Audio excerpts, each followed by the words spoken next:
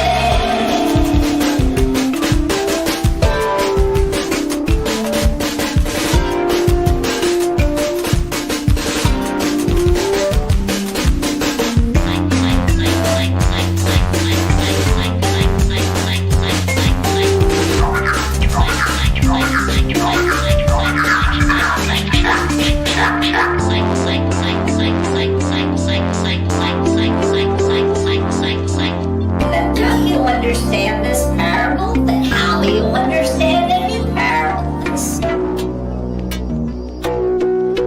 It's a secret, but it's an open secret. It's plain to all, but only a few see and understand.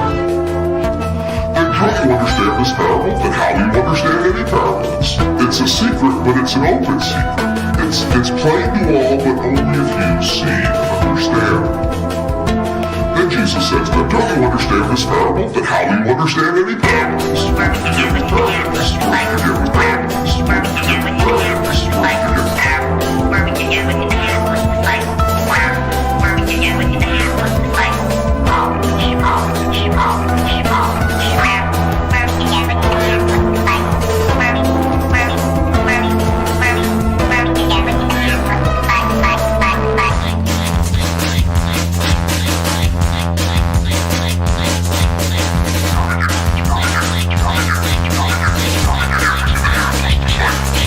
Check.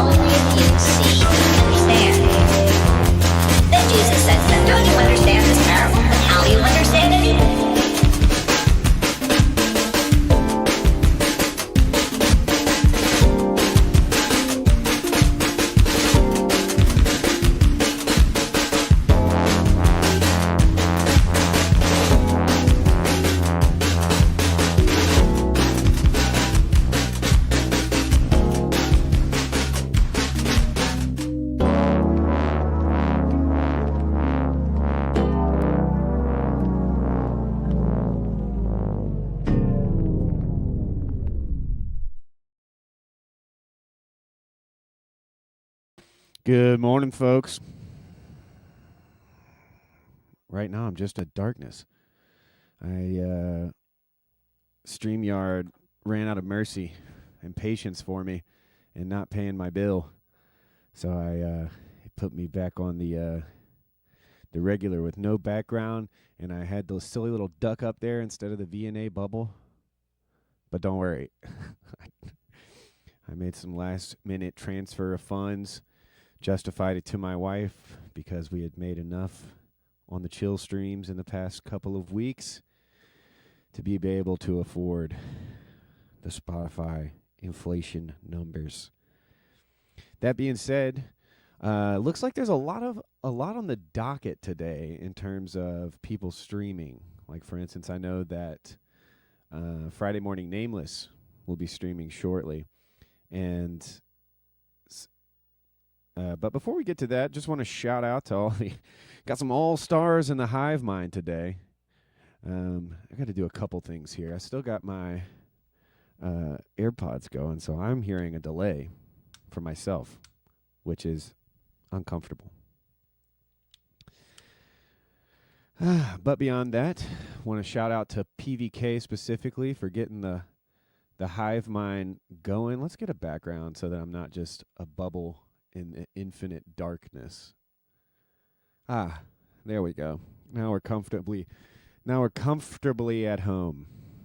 I probably will open up the live stream fairly early today. Yeah, PVK gets it. The wife is the head of the house.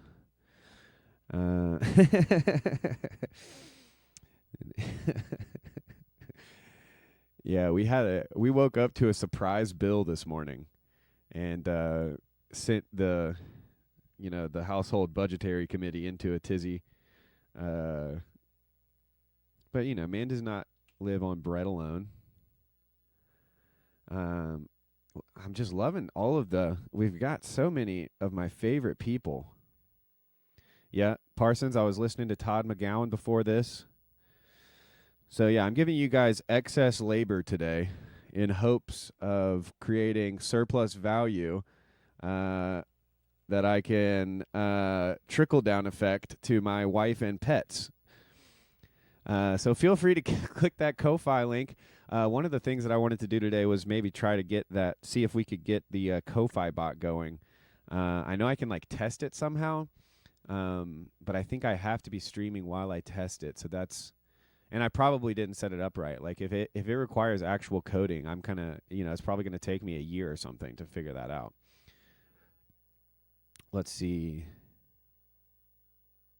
His ground of being or ground of beef?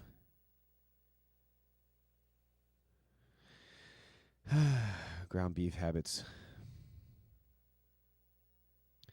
Evangelical money. See, that's what I'm trying to get. I'm I'd like to be evangelical in wallets only, if you catch my drift. Hey, Phoebus is here. Been praying for Phoebus lately. Don't know why. God has impressed him on my heart, I suppose. Maybe it's because I felt guilty for doing a spot-on impersonation of him in the Discord that I'm not sure if I could replicate here. But it was probably something like, yeah, I'm actually saying that it's much worse than what you guys are saying. I'm actually saying that it's potentially very, very bad. Now, does he actually sound like that? I guess the hive mind will have to. If you've heard Phoebus talk, you can give me a rating on that impersonation. But hope the Phoebus family is doing good. I think at some point or another, I have prayed for every name in this live chat, which is cool. Actually, I did see somebody new up at the top. No, I've prayed for Josh Ewa before because I saw him in the chat. That's a good little habit if you don't know, if you're ever trolling in a hive mind. It could be a good little practice to just kind of pray for the little avatars you see there, Just give a little prayer of God, I hope your will would be done in that person's life. Something like that. Might be nice. I do think well, I'm going to go ahead and put the link out because we've got such an active hive mind that it seems like people might be itching to talk about stuff. I will be participating in a not estuary this afternoon. So I don't want to necessarily spill all my beans. I want to give my best to Chad. But speaking of Chad, like I said, the Friday morning has a premiere around 11 or so, which I guess we're already at 11. That might be a good idea to just go ahead and go check YouTube. Let's see. But let me not get too distracted. Let me go ahead and put that link out. So if you want to join me, feel free. This is a Saturday cook-up, so I'm going to be making a beat today. We have until about probably 2:30 before I need to do that not estuary. And I think that's all the docket. How do you spell that site? YouTube, LOL. Okay. We've got, PVK rats us out to his whole channel. We did get the PVK bump, just so you know. I gained like 17 followers or something like that. Probably lost a few too, to be honest, once they found out how mainstream I've gone. We're still not hitting those Luke Thompson numbers, but we've got a long way to go in terms of faithful consistency to hit those Luke Thompson numbers. But some of maybe I'll just set the table a little bit with some of the things I've been thinking about. Kierkegaard's Works of Love. I spent some good time. I spent some of my off time this week when I wasn't working and wasn't watching TLC to try to figure out how and why what would be the best way to get AI to. How could I work with AI to create an audiobook of Kierkegaard's book, Works of Love? And so I spent some time on that. It would have been I needed a Chat GPT. In order to get the one that I wanted to work, I needed a Chat GPT. What are they called? It's like a ticket. No, I can't remember what it's called. But some special code, But then you find out that the OpenAI, they've their their reputation has not gotten better over the past couple months or so, and but yeah, Kierkegaard's Works of Love been on my mind. An idea that's been stuck in my mind a lot, probably mostly because of the tomfoolery that has happened recently on the Bridges of Meaning Discord.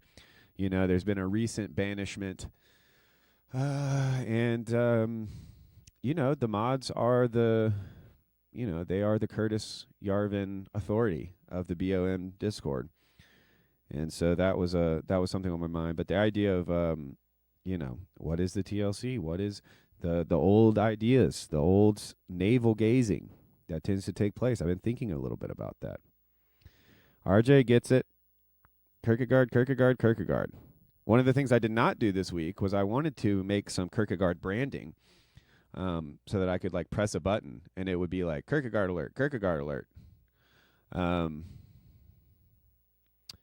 justice, no peace, no more anti-Thomas police. Phlebas letting it be known where he stands. Neil, are you going to be streaming soon? Am I getting in the way? It's supposed to be happening right now, or in 1 minute. If that's the case, this stream will, and nobody joins, this will turn into just a duplicate stream of whatever's going on Friday Morning Nameless. I defer to them, mainly Chad and Neil. And if we're going to be VNA, then I'm going to be making a beat watching that stream. Simple as. But the link is out there if anybody wants to jump in. Maybe we can watch the Friday Morning Nameless together. If it's a premiere, if it's a live, we can do the same. But yeah, I don't necessarily want to get bogged down in the BOM drama, other than to say the jury is still out on what it means to be a community. Are we surrounded around a person? Are we surrounded by an idea? Are we surrounded by the right questions or interesting questions? Is that what holds us together? Does some egregore or principality, such as a spirit, hold us together? You know, these are things I'm chewing on. And then probably some clarity on basically just some ideas surrounding my personal and you know, if you missed out the Grim Grizz's Discord channel Thursday, CW was back and he was holding court, and boy was it delightful. Not only because in his time away, I think that he has grown more confident in his Kierkegaardian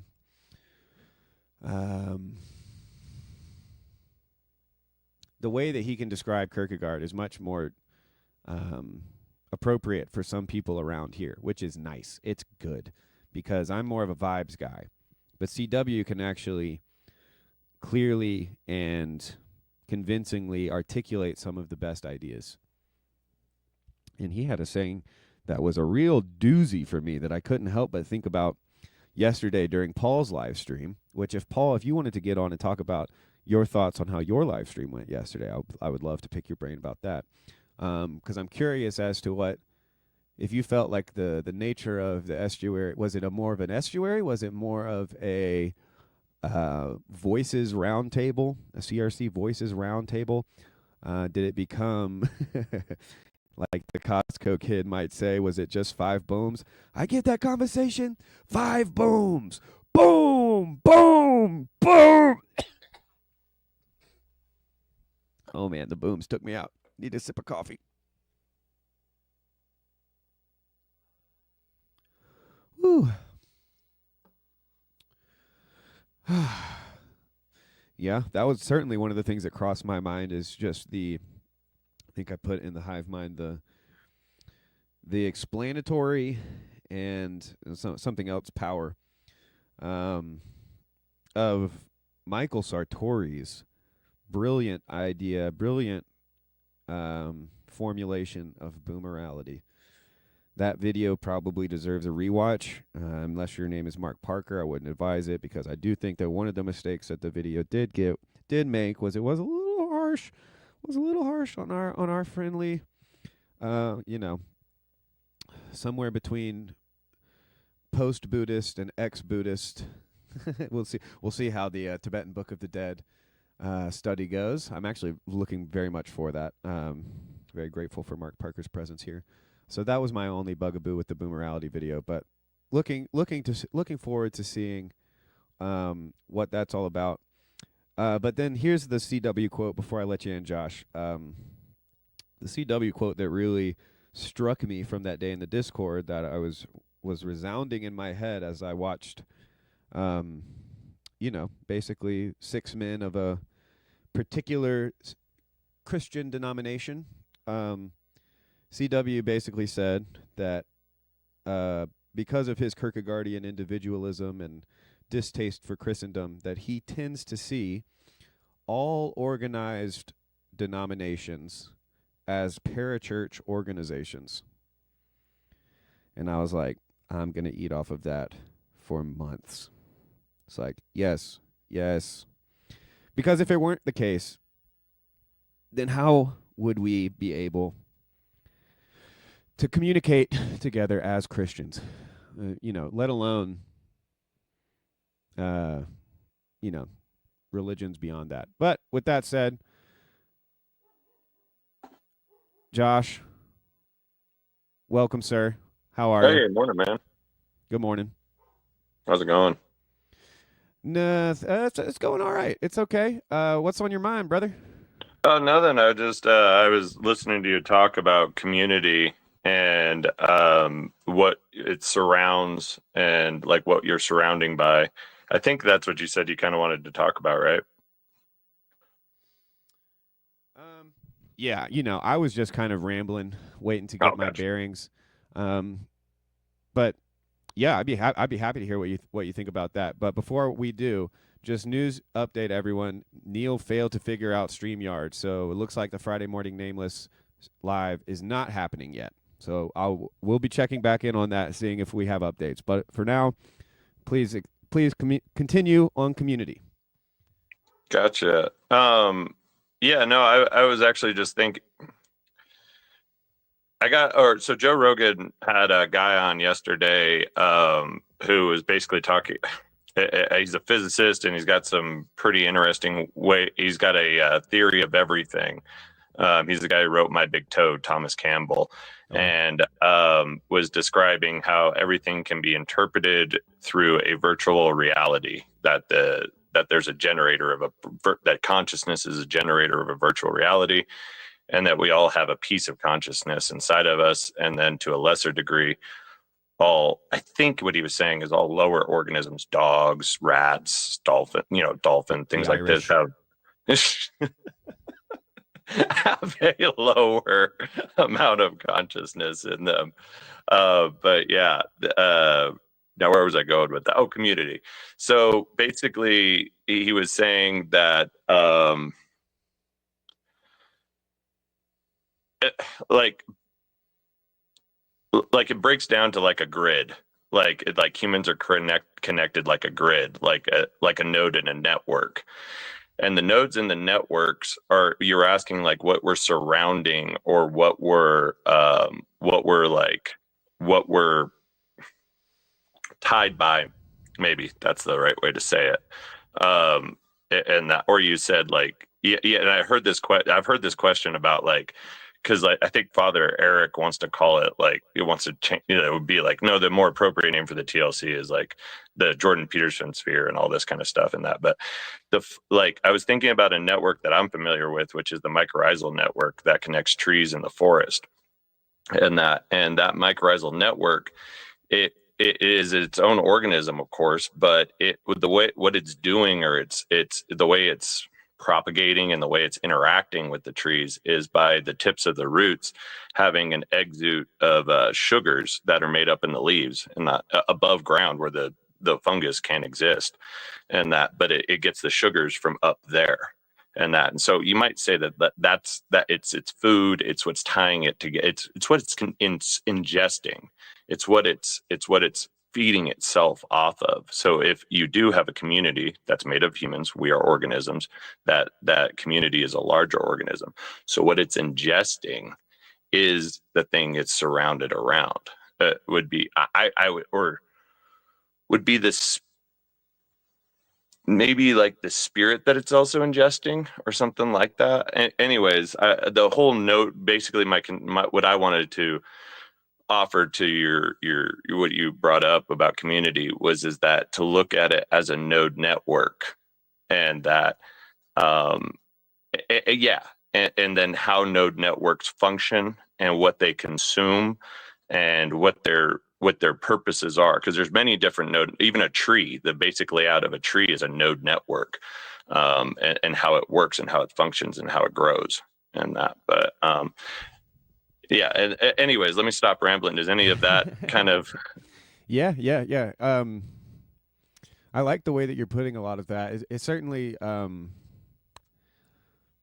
what was striking me as you were talking about that was just how many metaphors seem to appropriately for different people and in different ways tend to they either like map on to some kind of, like, it becomes like an analogy for what's happening in community, or then there's a way in talking in which it's like, this is what defines community, and then there's a type of philosophical thinking that wants to bind the ultimate purpose with the wants to bind the universal to the particular actions taken, and then I think that there's somewhere in there where there's almost always some sort of breakdown. What's up, Parsons? If you want your face on, let it stay. If not, I'm putting you on stage. Oh, I'm just cooking some stuff. So You're cooking. Saturday cookup. Good grief. Look at yeah, that meat. I'll cook out in the snow. I'm pretty ghetto. I don't know. I was about to say pretty badass. Uh, well, what are your thoughts on community, Parsons? I don't know. I'm just kind of listening in, but it's interesting. I just say, like you're talking about, plants and stuff. They communicate through what they're eating and digesting, but I don't know. It just seems like communities make or break over language games. So it's kind of Yep. interesting. But I'll leave it there. Keep going. Sorry, I didn't want to interrupt your thought. Well, yeah, I was.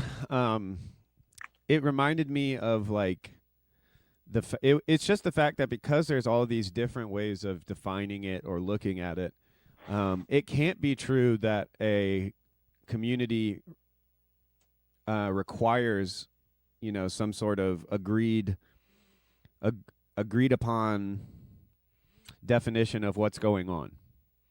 Now, does that set a community up for success? Maybe not. Probably not.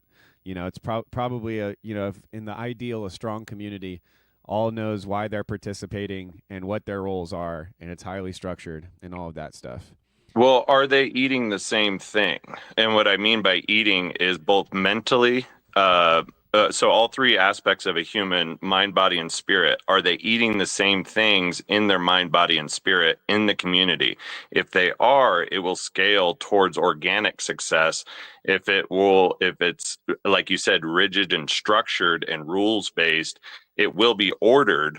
But any structure falls down under its own weight. Any engineering structure, like we can only scale highways so high before they start collapsing under their own weight. And so like you can't scale, you see what I'm saying there? Like there's an organic layout of a node network and how we interact with, or how to structure it, and the organization of it, if it's organically done through feeding everybody in the three aspects the same thing.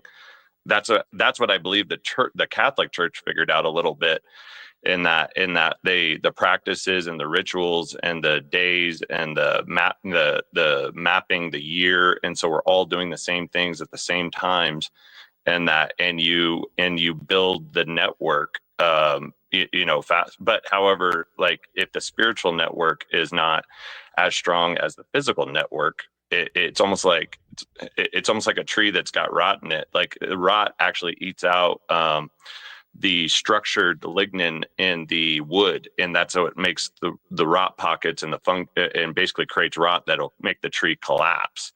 And so I would say if you have a community that's not all ingesting the same things, then it's going to be structured towards a limit of height. Yeah, that's making me wonder, like, well, forgive me, but basically the only things that came up into my mind were kind of disagreements or pushbacks. Yeah. Even though I think what you're saying is very interesting and helpful. But the two pushbacks, one would be as it pertains to eating the same thing. That seems true for something like an ant colony, but it doesn't necessarily seem true for something like a troop of gorillas or apes or something in the wilderness, in the jungle. Like, and they break down their communities, break down into troops after they scale to a certain level. They clan out and tribe up. But even in the troop, you would think that, like, yeah, if we catch a big, if we catch some big game, then we're all going to eat the same game. Or if we stumble across a very like bountiful fruit bush or something, then we'll eat the same fruit. But that's obviously over certain time scales, and the creatures kind of have, every creature has the things that it eats. And so if you're like the creature that you're like, it's like, yeah, we're going to be eating similar things, but it's not the same thing. And so the other pushback would be in regards to the Catholic Church is like, it's fairly obvious to me that one of the ways the Catholic Church works and holds together is because of it eating the same thing. But it's not just eating the same thing, right? It's also thinking fairly similar things about the same thing that we're eating, right? Like But that's the how do the thoughts, how are the thoughts being how are the thoughts that like you said, you're thinking that and I agree that that's the intention, is to get us all thinking the same way. But that only happens if you can get the organisms to basically dance and behave the same way. And that only happens through practices and ritual. It seems like, just like disciplining ourselves. If I want to change my behaviors, it takes discipline, right? You have to instill new rituals and behaviors and do those for like 28 days before they right. stick. Yeah, and so, but I think that to kind of stick the landing on that second pushback, it's more something like, this isn't the Catholic Church. You know, the community of the Catholic Church works in a certain way. Yeah. If and I'm not necessarily trying to get into a discussion of like how universal is the Catholic Church or anything like that. But, right. But like, it still seems to be a mystery because we're not held together like the Catholic Church is held together. No. Well, it's still like, it's still forming, right? Like, it's still in formation. It's not like when organisms are going scaling, they encounter tropisms, which will change the organism and orientate the organism to its sources. So like trees get phototropism, and that makes them grow towards the light. So if you change the light source, you actually can change the direction of the tree or the direction of the plant. Like in your house, you can change the light sources in your house, and you can actually get a plant to grow towards those. That's phototropism. And then you have geotropisms, which are depending on the terrain and slant and bent, the tree will orientate itself differently in the world based on those. And so as the community scales, depending on what its tropisms are, but which are in humans, tropisms tend to be successes and traumas, victories and losses, and things like that. Those are what shape us, are the experiences we encounter. So as the community scales, like, yes, it's not held together the same way, but it's happening. I mean, appearing to happen organically. So that's good. So its network is building, it's scaling to this point, and then what point it scales to or how far it can go is dependent on how much it is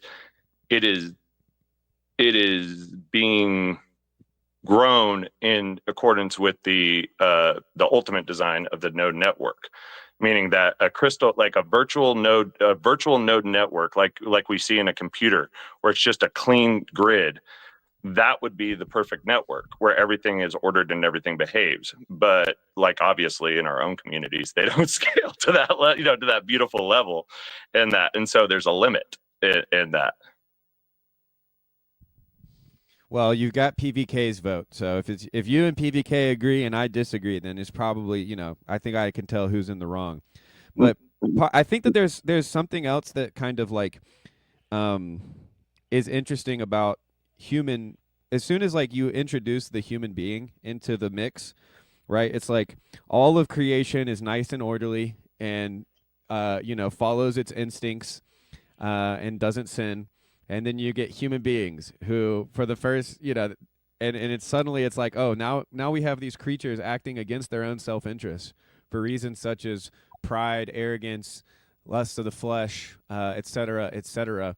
And so I do think that there's a sense in which subjectivity, once you enter the realm of intersubjectivity, that's when, like Paul says, we are chaos monsters. That's when I think instead of it becoming like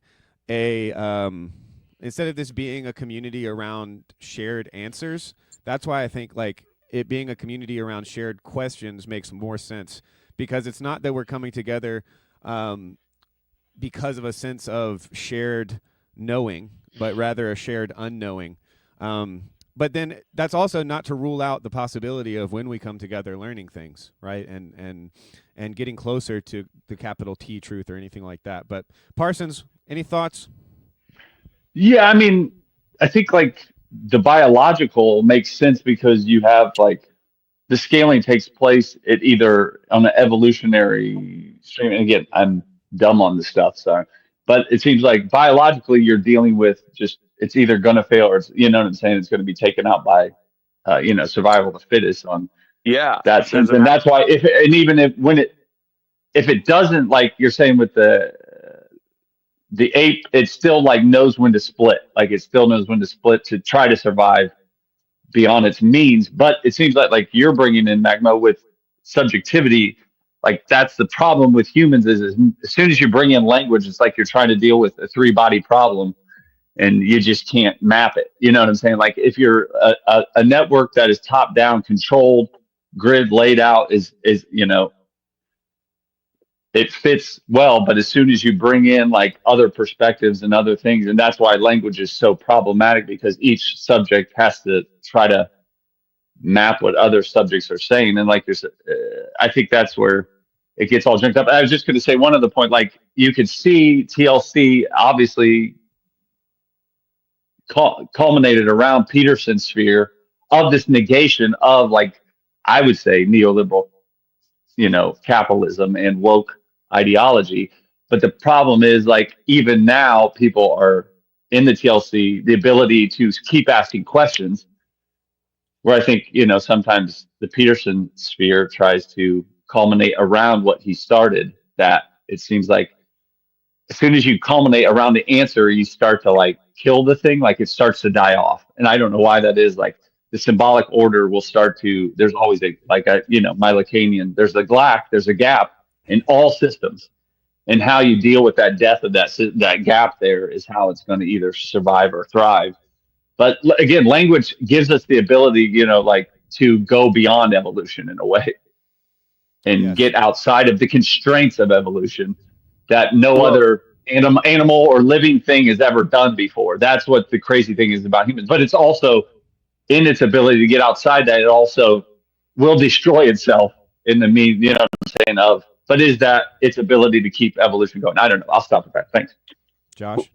Well, I was just going to say, yeah, and we can look at the evolution of Christianity and see that it spanned some problems. Like so, the way a community forms may be multi-headed. It may be part of the Jordan Peterson sphere interacting with this sphere, and then the organisms will interact, and if they are capable, they will begin to not hybridize, symbiotically connect, and that where one is feeding the other, and the other is feeding it, and so that will tie the connection. Now, to what degree, what group was bigger at which time may determine what the group is ultimately called, but what it was built out of may be multifaceted, but it honed in to a central point, and then out of there it should expand out yet again, and then create another network off of that. But I think, like you said, how does it deal with the gap is what does it do with the stranger? Like, what does the community do with the strangers that it encounters? And that will determine how the gap is filled. Like, does that make sense? Like, how this community encounters the strange and the weird is, and how they deal with that is how they're going to deal with the gap. Yeah, deal with it, right? And then we get into something like the story of Saint Christopher, the dog-headed man, who is a hybrid, who brings Christ across the gap, in his story. Yeah, so one of the things that I think I'm seeing a little more clearly is that because, and I think that this has been mostly unconscious, but because that we have been a community surrounded around certain types of questions and certain types of questioning, we oftentimes can be very friendly to the outsider that brings in their own questions or is agreeing that these are very interesting questions and has insights. But as soon as someone claims to posit a definitive answer to some question, oftentimes that person is then treated as if they were a fundamentalist or arrogant or pretending to be an expert, I don't need to name names, like, and I'm not just talking about the recent BOM banning, but this has been the case for a long time, and for me the thing like, excuse me, the thing in like popular culture that actually named the spirit the best was when Eric Weinstein and Terrence Howard were on Joe Rogan, and Eric was basically like, what I need you to stop doing is stop teaching me. Like, stop telling me these things as if you're telling me that, like, that you have the answers and I don't. And I think that kind of, like, the reasons why that worked for him was because he was an expert in the math and stuff like that, and Terrence Howard was kind of an autodidact. But I think that, like, that dynamic needs to be understood to like, maybe fully participate, because the hive mind, the egregore, really dislikes someone coming in with like definitive answers sometimes. But there's a way of seeing things where, like, yes, definitive answers are what we're all looking for, because why would we be asking the question if we didn't want a definitive answer? Well, so, and I think you're absolutely right. The curiosity of the community would place it in the exploratory part of the grid. In the exploratory part of the grid, you cannot be too rigidly wired to any given thing, because you're in exploration. So if anybody says, I know the way, that is very subject to discussion, and can even be like, okay, we need to have a council real quick because this guy says he knows the way and we've all been looking real hard. So let's talk, and that why sometimes it might hone in as an attack is because in this part of the grid, the community expels anything that is not, or that is probably, what's the word I'm looking for? Certain. They're not in exploratory mode, they're in certain mode. And so the teacher is certain. And so if you're in the wilderness, the teachers you encounter usually are already there, or anything like that, like the whatever. Anyways, but anybody who claims to know the way is either been there before, or it basically has a lot to prove to the exploratory group with that statement. Well, here's the problem, is that claiming to know the way, you could accuse anybody who speaks in declarative sentences as proclaiming to know the way, right? And it's actually it's another thing that's very funny is that, like, just culturally, this group usually is not a big fan of upspeak and of framing everything as if, I don't know, guys, maybe this is just my opinion, like, what do we think about this? Like, there is there's a certain faction, or there's a certain piece in all of us that kind of get very annoyed with what could be described as HR speak, or and this is why we like Hezzy's saying that this is not a safe space, this is a brave space. But let's see, what do I think got people's creations. Oh, sorry. You're good. Continue your thought. I was just going to say, I think people's creations will tell you who has found the way. So luckily, you guys are surrounded by algorithms, which are a sorting process and things like that. So this community will both scale quickly and if not designed correctly, will crash quickly. But it's because of how it's linked. It's very, very fast. You guys can create where you're creating things with the channels, and that are coming out. The content is coming out very quickly, being consumed very quickly, and being, the results of it are being fed back to you very quickly. So it's a fast scaling network. Why are you saying y'all and you instead of we and me? What's that? You're saying y'all I'm not and you. Really, I'm a lurker around the TLC and all this. Like, I'm often just hopping in and hopping out. Like, I feel like you're so memorable though that it's hard to, you probably, at least for me, you're kind of a staple, in some of the Chad streams and stuff like that. So like, I certainly consider you part of us. That's purely right? by accident. If I am, I don't actually know. Like it was a long time into grids. One of us. Oh no, that's. Well, and that would be encountering like a stranger and being like, no, you're one of us, and that, and so, and yeah, I am. I'm an explorer. I'm looking. I followed Jordan Peterson just like everybody else, and then I took his advice, and I wanted to become Orthodox, but the Catholic parish was just down the road, so I became Catholic. And like my life is scaled quickly over encountering TLC, but it's like I don't participate in a lot of the stuff because it's really hard. It's time consuming, and it's really hard to get into the community, like to orientate yourself to it.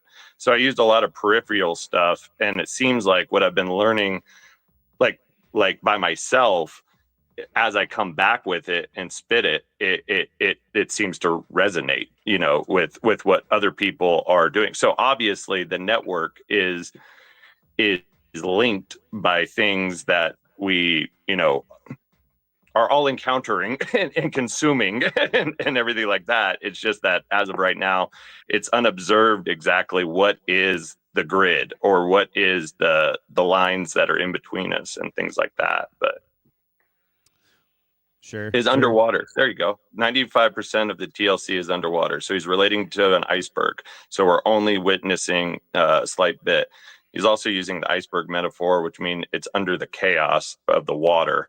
So yeah, I would say that rhymes, that it's barely, it has a massive amount of potential underneath the waters of chaos, like in Chaos Monsters. Like it's yeah, it's unobserved, but it's there. There's a massive body, but you're just seeing a small head of it when encountering it, probably. Yeah, I wonder what selects for the people who, have some need to put their face in front of the camera and rise the status hierarchies, on their way to glory everlasting. No, I mean, I'm sure it's no small bit of narcissism, I'm sure, but it's also like, well, for me, there was a true sense of like, I had lost a bit of community in real life for various reasons and in various ways, and so I think I was just kind of like, I was just a lonely extrovert nerd waiting for someone to give me the time of day for me to spew my my worst ideas and maybe some of my best ideas on everybody. Yeah, man, you had a want. Cassavandra speaks to the waters of potential, not just the waters of chaos, but the waters of creation. Well, yeah, because like Jordan said, the chaos leads to the order. So the creation, whatever it manifests into is the creation, but it comes out of the chaos. Yeah, one thing that I kind of have always felt a little itchy about with Peterson's kind of construction of the order and the chaos thing, and I know that this is a bit of a hot take, so no worries if everybody disagrees.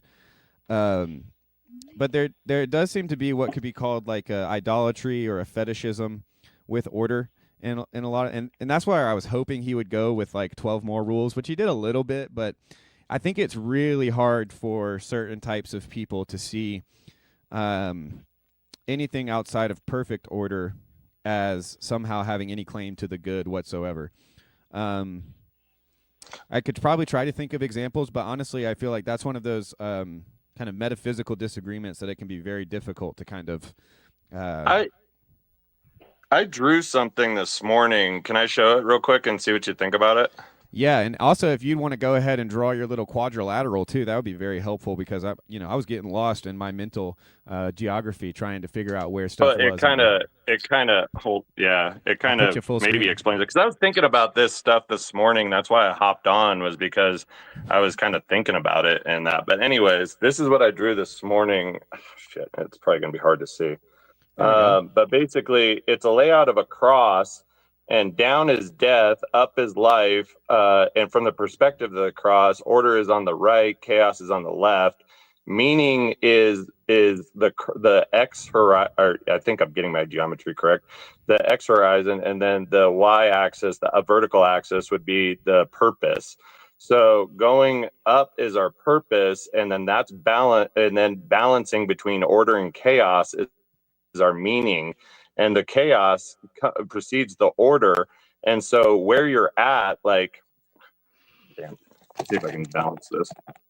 So like I'm a node, the node in a network. I'm at the center of the cross. I also called this image bearing your cross. So, or like, so I'm a node, and depending on where I'm balanced and where I'm at in my, my purpose journey, and where I'm at in my meaning, I could be more over here, more down here, more down here, and all that. But obviously, the correct spot to be would be bullseye, hitting the center, the perfect, being balanced in your position of the grid perfectly, and then like. See, here's the problem: is the optimal position on the cross is something that is it's very difficult, at least for my mentally ill and depraved mind, to see how that can be confused with some sort of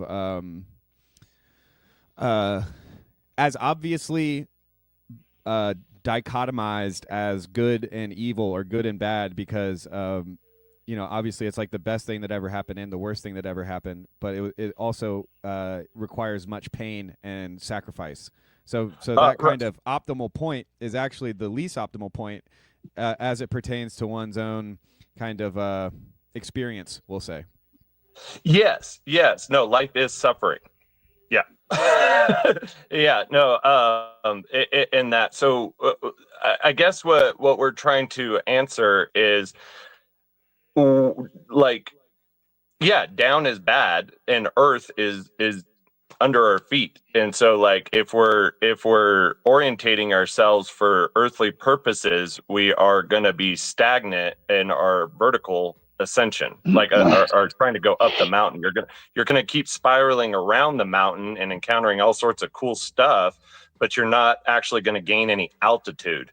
And that if you're not looking up the mountain high enough towards theosis, which is like, so okay, so here goes again, like with, so if humans are an organism that undergoes some sort of metamorphosis with our conscience, like it gets ejected out at time of death and gets reabsorbed into a larger conscience, that would mean like worms turning into butterflies or something like that. That would where was I going with that? Worms turning into butterflies. Dang it! I just lost my thought. But if you're not orientated for the if you're not orientated towards the next stage of consciousness, you may not ascend any higher. You'll stay on your lateral. You'll stay on your lateral plane of the grid. And this coincides with what our new friend Rigel, he prefers a different type of spiral dynamics than Wilbur, I guess. But can I tell you something that just with like, yes, this is my one thing with spiral dynamics, with metamodernism, with all of it. It's always. I think the thing is, like, we always are like looking for what they call like a synthesis. We're wanting to bring together and progress to the next level. But for me, it's always, we then always blind ourselves to what took place to get to that progression. You see what I'm saying? Like, that's what's always missed. The contradiction and the lack, because we want to, with all of our might, with our ego, we want to repress that. Like, it's like we've repressed it since we were a baby with the trauma of whatever every single one of us has gone through from a mother and father. And the next stage where we evolve, we think we got there because we grew as a human being or grew as something. But really, the lack and the motivation to move, the like death process we had to go through. And that's where I get like you're saying with the integral or with anything, we think, and this is where I'll throw my 2 cents in, that we've all missed Hegel, is that they all think he's a synthesizer. He's the next stage of evolution, and he's not. The point is, you always retrofit back your understanding of what you've gotten before, and you think you've gotten to the next level, but you're now just repressing the negative quality and what got you there, the chaos, the real of what actually life is. but that's my problem with, we miss the contradiction. But Mark, welcome, sir. We've got the Dalai Lama Mark himself has joined us, has graced us with his holy presence. Welcome, Mark. There you go. Yes, the yes, I am fully enlightened. I am just here, bodhisattva for the benefit of all sentient beings. I do not live for myself. Right. Ha ha. Yeah, this whole thing of leveling up kind of gets I just had to jump in at that point just because my view is that it's and this is, I suppose, why I'm still, I don't know, whatever I am. But I think it's whatever was established in eternity is established in all time. Time, as I understand it from my view of creation, arises out of God, out of creation. God is eternal. When Christ, whatever Christ accomplished on the cross, he accomplished it, and as soon as he ascended back into heaven, if the scriptures are to be believed, that work of salvation, redemption, was accomplished in eternity. So, in other words, the sins of Adam and Eve are forgiven as far as the east is from the west. The work is completely done. The work is all. There is no leveling up. There's only waking up. Just back to my Buddhism again. I can't seem to escape it. I mean, it may seem, it may be helpful. It may be helpful to just complete my thought. It might be helpful as a tool to, as we work our way out of our illusion or delusion, that we aren't fully real. You know, it might be helpful to think of it as levels, but it's that each level is itself another form of samsara, another form of delusion. We have to wake up completely, and to get to that. So it's. I think we can get trapped in thinking that we've actually progressed somewhere when we're working up. We're just shedding a layer. Go ahead. That's it. That's all I got for you. That connects very well, I think. Like, it's almost like a Buddhist retelling of what Parsons kind of just mentioned with us, you know, our tendency to kind of want to get to the next stage from kind of a double movement of repressing the contradictions that have caused the place we're in, and looking forward to a future without contradiction. You know, and that's the libidinal pursuit of the lack, as they say. And then it also kind of tied in well with, you know, Hegel's idea of absolute knowing. And, you know, if you know what he meant by absolute knowing, you would be tempted to think of it as almost like a Buddhist radical unknowing. But I think in general, it's probably, my gut says that it's probably that thinking of like stages, and this is probably true of things like the Enneagram as well, but that oftentimes that type of categorization and that kind of I want to know what stage I'm at so I can know what's next, and a lot of times I think that we run to those things from a lack of peace. We run to them out of worry. We think that if only we understood the situation better, then our life would go better. And so there's a sense in which if those are the motives you start out with, then I'm really going to be very skeptical of any place you land, right? And I find myself in this boat too, right? Because oftentimes I'll be trying to think very reasonably non-biased about something, but then if I'm to ask myself the question, why am I thinking so hard about this? Often the answer is something like, well, I want to accumulate knowledge so that I can be smart and impress my wife and my family, or you know, I can gain some sort of social status by you know, being a smart a smart person, or I'm trying to belay some anxiety or some depression or some despair that, if only I understood things better, then I would be free of suffering, free of pain. But Nico asks a question: is that compatible with the second coming? Traditional Christian belief, we are meant to yearn for the world to come, the new heavens and the new earth. We're meant to wait with expectation. So does all of that I just said, that kind of went along with the Buddhism and even the can't remember what the Wilbur thing is actually called, but it's the word's escaping me. I know what it is. I think he has like 4 quadrants. It's very similar to the diagram that was just brought up. Yeah. Yeah, and there's a sense in which you progress through them or whatever, but that does lead you into the trap that Mark is talking about. But it just makes me think about those old ladies at the church I grew up at, where they were long, like, their feet hurt. They grew up during the Great Depression. Like they had lives that were not well, yeah, there's the transcend and include, but there's another word I'm looking for. I can't remember what it's called though. Integral theory? Yeah, integral theory. Okay. That's it. Uh-huh. Yeah. Integral theory. Nailed it. But yeah, what are the old church ladies wrong to wait with hopeful expectation for the the ultimate renewal of their bodies and God making all sad things untrue? Is there going to be still sad things in heaven, and that's just part of reality that we're going to have to deal with?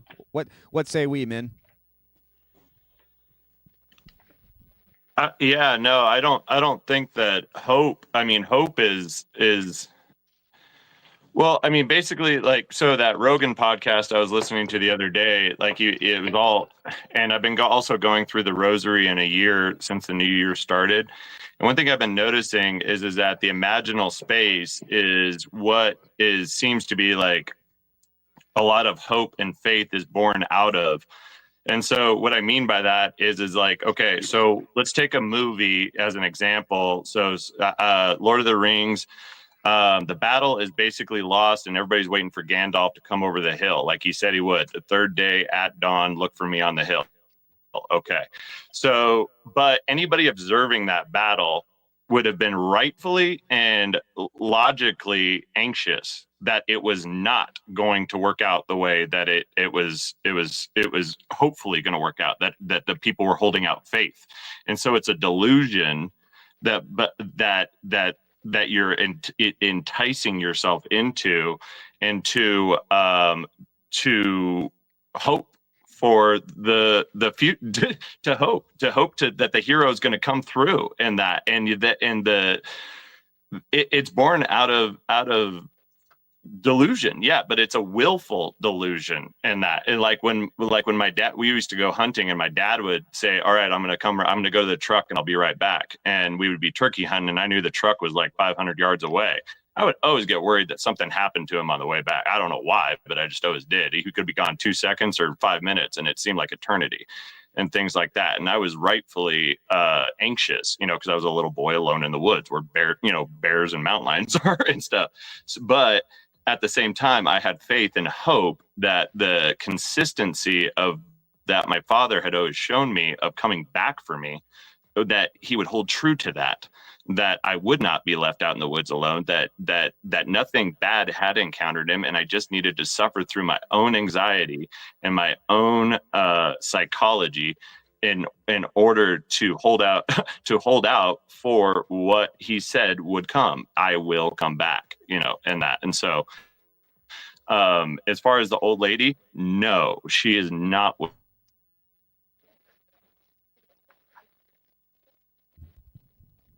All right. Very long no. I like it. I lost sound. I'd just say faith, hope, and love. These three things endure, right? The greatest is love, but even it apparently even in the kingdom of heaven.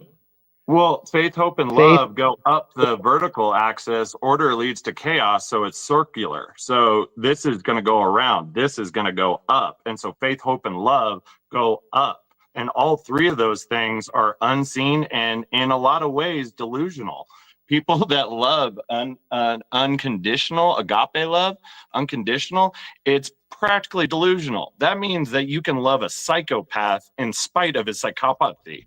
Like, you know what I mean? And so This I don't understand. I don't know about. I'm just pointing to scripture and was to answer McMo's question. I wasn't necessarily trying to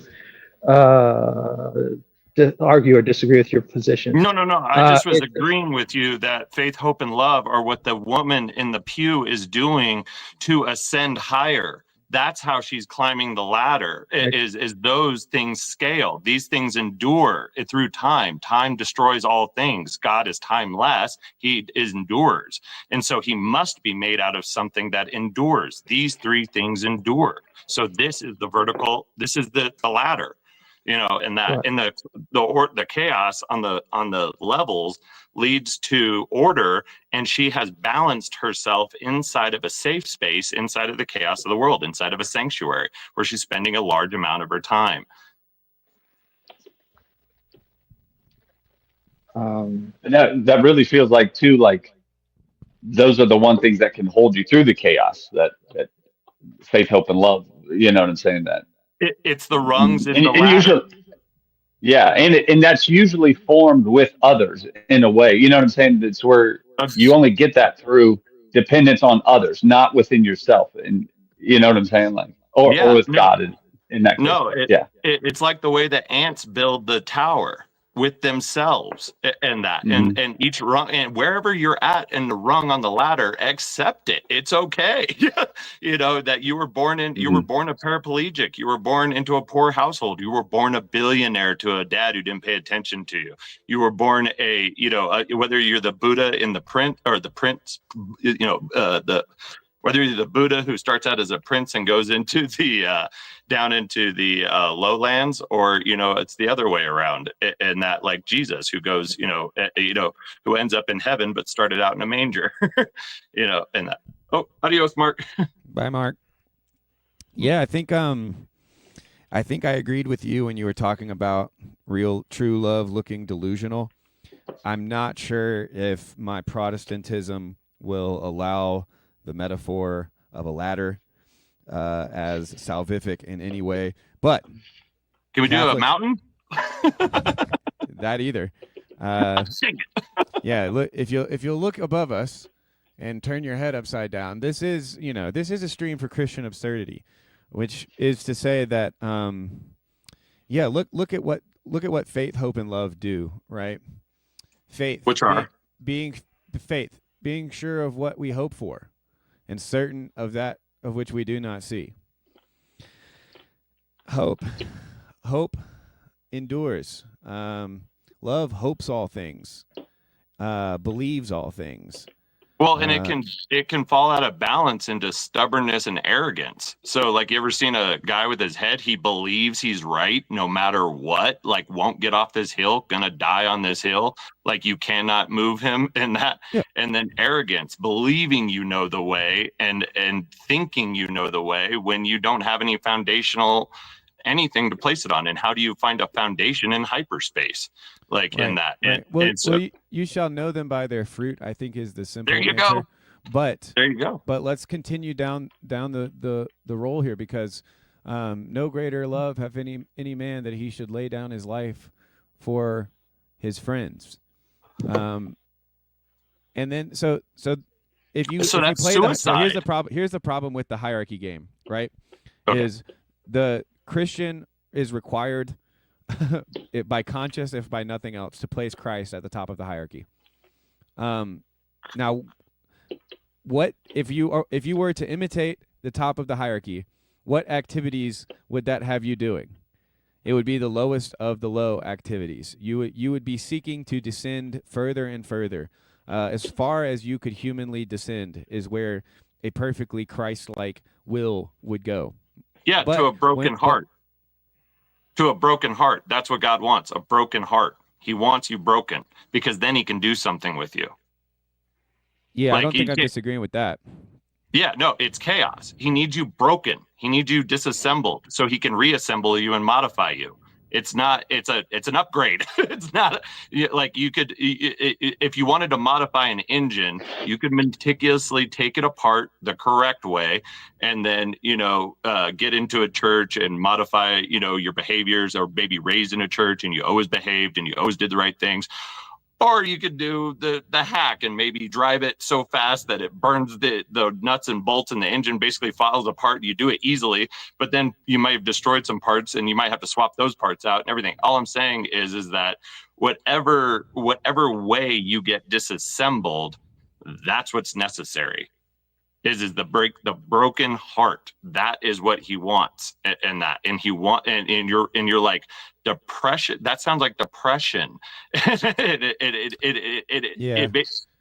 saying is the same thing used for a different purpose is entirely a different thing. So the man laying down his life for his brothers, greater love has no man than this. But in reality, that's basically suicide.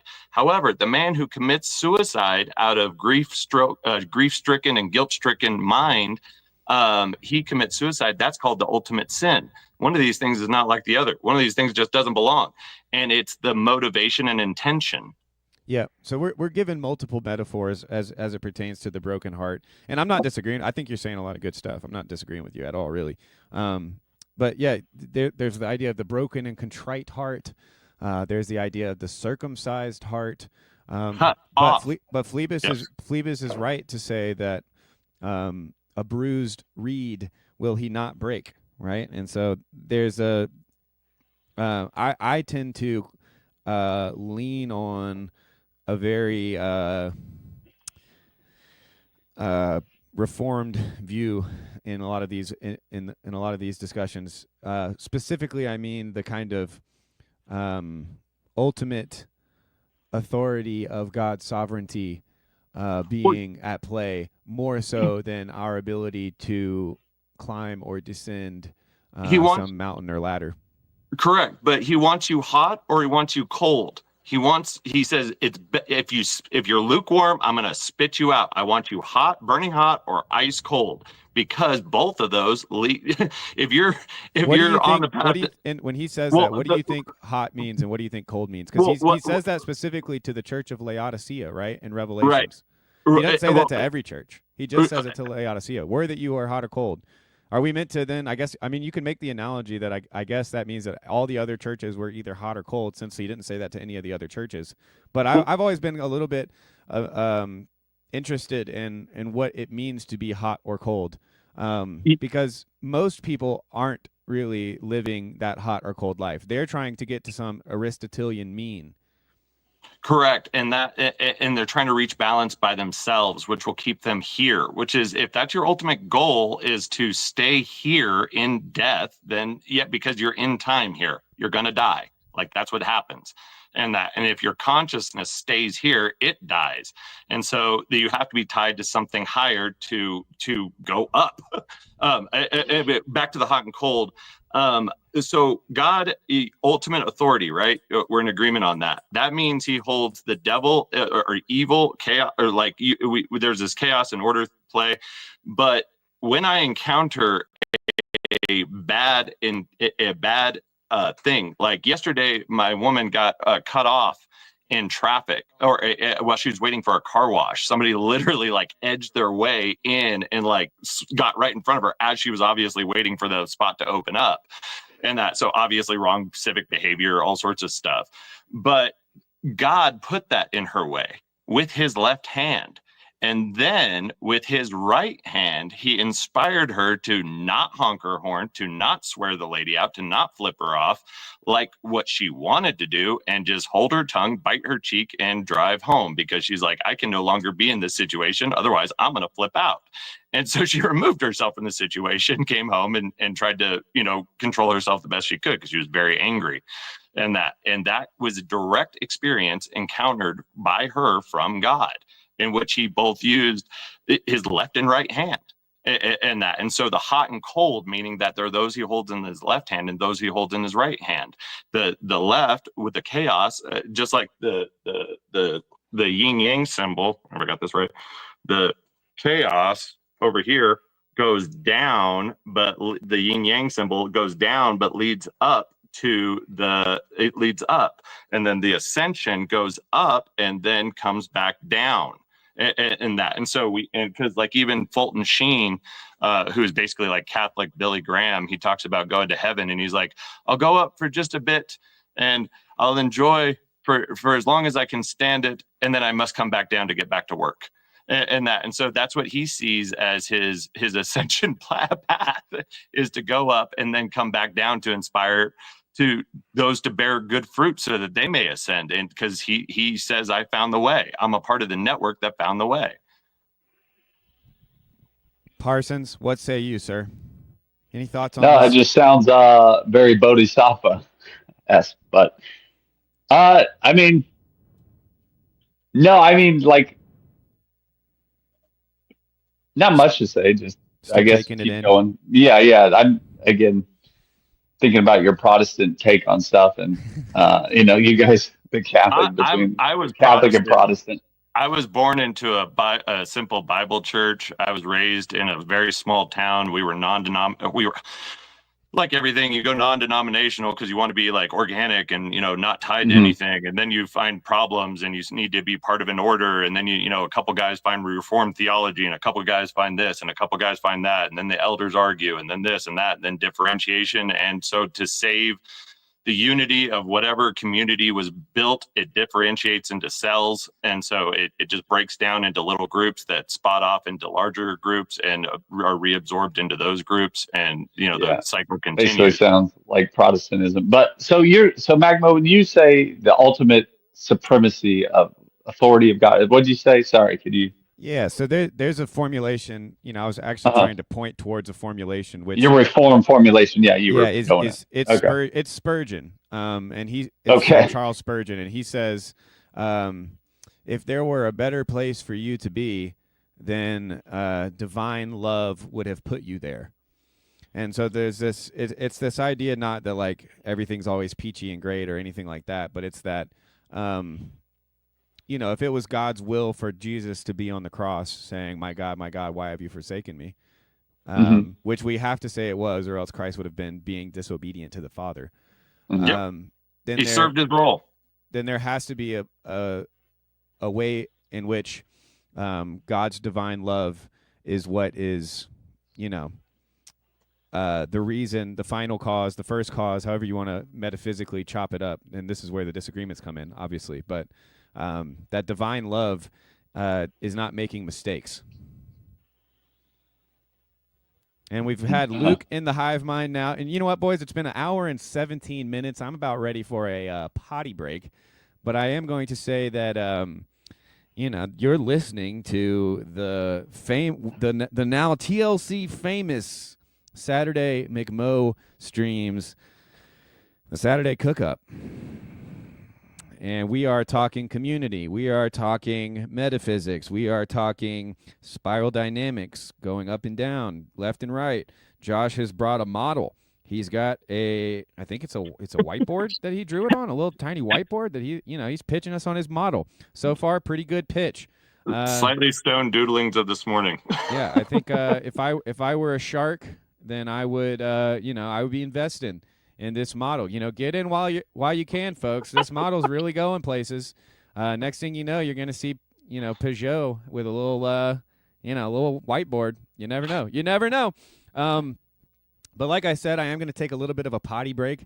While I do, we'll be on McMo Radio, baby, and we will be listening to a beat that we've made in the past. So we will see what that looks like. And maybe I'm probably going to get out of here. Well, Josh, thanks for hanging, dude. Always appreciate your input.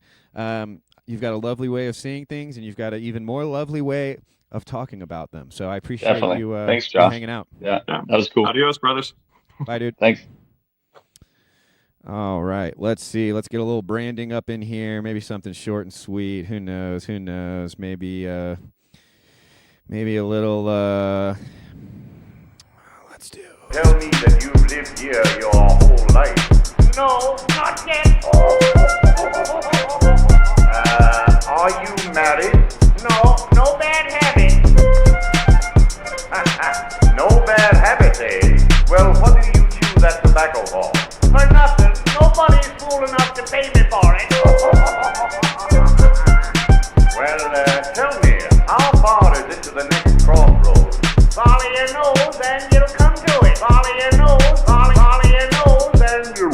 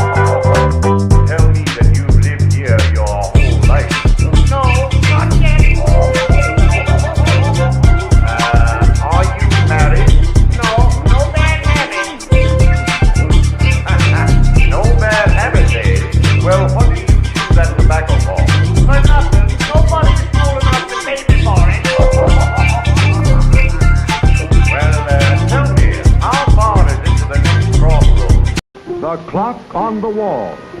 On the 7th day of December 1941, it struck the 11th hour. Every hour after that has been, will be, 0 hour. 48 United States of a...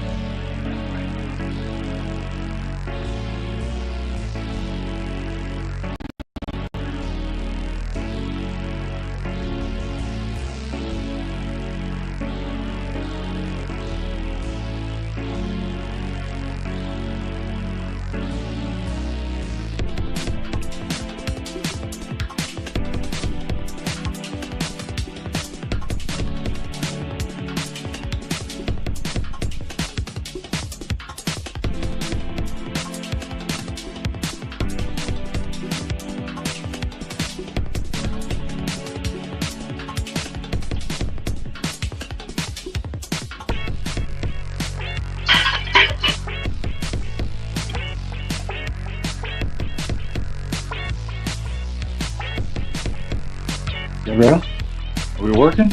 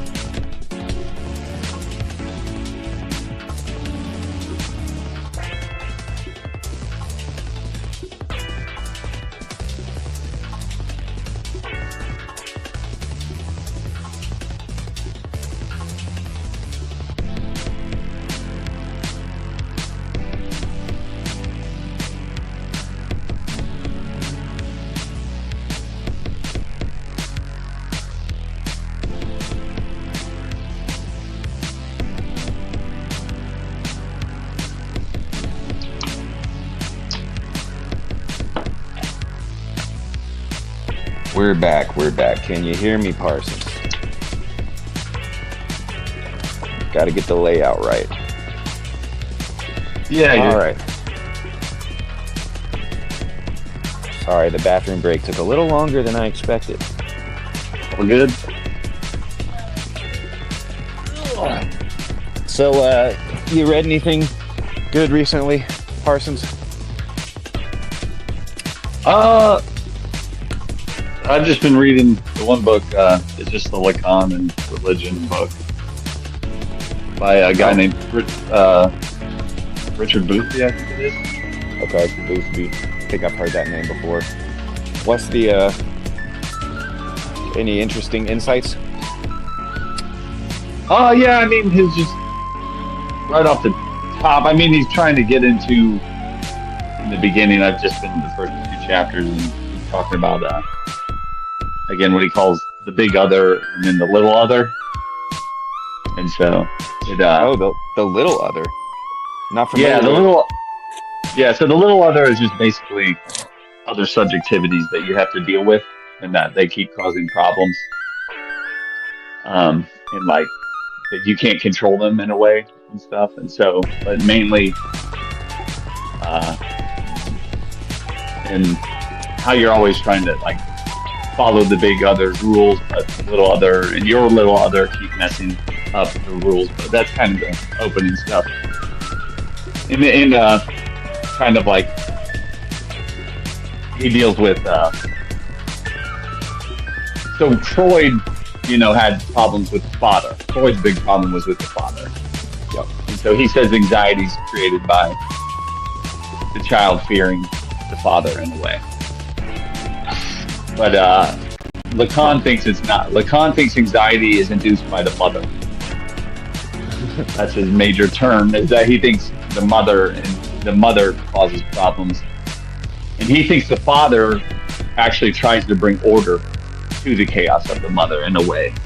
But again, it's not always the mother or the father. It could be, it's just what he calls the maternal and paternal figures.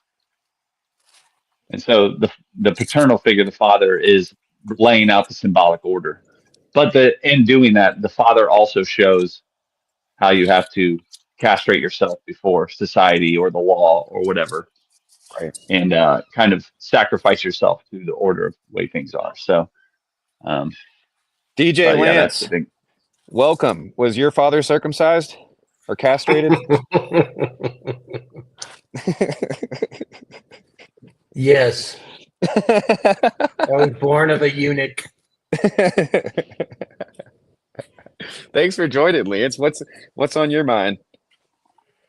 I'm just hanging. You guys keep going. You're riffing on it. I like it. Just keep going. Okay. So let me circle back then. So the idea of the paternal and the maternal and that chaos and order being. Yeah, I remember some of Lacan. Does this plays into the quote unquote mirror stage, right? Correct. Yeah, because the mother is the maternal stage is who we're going to symbolize like our identity from.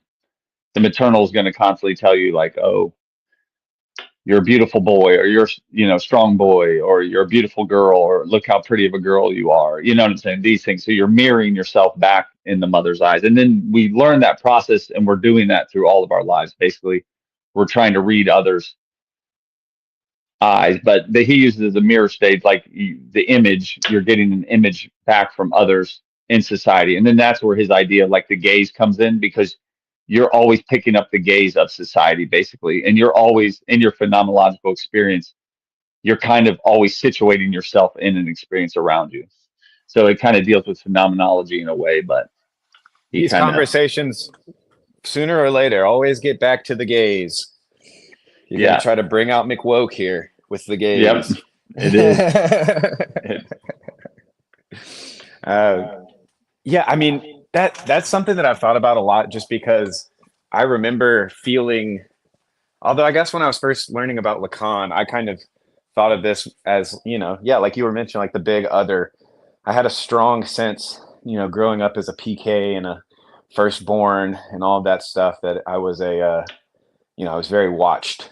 I didn't have a lot of me time growing up.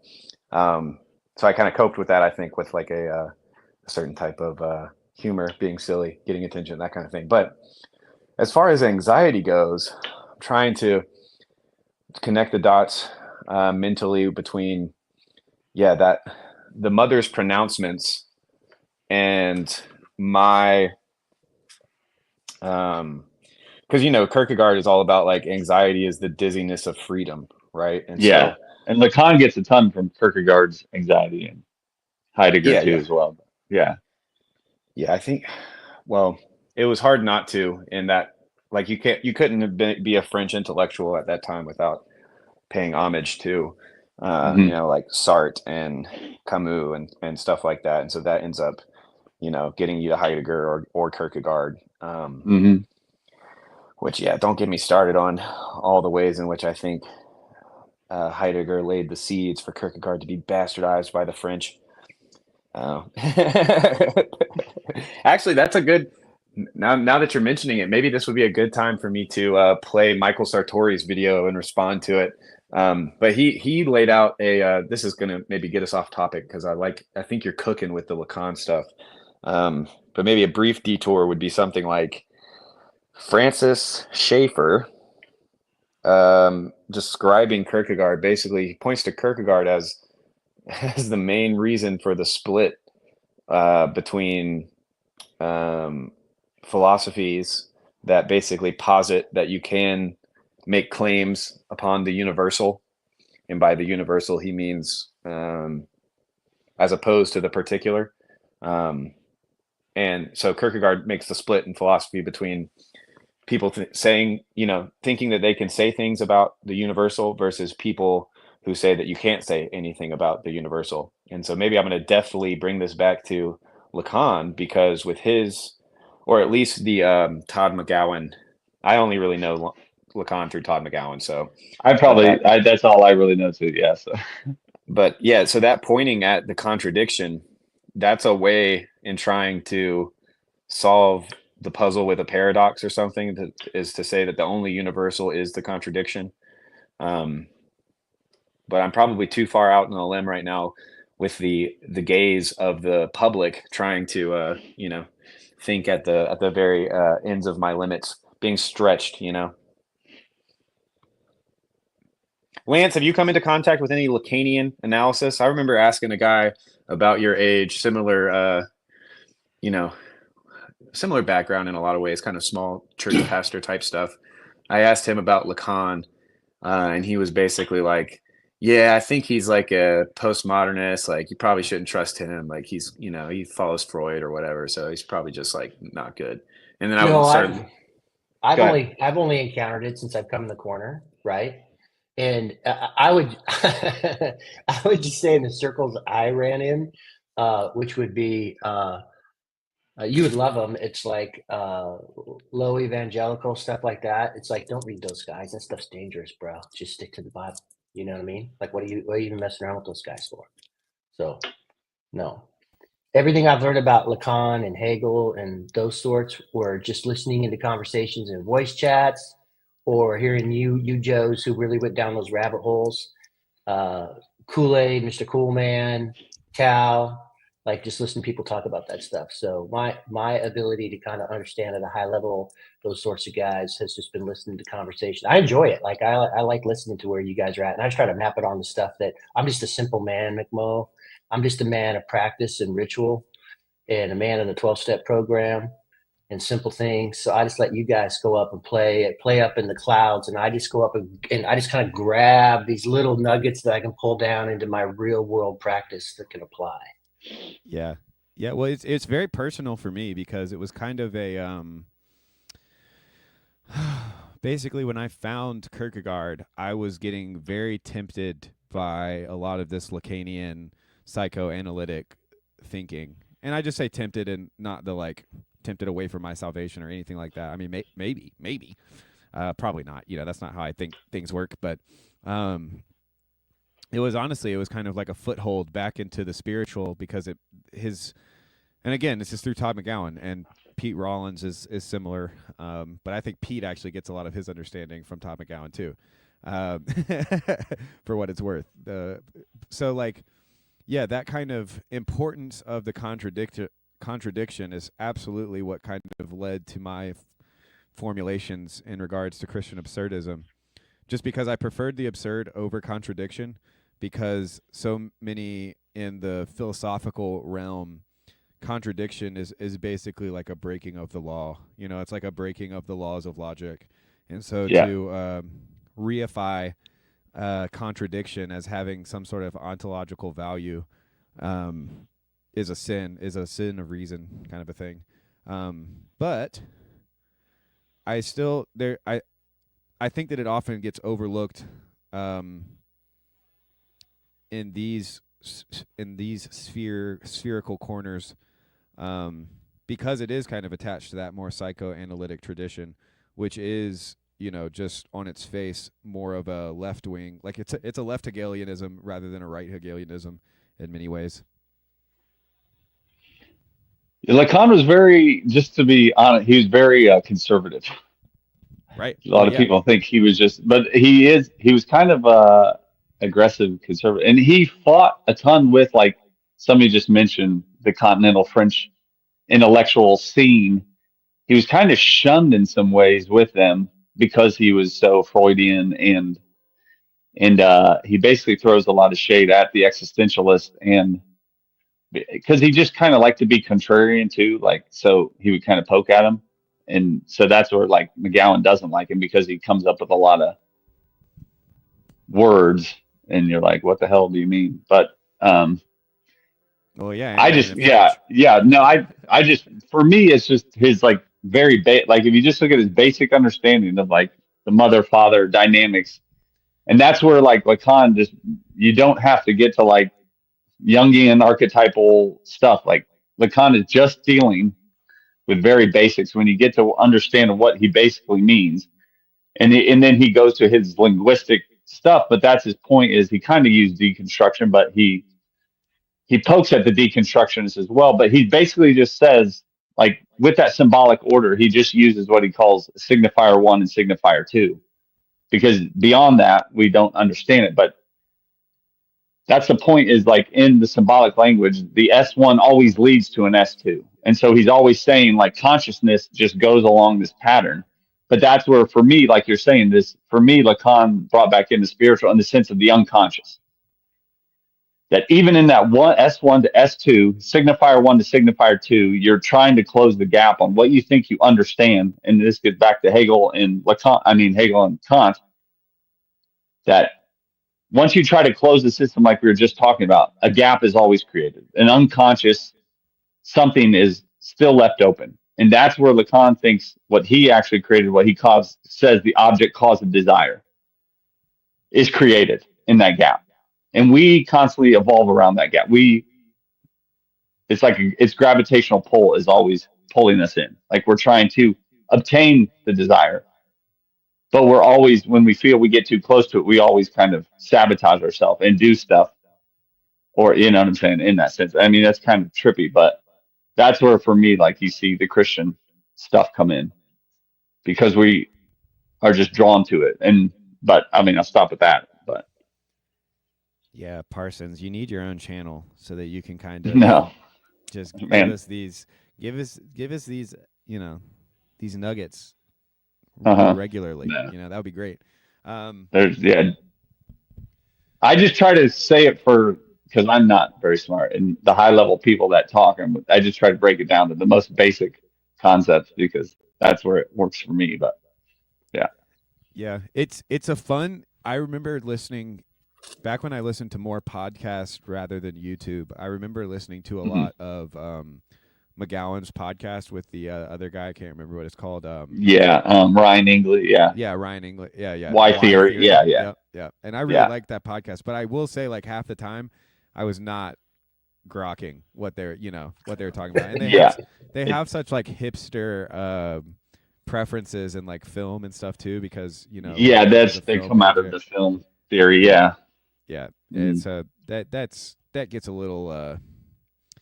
Well, it triggers me from when I was in film school. We'll just say that. It triggers me. They are heavily left-leaning too, and that's where I kind of butt heads with them too with some stuff. Like, I do lean left, but they go a little down some stuff. Oh, yeah. I mean, that stuff is fun. Like, I do consider them, like, when I think of like smart people on the left, that's who I'm usually thinking of, is like Todd McGowan and Ryan Ingley and Zizek. The Slovenian monster. Sniff your brains out. Yeah. Yep. Neil's farting in the comments, apparently. What was I going to say? Yeah, I do think that because of Peterson's preference to Jung over someone like Lacan, or Freud for that matter, this space has also kind of tended to have a blind eye towards a lot of that stuff. And actually, I was going to share my screen because Paul Antleitner and Christian Baxter spoke, but before they spoke, they actually had an interaction on X that Mandy sent me, because she was like, what is this Kierkegaard versus Jung thing that's going on. And I was like, honestly, Mandy, I don't know. I saw it first thing in the morning, and I don't like to leave messages that long if I see them unanswered because I'll just forget. So I just basically sent her a voice message, doing my best, and I was like, this is very blah blah blah blah blah. But Neil posted a part of the conversation where he talked about it, and I think I will share it because, as far as the kind of what's it called? Psycho. What do they do? They do. I can't think of the word now. Psychoanalysis. Psychoanalysis. That's what the word I was looking for. As far as like psychoanalysis goes, there is a preference between. I think there is a preference of Jung over someone like Lacan, where I would certainly prefer a Kierkegaardian faith by nature of the absurd that kind of gets explicated and filtered through that stuff as kind of the contradiction stuff. But yeah, I'm gonna share my screen and we can watch this all together because I think it will produce good conversation afterwards. So let me share my screen. I'm really low. Oh, you know what, guys? I forgot that yesterday I was recording saxophone on my own. So I had to turn down this microphone, and now it should be much louder, much nicer. Nice. Much richer. I'm clipping a little bit. All right. Thank you for the reminder, Nico. You know, I gotta credit where credit is due. I appreciate you keeping me honest as a mix engineer. All right. Let's see. I think this will just be the best way.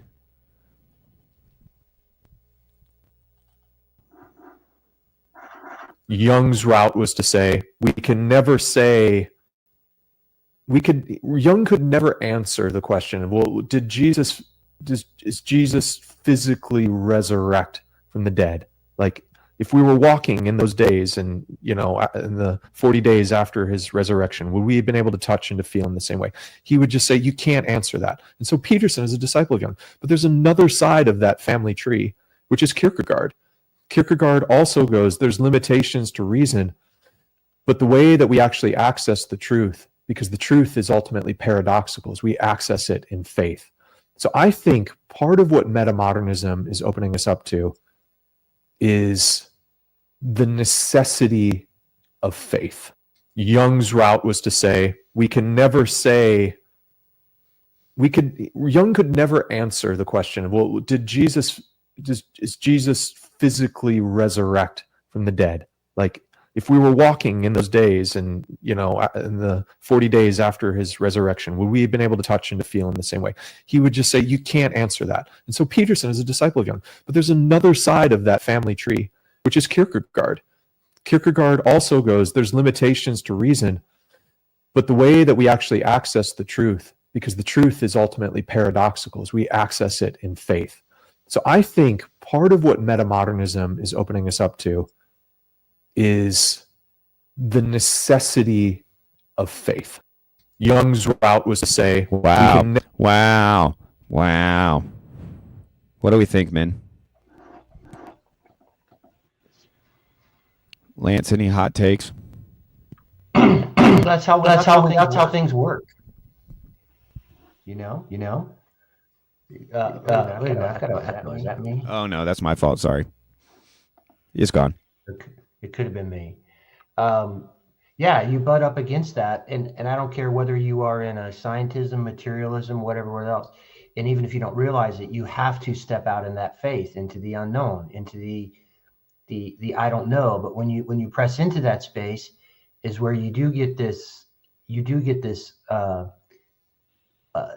deep understanding. I'll use woo words like that tuning fork in your soul, where you do know, right? But it's like you would call it an epistemic humility or something like that, right?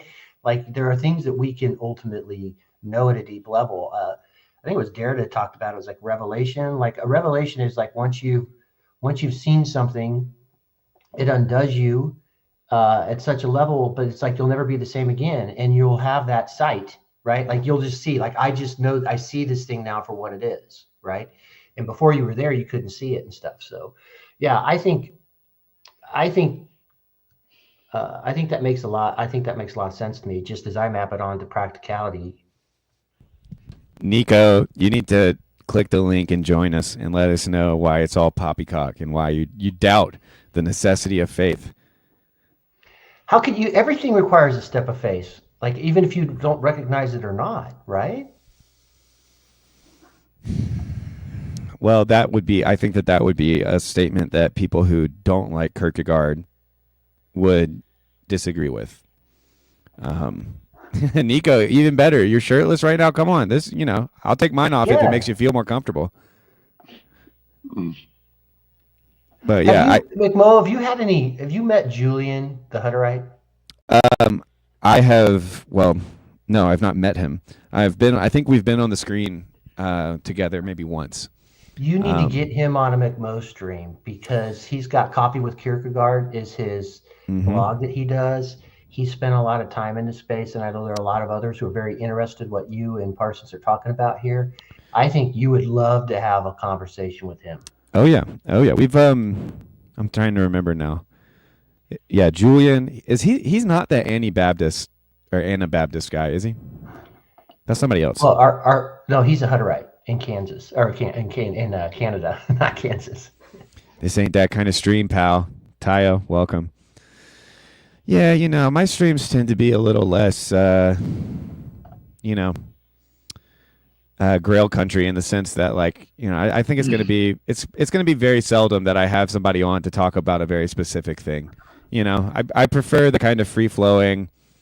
You hop on, we follow the spirit of the conversation, even more so than Luke. I think one of the things that Luke does that I'm not as good at is kind of monologuing in a way that provokes people to disagree and respond in all these different ways. I don't necessarily feel like I have that gift, but yeah. So yeah, I tend to disagree hardcore with Nico when he says something like when he even questions the necessity of faith. When he even questions it, I disagree with even questioning it. But not really, because it's fine to question it, I suppose. But I will say, as a point of clarification, like when Kierkegaard talks about the leap of faith, most people's mental image of that is like a leap into the abyss. They confuse it very much with, and Lance is on dark mode. They confuse it with some sort of Nietzschean. You stare into the abyss and it stares back at you, and Kierkegaard's you're meant to think that Kierkegaard somehow leaps into that same abyss that is staring back into Nietzsche. It's like maybe, but when Kierkegaard actually outlines the quote unquote leap of faith, it's a dance move. It's a leap of a ballerina, and so it's leapt from solid ground back onto solid ground, and the leap is meant to describe the double motion. Or he calls it a double motion between, as was mentioned earlier by Joe, the night of faith versus the night of infinite resignation, and so this is where it gets tricky, because when you say something like, faith is always what's kind of closing that gap in terms of acting before full knowledge or something, because we never have full knowledge and we're always acting, so we have to have some kind of faith. Is kind of how I would summarize that argument, Lance. Yeah, well, and I would just say in 12-step groups, right? So you come in, there's a group wisdom. Clearly, these people that are showing here were in your calamity, were in the pit you were in, and somehow they're not anymore, right? Now, the first steps where they talk about it, basically the first part that people will start reading in the big book is one, they'll start realizing it's kind of the lead up is the doctor's opinion and other stuff. It's kind of this recognition that you have a problem, and it seeks to get you to identify with that. But then when they said, and then right before they get into the steps that you're going to take, it's a chapter to We Agnostics, which is just basically trying to say, hey, open your mind. Many of us have thought this way, that way, whatever. Some people, were super religious, but could, keep getting drunk. Others were atheists, whatever. Just open your mind, just give this a shot. But when you look at the steps, the first thing you do is you realize you have the problem. You're powerless over alcohol in your life and become unmanageable. But then immediately you step into came to believe that a power greater than ourselves can restore us to sanity. What's that step? That's a faith step, Mo, right? Like, and it's not even that you have some total faith in God or whatever. They don't tell you who God is, right? It's just higher power. But you have to, you're going to take this leap, and the leap they're trying to get to is that the only cure for you is this: if you have a spiritual malady, and the only cure is to go down these paths, these steps, this program of action, this path to repentance, whatever you would call that. And you don't have any idea if this is going to work, right? You don't have anything, and you don't know how this is going to work. But what it does is it gets you out of the mind and into action. And through that action is where things are revealed. And in the 12th step is said, having had a spiritual awakening as the result of these steps, you try to carry this message, right? So on and so forth. So, again, like one of the most successful programs leading people from despair into a God consciousness was really what that program does. Is it immediately understands after you take this first step, your second step is the leap of faith. Yeah. So let me see if I can kind of maybe distinguish between how I think that that kind of phrase, the leap of faith, is often used, and maybe why maybe why it's not exactly what Kierkegaard meant, but then hopefully also say that what Kierkegaard meant is also what's going on with the alcoholic. So the thing that kind of describes Kierkegaard's leap of faith is it's the double movement. And he kind of describes it like a better analogy for us now is like when a gymnast in the Olympics does the pole vault, or not the pole vault, just the regular vault. And they like run. They leap into the air. They do all these flips, and then they land on solid ground, and they don't kind of, the higher the score means they didn't waver when they stuck the landing. They stuck the landing. That's the phrase. It's stuck. Which, so obviously you can already see the AA parallels, because it's like it has to stick in order for it to be real, kind of a thing. But what he's really describing is the difference between the night of faith and the night of infinite resignation. So in a lot of ways, you could see someone going through the 12 steps, and even going through the steps that kind of like Josh laid out earlier, or like the steps of monasticism or anything like that, out of a sense of pure resignation. That they've come to a real realization that all of their desires are warped. And so they're going to get into the habit of denying themselves as much as possible. And so the Kierkegaard says this is not faith. This is just infinite resignation. That's not what Abraham did. Abraham he did not give up on God's promises. He did not despair as he walked up Mount Moriah. But what the night of faith does is he completely renounces the object of his desire, essentially, or the object of promise, but he also expects to gain it back somehow. And so this is why like the logic starts to break down, because experientially, how can you do this action that you do this action that you don't believe in, but you expect that doing this action that you don't believe in will get you what you do believe in? Or you can look at it as the sacrifice route of how do you give this thing up and expect to give it to receive it again? And that obviously brings in the contradiction of like, if you're expecting to receive it again, are you really giving it up? And so for the purposes of the kind of mental thought experiments, like you have to be able to like in regards of making the quote unquote leap of faith, there's a sense in which you have to give up the thing and expect it back. And so I think what the alcoholic why alcoholism works. No, why Alcoholics Anonymous often works is, I guess is the same reasons that alcoholism works. Is like the things that you're trying to get from that alcohol. For one, the alcoholic very rarely knows what they're trying to get out of it, right? Like whether it be a numbing or what are they running away from, kind of a thing. And some of that stuff is what gets unearthed through the steps, right?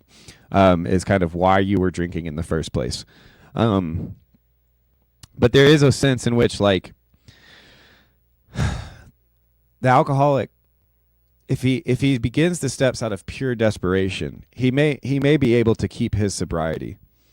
But if he doesn't think that he can lose, like if you just lose your life and it's not for the sake of gaining it, then you've just kind of lost your life, right? So yeah, I think you see where I'm going with that. No, and so listen. So one of the taglines you hear in recovery circles is share your experience, strength, and hope. Right. So what do? We saw our experience, our strength, and our hope. And so there's two ways you can start on that path. The first path might be, and many people start on it, like how you start on a path is how you're not going to end on that path, right? So certainly some people start on that path, and what they see is a hope that I can have what they have. Like that person was once in this pit with me, like me, was once totally unemployable, burned every bridge, on the point of suicide, whatever that might be, right? And restless, irritable, and discontent. But somehow these people seem to have what I want, right? So that would be that what you're talking about, which is this. In some ways, you're running towards something, right? At the same time, you'll hear many people who start on the journey pissed off. Maybe they're in that resignation frame you're talking about. But if they're willing, and willingness is the key to all this stuff. If they're willing to at least embark on this with rigorous honesty, what will happen along the way is that resignation ends up turning into true hope and something that turns into some sort of faith in a higher power, right? So again, as as you were talking about that, you were intuiting, some of those things. And the other thing that happens, like it's the confounding thing, is that alcoholics come in all shapes and sizes, even though it plays out in different ways. There are other folks that are just realizing that they're mentally and bodily different. For some reason, your neighbor can do the same things you do, and yet they don't have that same allergy, and they don't find themselves in this cycle of spree binge, pulling their life down on top of them as soon as they take their first drink, which is like, why can't I be like the person across the street? It's just that you're different, right?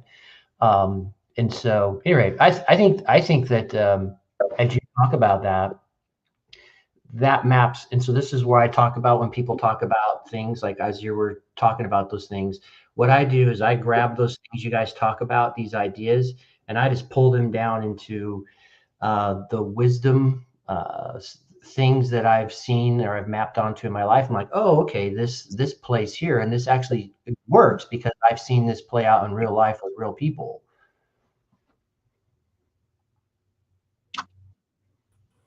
That makes sense to me. Nico, what say you, sir? Put a shirt on, man. Come on, take the shirt off. That's for the OnlyFans. You have to pay for that.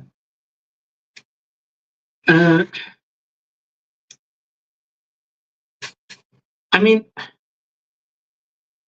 of course, faith is necessary, but it seems highly sketchy to me to make so much emphasis on faith.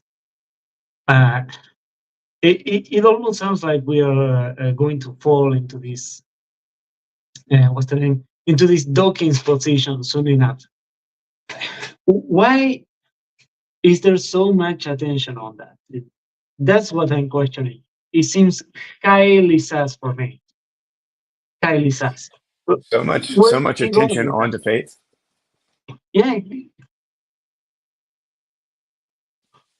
Well, I think the tendency for Jesus to say things like, "Oh, ye of little faith," and miracles cannot be done in this town because there was a lack of faith. The whole book of Hebrews. I think there's just pretty good reasons to kind of focus on this. But maybe what would you offer as something that we should focus on instead of faith? Yeah, that's the thing. I would focus more on love instead of faith.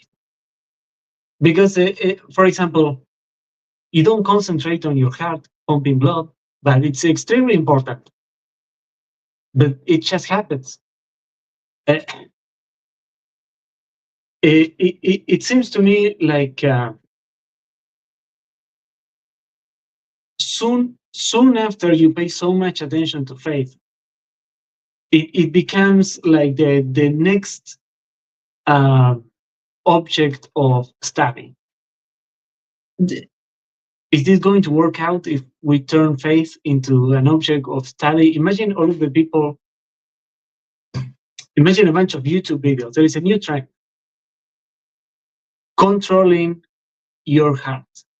And you get all of these people doing meditation in order to develop the capacity to increase or decrease their heart rates at will.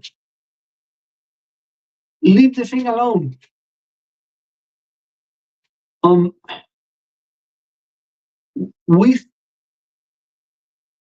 When you love something, attention, desire, action, it goes smoothly.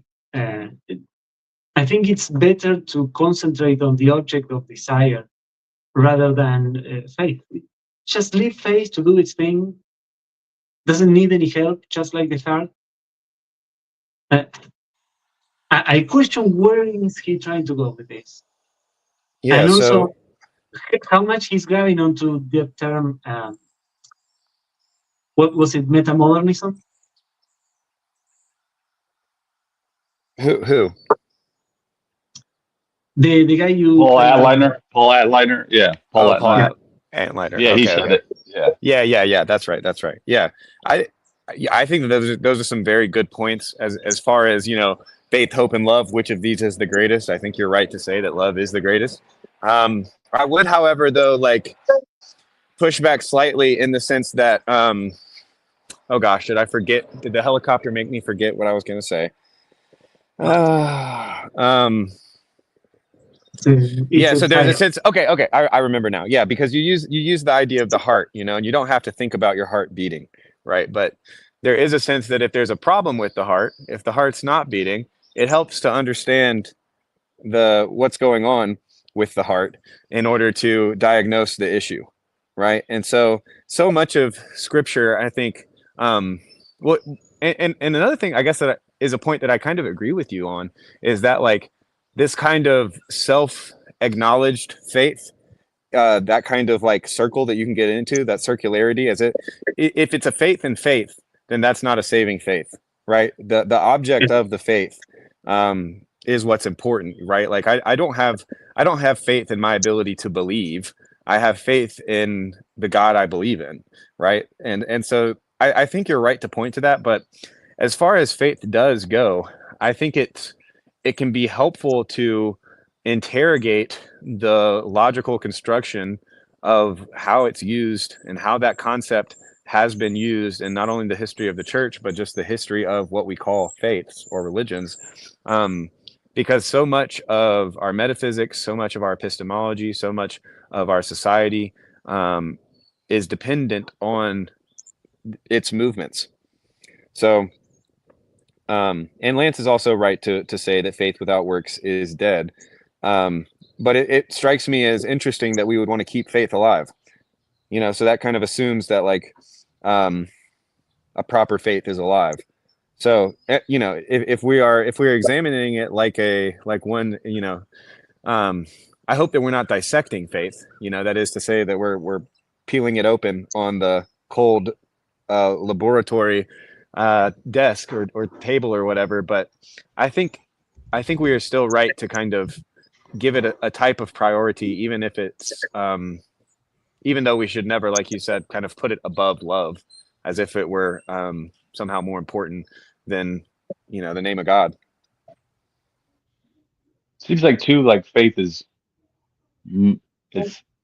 a key tool to move towards love. Like you got to have it to move towards love instead of shutting down. It's an opening instead of closing down in a way that I think where like you could like people get dogmatic. What is it? Tillich says faith is ultimate concern. Like even somebody in science can have faith that they don't have the answer to something. They're looking to move towards a greater knowing, or like I say, faith in Christian is to move towards that greater love. I just throwing 2 cents in, but very good. Well, we have if you've got thoughts, Nick, shoot. But we have a new guest. The General has joined us. No, was the dryer too loud? I thought it was you, but I think it was Parsons' background. I guess it would be nice if I could touch your body. I know not everybody has got a body like you.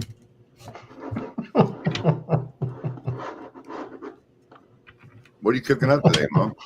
Well, I'm in the background here. I'm cooking up a little, hopefully what will be an indie disco little track. I'm actually recording us right now. So if anybody wants to make it onto the track, say something cool. This is my interface with reality. That you've played along with the kayfabe, and you've donned the hood and the shades. I see that as a sign of respect, and I appreciate it. You know, it's what's going on today.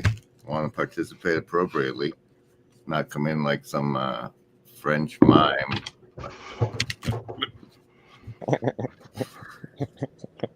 Well, you know, we're doing our normal thing. You know, Mystics Anonymous here. So you what did we get? What did we get?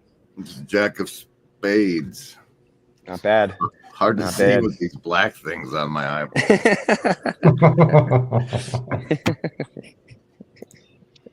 So faith, it works and all that stuff again, huh? Well, you know, yeah, the old that old bag.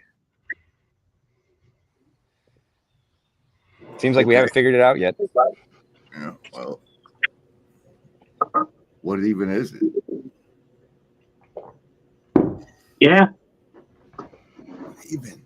Because see, my personal take is that humans are faithing machines, and it's just like a bucket of it, just constantly, or it just constantly flows out of us, and we can direct it into different buckets. So, like, I have faith that there's no God. I have faith that there is a God. I have faith that science is right. I have faith that they're poisoning us. You know, you can steer your faith whichever way you want, but it's always coming out of you. And basically giving the coherence to your axioms, I think. Yeah. Well, as far as like language games goes and how we're using it, it's a very difficult, thorny topic, because not only does everybody kind of have slightly varying definitions that they're working with, it's at such a root of our civilization that we can't even say things confidently without saying them with faith. And we can't interact with each other productively without being in good faith. And so it's going to be a very difficult word to define because of its importance. But I would say that, you know, this being a good Protestant, the scripture offers something that could be taken as a definition, which is faith is being sure of what you hope for and certain of what you do not see. And so there is a sense in which maybe the only way, well, this is back to Lance's point, right? That it's kind of, we seemingly are always doing it in some way because we can't see everything. So we're always kind of putting our hope in things we can't see. I'm also reminded of the way my dad defines things, where he'll just kind of throw up different synonyms that kind of coagulate around it. You know, things like belief, hope, desire. These are all kind of words floating around there. But then there's all the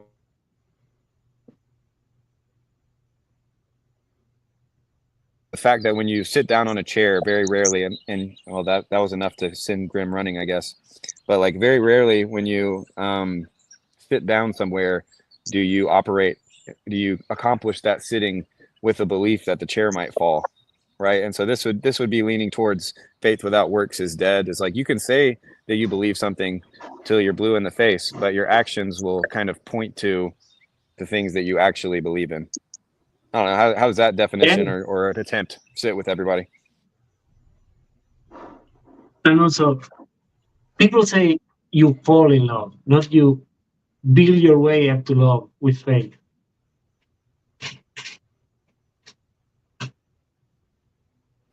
Yeah, I think you're pointing to the way in which faith is a gift, right?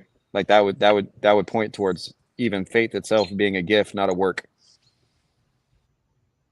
Yeah, I like Grimm's bucket analogy, where he was just talking about, you've got this bucket, we're faithing all the time, and you're pouring your bucket, and you know, he went all over along the spectrum, right?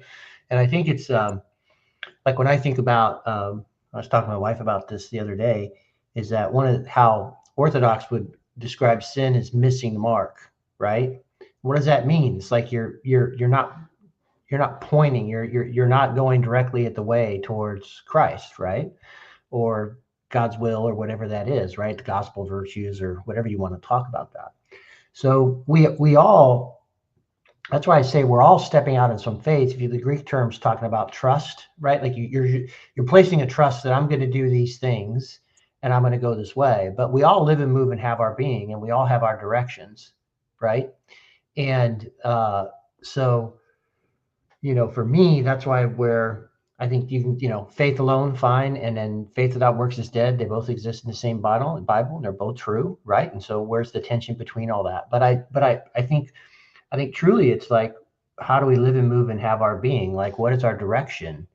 What are we attending to? And what's the path we're going to take? Right. And, as you start, and you have to do that, like we all have to make a decision. Okay, which way am I going to go? Like, how am I going to act in this world? Like today, what am I going to set my sights toward?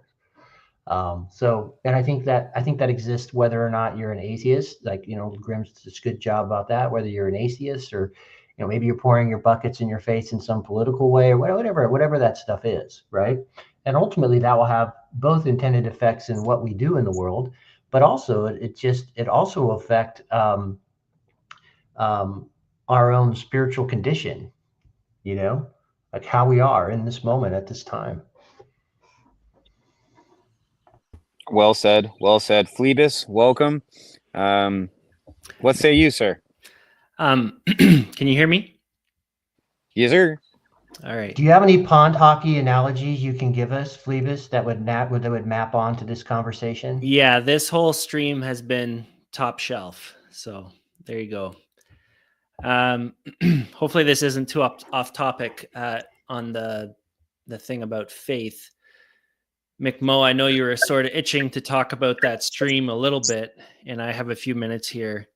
Did you think some of the older gentlemen were articulating a greater faith when they were talking about how they've wizened in their age, and now they have all this experience, and now they can see all the nuance around things, around topics? To me, it sounded like they were bordering on having some pride in their uncertainty, like almost like, now that I'm older and I have all this experience, I know that things can't be known, and hard lines are silly, and there's gray areas. What they were talking about, did that sound like a wizened, experienced faith? Or to me, it sounded like passing the buck a little bit, compromise. I'm curious. Yeah. I that was a particular part of the conversation. I didn't realize that this was a trigger for me, but as soon as he said that, wisdom comes from experience, I was like, absolutely not. No, it does not. It like 100% it does not. Like, the two places that wisdom comes from is the fear of the Lord, and then James 1. I read it this morning.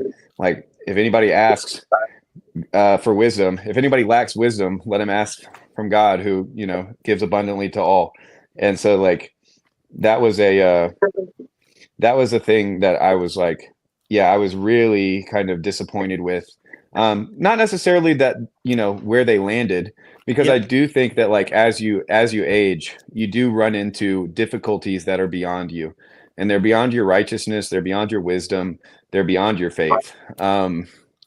But to kind of settle in on a type of comfortable homeostasis with uncertainty, I think is a very different thing than by faith believing in the perfect work of Christ and continually repenting.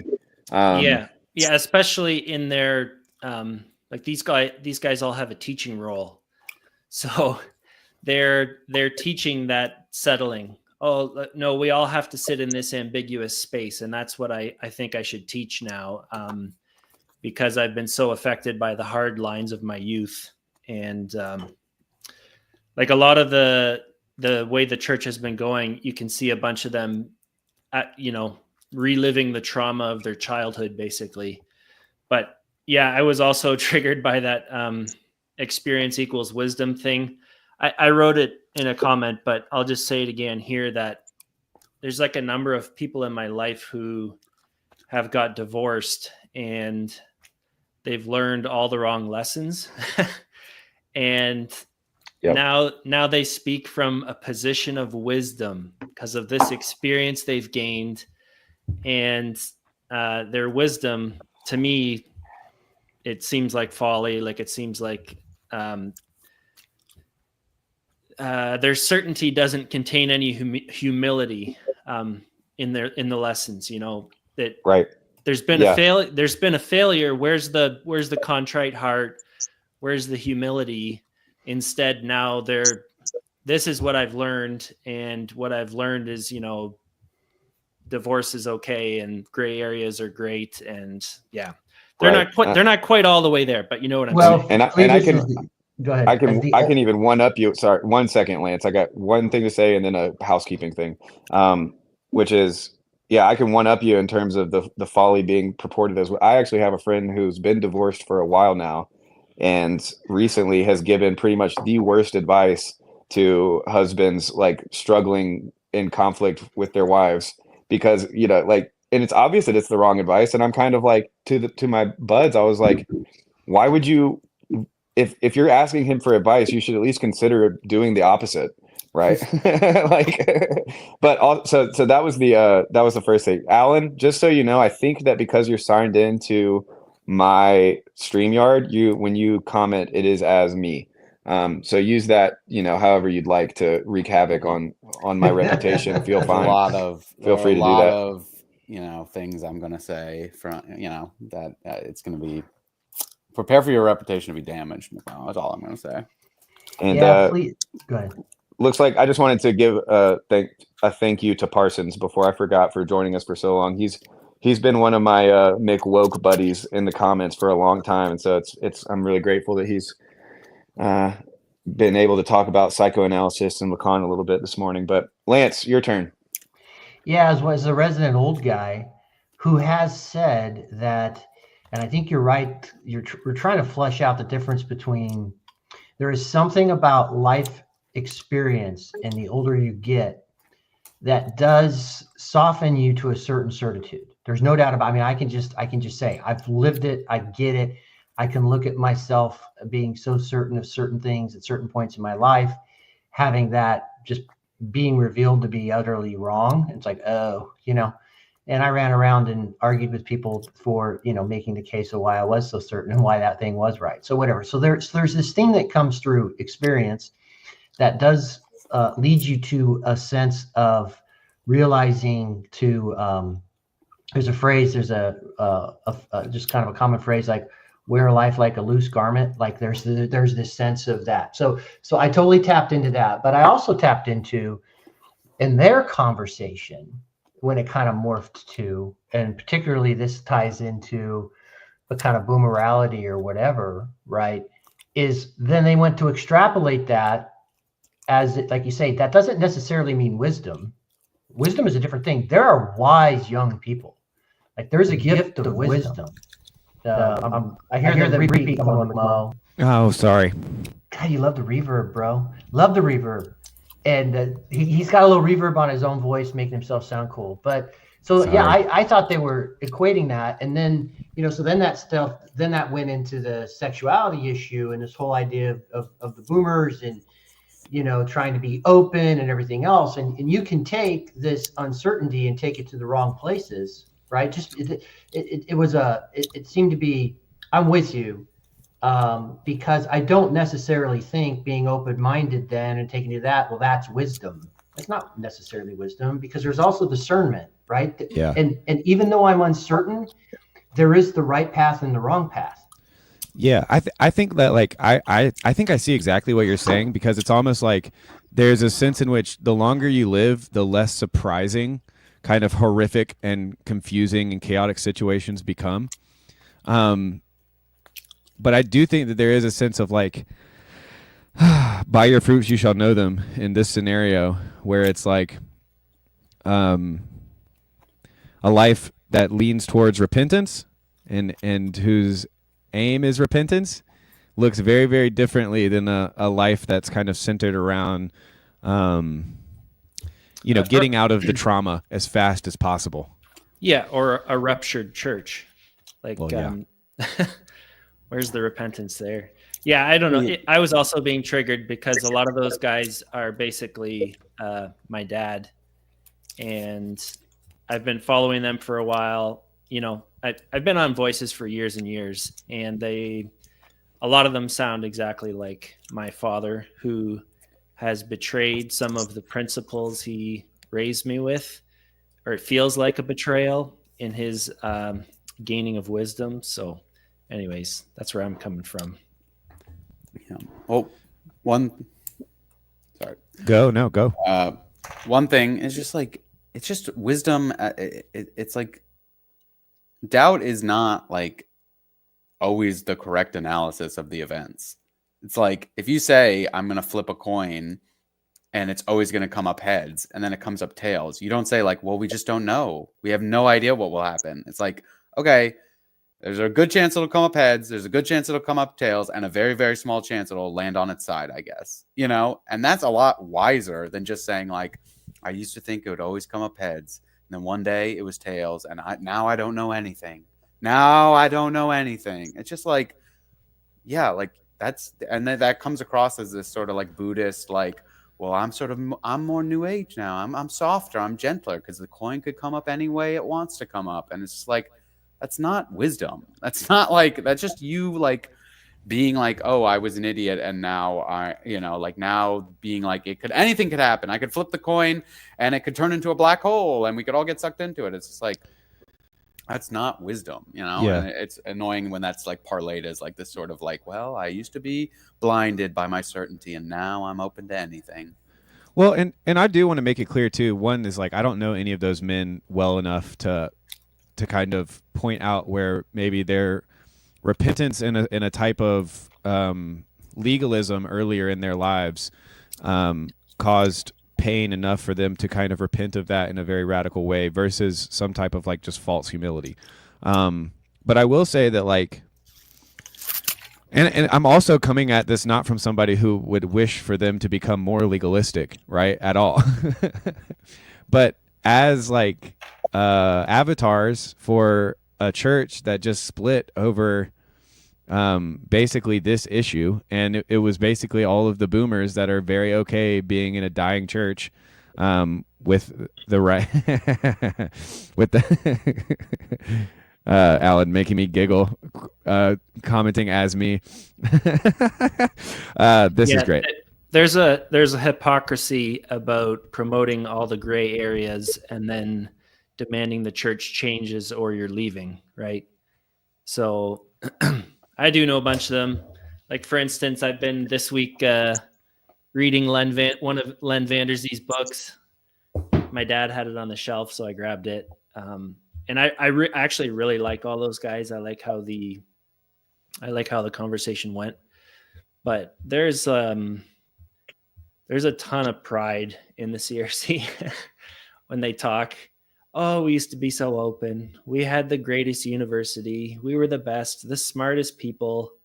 And what happened? And there's a real blindness there. So, well, and this just occurred to me. I'm not trying to accuse anyone of anything, but it makes me wonder if there was a type of arrogance in being kind of what they thought was like the perfect amount of progressive. And if you held that kind of like winsome progressive, but not giving up the kind of quote unquote core tenets stance, basically until 2016, you were or probably even more so 2020, you were like, it was very easy to think that you had kind of nailed that ethos, right? Because you can kind of talk about the race relation stuff and the need for society to change in respect to how it viewed other races and the outsider. And then you can also, you can be confident and say that like, yes, like those verses about women not being allowed to teach were specifically for those times. And you can feel kind of smart for knowing that, and so you can let the ladies preach. And then, but like, even the still, process of education was like taking everything in scripture and making it descriptive instead of prescriptive, and you just slowly like knock down all the pylons. And I'm actually enjoying this book. He's sort of promoting. I just started it, so maybe he doesn't go there, but he's promoting this sacramental vision for evangelicals and the intimate connection of heaven and earth, and then how you get from there to the ordinances of creation have nothing to say to us about marriage. Like, seems like a giant leap for me. Anyways, I gotta go pick up one of my kids at a play date. So thanks. Well, it looks like Clevis, you just dropped it. You came in here and dropped these nuggets, and now you're running. Thank you for hanging. I gotta leave Phoebus. before I start sounding dumb because I've run out of things. So thanks, guys. It's never stopped me, but you'll be replaced by somebody equally as handsome and grumpy, probably, if you catch him at the wrong time. I better say one more thing. Two things. Now McMo has got my voice again, so he can make fun of me in the Discord I'm not in. And Michael, I recorded another chapter for you last night. Oh, thank you. And went to play it, and there was no sound because I don't know how to do these things. So, well, that's that. Thanks, guys. It was only a half hour. At least I read it for myself. Was the chapter good? Yes. I like the previous one. It could be pared down, I think, but that might have been because I was reading out loud. So a half hour of reading is actually quite strenuous. So yeah, well, they are rough drafts. So I know that that it's more words than needs to be there. But yeah. Well, I was just gonna say I got an AI to read the first chapter of Kierkegaard's Works of Love, and it was about 30 minutes worth of audio. So I was about to praise you, Michael, for like, wow, you nailed a good kind of chapter length. But yeah, even reading something like that is very, I mean, I don't mind reading or reading out loud, but yeah, for 30 minutes, it takes like some practice to, for one, be able to talk for 30 minutes straight, just that alone, which I don't have a problem with, but it makes a whole, it takes a certain part of the brain to kind of continue that, out loud reading. It's a gift. But welcome, Michael. What say you, sir? Well, I had sped through a lot of the previous stuff from a little before the potty break, and but then just getting going. Just came in and was talking about all that stuff, which I jumped in there for, and I do think it was hilarious that when I said that the move that needs to be made is for the boomers to admit their faults to their sons' generations, that they said, but our fathers didn't do that for us, which is the classic boomer response. And it's like, okay, yeah. Do you want things to just continue in these patterns of, rebellious, yeah. I have a good enough relationship with my dad where if he were to say something like that, one, he told me that growing up, so I already know that. I already know that he wished he had played catch more with his dad or whatever. But if my dad were to try to hit me with something like that, I would have just been like, well, Dad, you didn't have to see cadavers in Russia, now did you? You didn't have to see any dead bodies. So maybe we can count our blessings and just try to do our best. Yeah. It's weird, because even I hadn't even thought about it, and I ended up talking with my dad about it. And because part of the reason why I made like I said in there, the whole thing that came up with the boomerality is because the boomer memes were so foreign to me because it was not the relationship that I had with my dad. But the interesting thing is that his dad, my grandfather's father, so my dad's grandfather died when my grandfather was like 2 years old in the Spanish flu of 1919.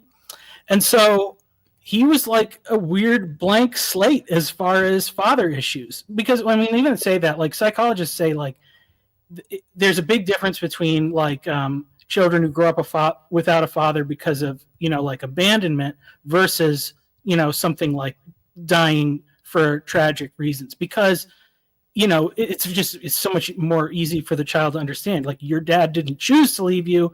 This was a tragic thing. He would have wanted to be here for your life.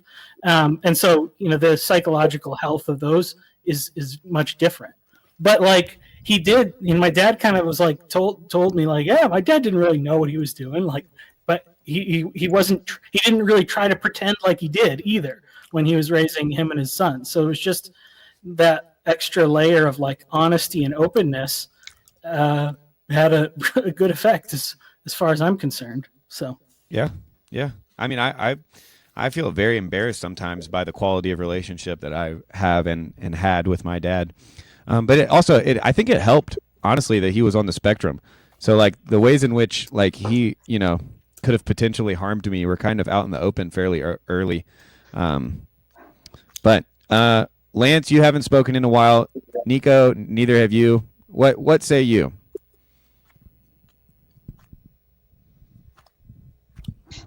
Did you watch? What did you think about the conversation yesterday, Nick? Did you watch the live stream, or were you just hanging out in Discord, pleasantly oblivious? The PVK, no. See, maybe that's you were one of the big complainers about BOM changing, and to come to find out, you don't even watch PVK's videos really. You just hang out in the Discord all day and learn about them through other people. Well, I watch every PVK video that doesn't come out on Sunday or Saturday. Well, we're talking about the Friday live streams, brother. Yeah, but that wasn't the PVK video. That was what's the name? Estuary. Oh, I see. Okay, so you distinguish between the between a PVK video proper and his live stream estuary type events, his sermon prep videos. You distinguish between those. Yeah, for me, big PVK is randoms, and then it's followed up by weekday PVK. The homeroom. Yeah. Then you have like the live streams with the questions for PVK. I have my question there already. Waiting for that one. What was your question? Maybe we can answer it for you. My question was, PVK reads Berserk when? When? That's a comic, right? Berserk is a comic? Yeah. He's dodging my question. PVK doesn't strike me as a comic book reader.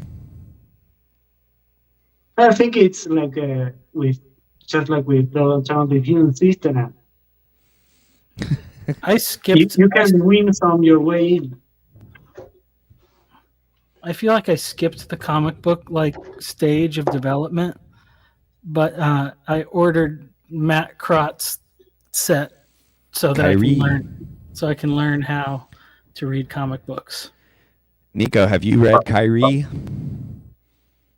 Kyrie? Yeah, No, that's what's Matt Kyrie? C's. That's Matt C's book series. Matt C's series, comic series. I've seen Matt, but I don't know if he does the delivery, but I think I missed the Kickstarter. He sent me a link. He sent you one? Matt C, if you're watching, if you hear this, come on, bro, hook a brother up. Yeah, I did read Watchmen because somebody had recommended that, and that was pretty interesting.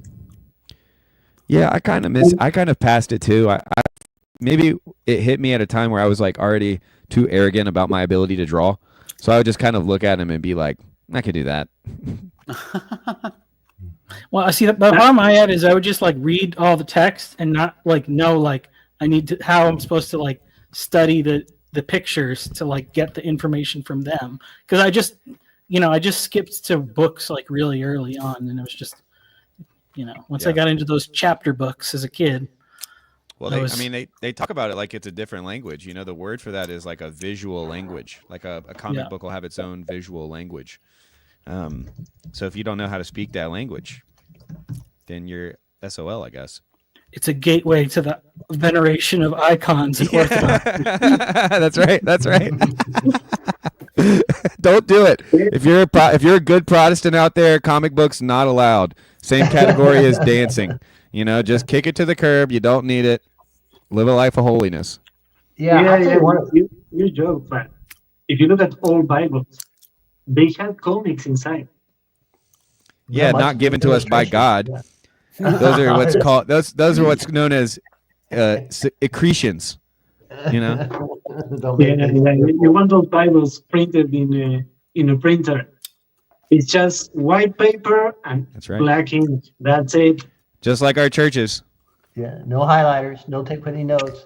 No, one of the things I think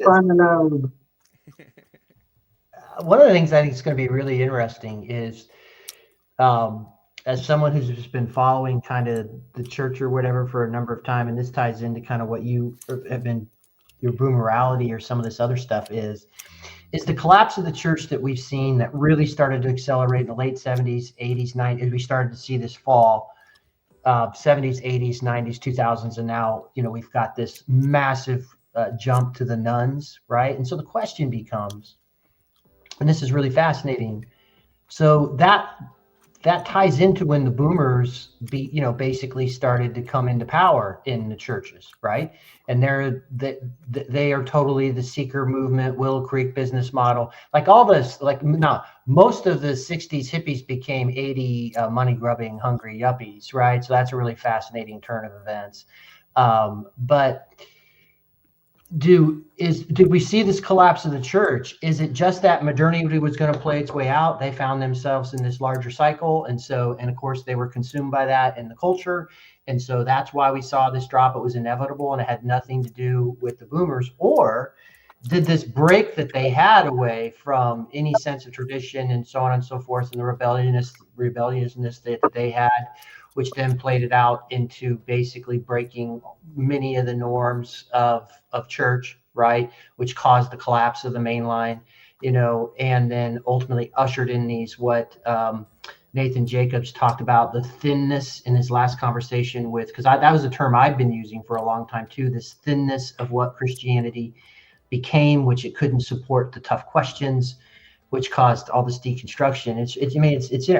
Were the boomers just, and I'm actually thinking that, they couldn't have escaped where modernity was going to, they were in the middle of this and they were a part of what was inevitable, or did they play a role in the collapse? And then what triggered Phlebas about these guys looking back now, well, we're so open and whatever, that means we're wise and young people are too certain. And it's like, well, I don't know, the young people are too certain. They actually are just expressing the things that have been held by the church for thousands of years. And you guys are the ones that did all this craziness. It'll be really interesting. I don't know if we know the answer to that, and then the other thing you can see is when you start ordaining women, you also see like for example, Paul, I think, was a traditionalist on marriage, but he would, he says, and if they try to talk about women in office, that'll be something too far to go. Well, to be honest with you, that also mirrors, when they start ordaining women, that's also where you start to see the collapse of the church. So there's some really interesting things in what's cause and what's whatever. As I step back and you start really looking at that and you start mapping things over, was it just modernity and it was just they couldn't escape it, the end of modernity, or did the boomers play a massive role in the collapse of the church in the West? So, Alan, what do you think about the role of women? Do you think we should kick them to the curb, or do we at least owe them, food and board? The thing I think about is when I am very fair presentation of the argument. Yeah, when I take my Elon Musk stance and I look at the world 1,000 years from now, I just don't see women in it. I just think that yes, they exist now, but it's hard to imagine a world it's like you look at the 1880s. AI robots. There are a lot of horses in photographs, but then you look at the 1920s, 40 years later, and it's all cars. That's the future. It's just no. That's why I posted. Do not love the world nor the things in the world. If anyone loves the world, the love of the Father is not in him. I'm just it's not strange at all. And I know an older boomer couple who were complete hippies, protested Vietnam, wouldn't go, hey ho, hey, LBJ, how many kids did you kill today? Sort of, and then made their money on Wall Street, and now live in a mansion. So, and it's funny trying to explain to my dad. And then recently, they were super anti-war, super anti-Iraq war, and then recently we were at dinner, and one of them was just going off on how we were pussies for not getting involved in World War II sooner, and we were pussies for not, going into Ukraine, and we need to bomb the shit out of Russia. And I'm like, whoa, but my dad's like, whoa, I thought they were peace-loving beatniks. What are you? It's just like, yeah, they're not getting their belief systems from like some fundamental philosophy on like war is bad. They're getting it from like, if in the 1970s, yeah, smoking pot and going to Woodstock and that's what's cool. 1980, yeah, I want to make money. I want a house with a pool and a lake, and I want a 4-story, and I want a boat, and that's what's cool. And like, being a peace loving, like, George Bush is a war criminal, man, that was cool in 2006. And now, the New York Times is like, if you don't want to bomb, and kill every single Russian and all their children, and especially the women, then you're a bad person. So my point is just like, it isn't even about boomers, whatever. My point is that, like, yeah, you need some philosophy. You can't try and be like, okay, the world is over here and the church is over here, and we just need to meet in the middle. We just need to synthesize. And the way we're going to synthesize is by doubting our beliefs more and more. And when someone asks me how I came to the synthesis, it's just that I'm filled with doubts, and the world is a mystery, and we must accept the mystery. And it's just like, yeah, that's not how I plan on living my life, is just this, like, except it's all mystery all the way down. And like, you actually have to have, it's easy to make fun of someone who has a line in the sand and being like, that's a dumb line in the sand. But I'd rather be made fun of for my lines in the sand than be one of those people who just has no agency because they just blow wherever the wind blows. It's like, these people don't come to their opinions based on like their own philosophy. They come to it based on culture. And that's why, like, you can't love the world and love God. Yeah, I don't really think the boomers they are in some ways, well, I don't know, it's tough to say. They're the victims. They were the very successful victims of a bunch of like weird social experiments, basically, that changed, like, because it's not necessarily like that they made the decision to do everything different. A lot of it was that in the switch from their parents' generation to them, that was when it was then when they were children that the like tradition was more or less abandoned, or like the last vestiges of it. I think a lot of that was because of the senselessness of having fought World War II, and like, what did we do all this for? And like, sure, let's try to not have that happen again, which is why you have like that whole post-war consensus thing, and so basically but the boomers grew up as guinea pigs within that, and they were all there was all the economic stuff that a lot of them get rich. And then the thing is that like with your hippie friends, that's a totally lucky thing that I'm sure they take complete credit for. Yeah. Well, I don't like, it's not like some reconciliation moment of like, how dare they? And I'm so mad. It's like, yeah, sometimes you roll 4 6s in a row, whatever. Yeah. But the fact that, if you roll 4 6s in a row, just be like, oh, wow, that was really lucky that I was born in the year 1947. And, the explosion of corporate culture. And I got to smoke weed for 10 years out of college. And then I got so, but like, that's the point of like, if you don't have a philosophy, you don't say what is good and what is bad. And you just say like, roll with the tide. Maybe you'll roll tide, goddamn tide. Well, and I think that brings up my point into Mark's perspective, which is that I really tried to take a step back on that, which is, all of this is tying into what we see kind of the natural end of modernity, which was coming to its head right as they were coming of age, right? And so were they part of a larger, obvious shift that was going to happen? And we all are caught up in the culture of our day to a certain extent, unless you have some way to break free from that. That's what Christ tries to get you to do, right? Is to not be consumed by the whims of whatever's happening in the day, so to speak. But I mean, were they, and I wouldn't say it's victims, it's just like in their cultural moment, was that just what modernity was going to be leading to? for the Enlightenment and all those hundreds of years? Is that just what was going to happen at that time? Or is there something unique about their culture that also accelerated things? I don't know. That's a tough question, but I think it's interesting to ponder. Ultimately, Yeah. it's probably going to come down to the difference between lead in the paint, asbestos in the walls, or microplastic in the balls. But honestly, Mark S is right over the target. I do think that the boomers get blamed. I also think that millennials get blamed. Noah Foxman, I will not forget the Instagram you sent me. Actually, sent us. Nico's in that group chat too. About the cringe millennials. I think that Gen X somehow, some way, they're scapegoated in the sense that they're the goat that gets let out into the wilderness and doesn't get killed. They are the how in the heck are the Gen Xers just getting away with being their like plaid wearing, chill guy, backwards hat, Gilmore Girls looking ass lifestyles? How are they just getting away with it?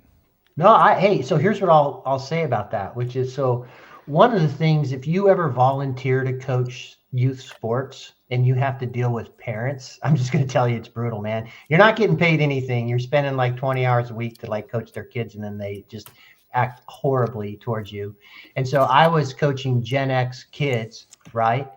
And there were certain parents who kind of had a certain discipline about their kids and everything else, and had other parents who had the trophy kids. Wait, right? Gen X or Gen Z? Gen X. I'm talking about Gen X parents who would have been raising Gen Z who would have been raising Gen Z kids, right? Gotcha. So all I can speak about is like and so, for the most part, and then I had so many whining, my kid could do no wrong, kind of like this whole no discipline parenting stuff, sort of parents who would whine and complain about stuff. And it was just like, it drove me insane. Now, not every parent group was like that, but I'd say 50% of my parents were just, so when you want to say, if you want to like throw shade at the Gen Xers, there were a lot of Gen Xers that got caught up in the cultural moment, and they raised kids who couldn't handle any sort of discipline, or, you know what I mean? Or, I mean, listen, we were the ones that were handing out participation trophies, for crying out loud. What the hell is wrong with us? Right? Yeah. You can still rock a sick hoodie with some sick shades though. Michael, I'd love to hear if you've done any thinking on, because you deserve all the credit you have gotten and much credit that you have not gotten for, I think, the coining of the boomerality term. I think it is it might be your best idea. I haven't read your book yet, so maybe we'll see. But it's just one of those things. Once you see it, you can't unsee it. But I was wondering if because you work with youth, so I was wondering if you had any similar insights to Gen Z / Gen Alpha as they're starting to come up, or if it's just kind of what most people are saying about them, where it's like, TikTok addicted, true internet children, that kind of thing. I don't know. There's a few Gen Z like YouTube channels that I've seen that I really like, and they have a very different aesthetic and a very different way of communicating, and it is almost the same kind of like irreverence compared to the millennials that you have between the boomers and Gen X, like. But I mean, I think I feel pretty optimistic about them overall. I think they've gotten the longer perspective of this kind of thing. Like if like I feel like as a millennial, a lot of millennials kind of had this thing where we grew up with these boomers who had decided to become experts on like life as soon as they became parents, and we were like, okay, daddy, I will follow all of your directions, and we just followed their boomer advice, not realizing that it was like made up nonsense, and they were trying to figure out and explain how they got there by telling us what to do. So yeah.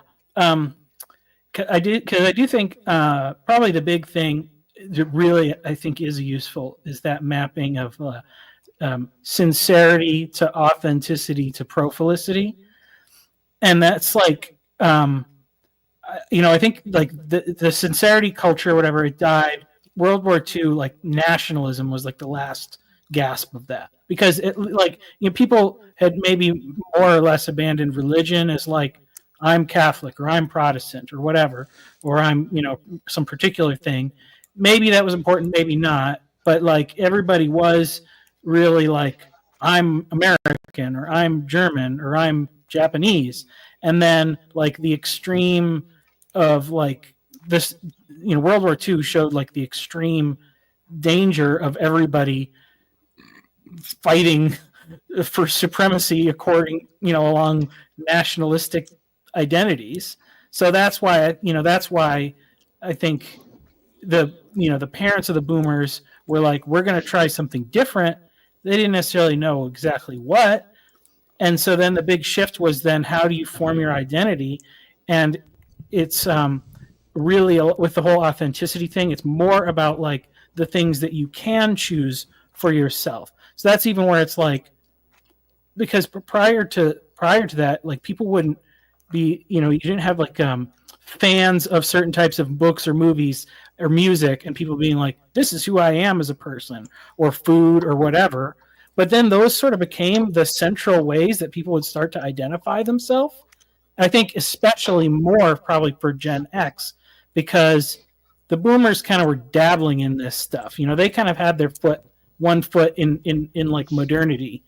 And then by the time the Gen Xers come along, it was just like full on, you can craft your identity to be whatever you want. And it hadn't reached necessarily so much to like the extremes now with like sex and gender. But as far as like, growing up as a Gen Xer, that isn't what I would say. Here's a defense I would give to the Gen X haters, the boomers, and maybe the older Gen X who might have had millennial children. One of the things that you don't know, so you'll hear the big argument you'll hear from millennials will be, hey, they lied to us. They told us to go get a college degree and go into all this debt, and then I'll make more money and everything else, blah, blah, blah, blah, blah. There was a time before a lot of people were going to college that actually the way to get ahead was to go to college, right? Because you didn't have as many people getting college degrees. Also, you didn't have this, when they just opened up all these student loans, which allowed people, just anybody, to go anywhere without any sense. And then, that's when everything skyrocketed. It was a massive mistake. But so if you grew up your whole life and said, hey, do these steps, and if you do these steps, these things will go well for you. And so the wisdom that they had, what they knew, changed on them, and you don't know that that's not going to work. And so ultimately, what you found, what started coming into particularly in the 2000s and where we're at right now, when college degrees have become so ubiquitous, right, and the demonization of just non-college degree type work, so on and so forth, is that ultimately we ended up into this scenario again with economic things. It's like what they didn't work, right? And so the other thing is like, so I'm part of, financially part of a organization that has, primarily a boomer board. And like one of the things I talked to them about, it's like, hey, we have some money. We need to have some money in Bitcoin. And they would have looked at me like my head needed to be chopped off, right? And I'm like, no, guys, we have a plan for the next 50 years. That's a hedge against other things. They can't even, you know what I mean? Like, it's like, no, we don't. We put our money in the stock market and we do this thing. And it's kind of like, yeah, I'm not saying no to that, but it's like, you see what I'm saying? Because like, wait a minute, we're here now, we're tired, we did this thing, this is what works. And I'm like, it did, but I'm not sure it's going to work for the next 50 years. Yeah, I can't imagine that that's an easy thing to grok for really any generation, right? Like whether you're going from like less conservative to more conservative or vice versa, it seems like that kind of, keeping up with the times is a real difficulty for the older generations of every decade. But speaking of the older generations, we've got Mark Parker back with us, the most winsome, long-suffering, and nimble of the boomers around here. And he is on the lower end of the boomers, much like I'm on the lower end of the millennial. So I share with Mark the burden of having to carry the reputation of the dorks older than me. But Mark, what say you, sir? Well, I pulled over just so that I could point out, I just recorded an interview with Rick. He told me how to pronounce his name. Kosi, I think. Kosi, Cosci. Kosi. Anyway, he's an older guy. I think he said he's 70. And so he full on boomer did, and he did live the boomer lifestyle, full on cliche was, I mean, with the hippie style, and did some adventures. And the thing that came through to me was how much courage it took to make the choices that he did and go out. Because I mean, he at some point he becomes a Marine during Vietnam. Figured it was better to pick his service rather than he and a friend. And they thought they chose the service. They chose that branch of the services because it seemed like the fastest way to get in and out. He got himself $1 million wound, as they called it, and came home, grew out his hair, ultimately moved from Oregon to Hawaii. And this is the guy you talked to, not Forrest Gump, right? Yeah. This is the guy I talked to. You're gonna see it. It'll be there. He joined the ping pong world champions. He bought a shrimp boat. Learned ceramics and became a potter and made a living at it for a long time. Got married, lived 18, was married for 18 years and got divorced, and then found another wife. I mean, as a person that's lived an interesting life, did a lot of, made some choices, good and bad. Nobody was hovering over him, telling him what to do or how to do it. Don't get the impression that he had a lot of mentoring. In fact, he was the name he has is from a stepfather, his last name. That's a story that's pretty common with that generation. A father wound. The generation that preceded the I guess would be the generation that was the Hemingway generation, the generation that survived World War I. They were nicknamed the Lost Generation, and they were the ones who ultimately were probably set the stage for all the things that Michael points out about boomerality. That the vacuum, the moral vacuum that World War I created for Christian civilization, that's where it all starts, I think. And that's where you get the realism in fiction. I'm sorry, I couldn't hear you, Mike. That was Nico. Oh, that was said Nico. Sorry, Nico. That's where you get the realism that you saw in the fiction after the world wars. Yeah, exactly. That's a good point, Nico. Yep. So it takes courage to be different, and I think they were authentically different. You don't have to agree with it all, but it does. It really does. I mean, I think if anything comes through with that discussion with Rick is courage. There's a lot of courage in the man, and he's, you don't have to agree with everything he says. He's got some far out views by corner standards, but he's courageous. That's it. That's all I got for you.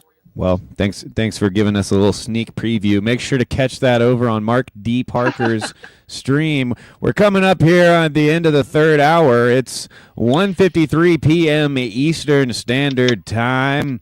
We've got a good cadre of intellectuals, questioners, seekers, and we're trying to wrap our minds around generational issues. The temperature outside my house right now is about 39 degrees. Feeling a little bit warm compared to the last couple of days. Nice, pleasant winter afternoon in western North Carolina. What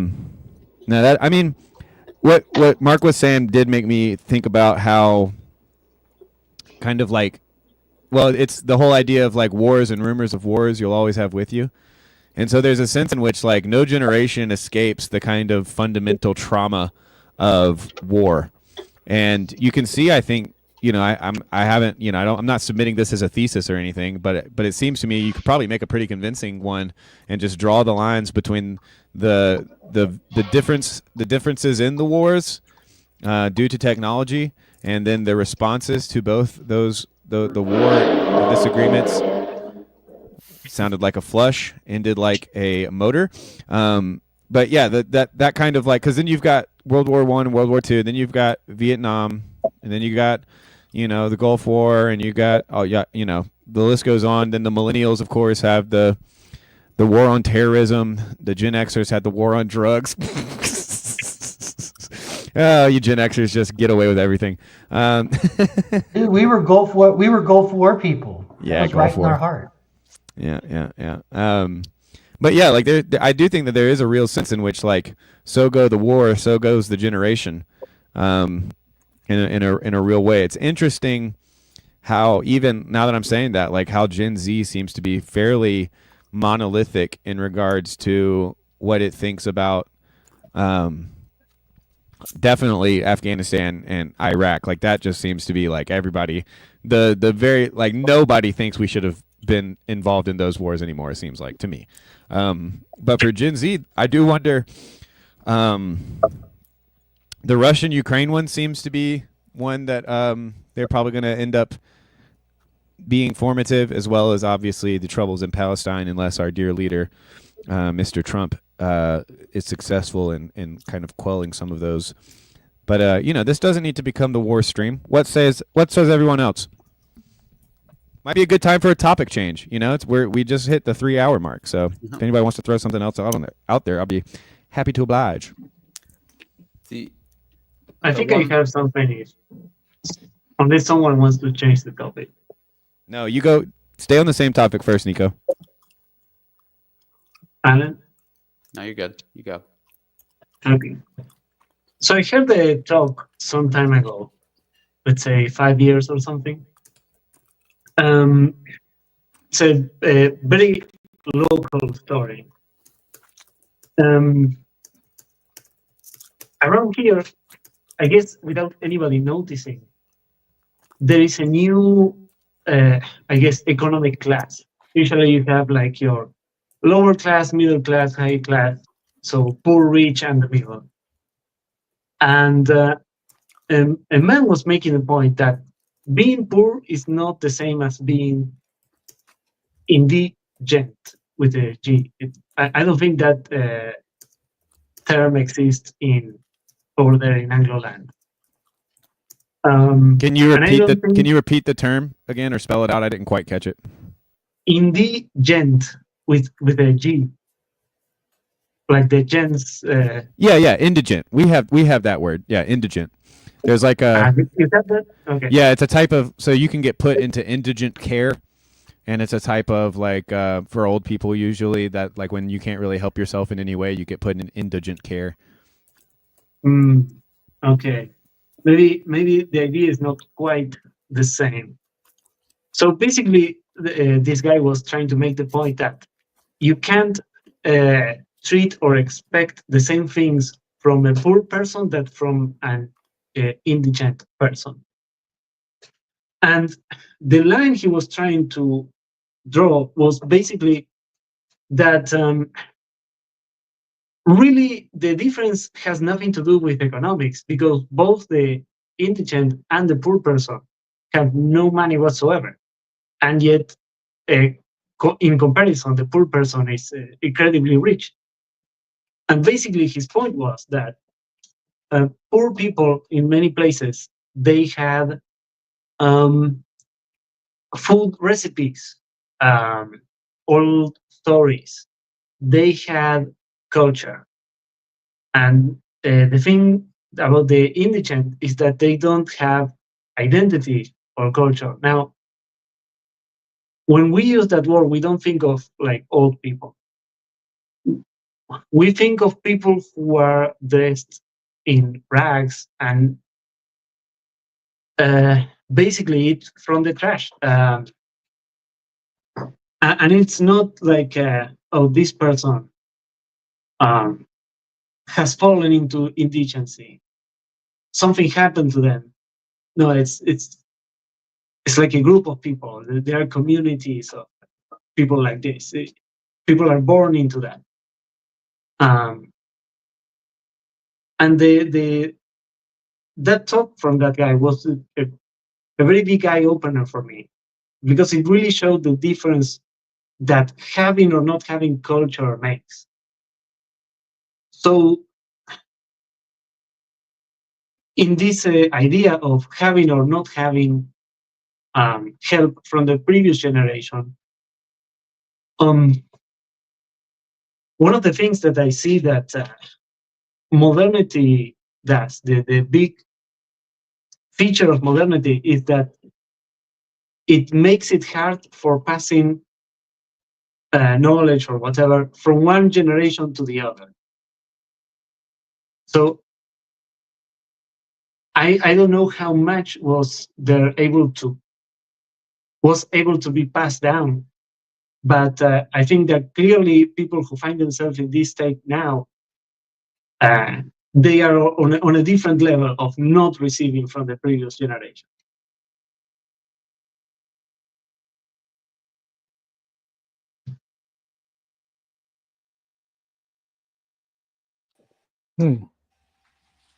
Yeah, you've laid quite a bit on us.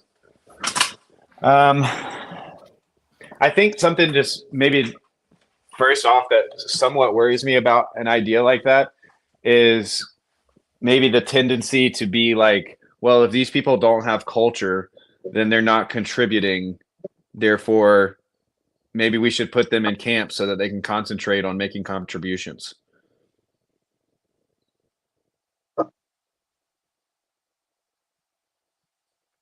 And, you know, like there's a sense in which I wonder if, would it be better to say that they lack, because is it even possible for a human being to lack a culture? Well, I mean, I think you have, like, there always is some sort of a culture. You know, I actually, so I did just record some chapters of my book to put out on YouTube. The one I did today was talking a little bit about like cultures that are like is there a culture that's like too resistant to change or whatever? And it was that book, Don't Sleep, There Are Snakes. You know, like the guy went there and like he could not influence them at all. And I mean, some of the reasons why it seems like, you know, when after I read it, is they basically put they put institutions and not institutions really, but just the customs of their culture were so centered around like protecting them from outside influence, like almost as like that was like the chief concern, that it just really puts a limit to what can be, you know, to what you can ever even comprehend or communicate with them, even after learning like the language. Like it was super hard for anyone to learn the language, but even after he did that, it was just so different. Like, because they didn't believe anything that you would say if it wasn't something you had seen with your own eyes directly. They didn't believe anything that was about that happened like within like one generation. So like they would believe something you heard about from your father, but not something that he heard about from his father. Like that was like too long ago to be trusted or whatever. And that seems like a pretty good heuristic for living in the woods, but it does you know, it doesn't bode well for like you know, hurricanes that come once every 200 years or so. Yeah. Well, but I mean, yeah. Well, I want to ask Nico this, because I do see him as someone who is, you know, constantly doing us the service of pointing to the importance of community and culture. Is the point, like, what's to be done with these folks, right? Like, and maybe what are we to make of, like, what is the differentiation helpful in terms of denoting like state resources to help them, or is it in terms of, you know, having a better justification for not giving money to them? Well, I mean, these folks, I would put the people of the TLC kind of in that category almost. Maybe they are not so far gone.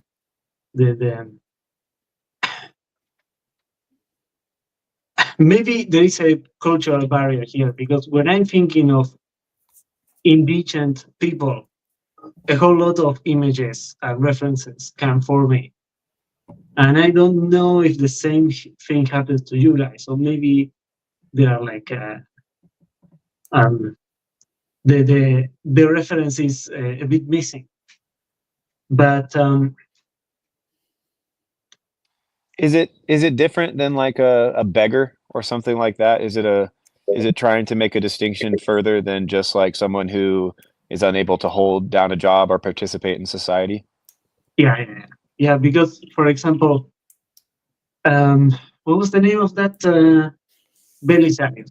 Belisarius was Constantine's general, and apparently somebody found him in Constantinople begging for money. But that guy was a noble guy. So this isn't people who have fallen on hard times. Because there are poor people, and that's a different thing. Think of the recipes that some old lady knows, that you can tell that these things have been passed down through the generations. And when a group of old ladies or a group of women get together and they interchange, that's the kind of thing that the indigent people don't have. So it's almost like I guess I'm still trying to struggle with the kind of idea of a lack of culture, because to me that would almost be like what you're pointing to is more of like a lack of community rather than a lack of culture. Well,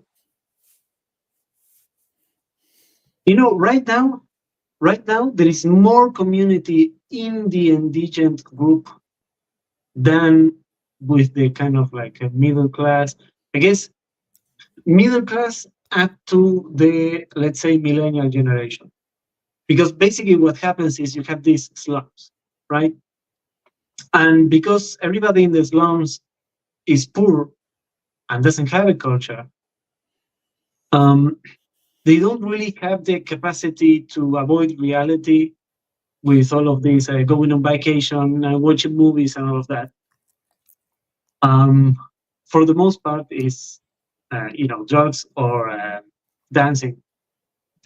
Okay, so so this is like subgroups or whatever that live together, but within the larger culture in places like slums and things like that. Yeah. Okay.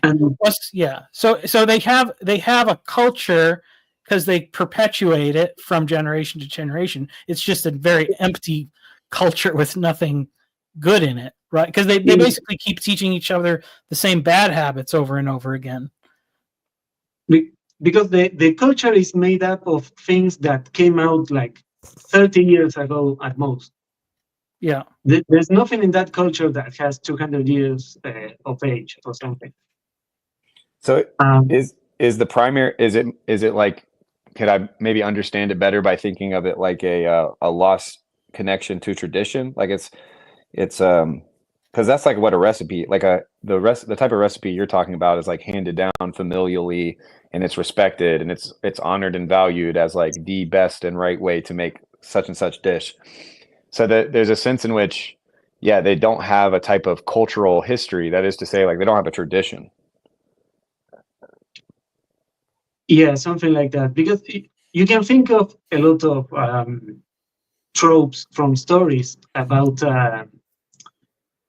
poor people in Europe during a war. And they have all of these resources of like somebody gets ill and there is like a folk medicine for that. It's not scientific medicine, but they have that thing. They have it, even though they're poor.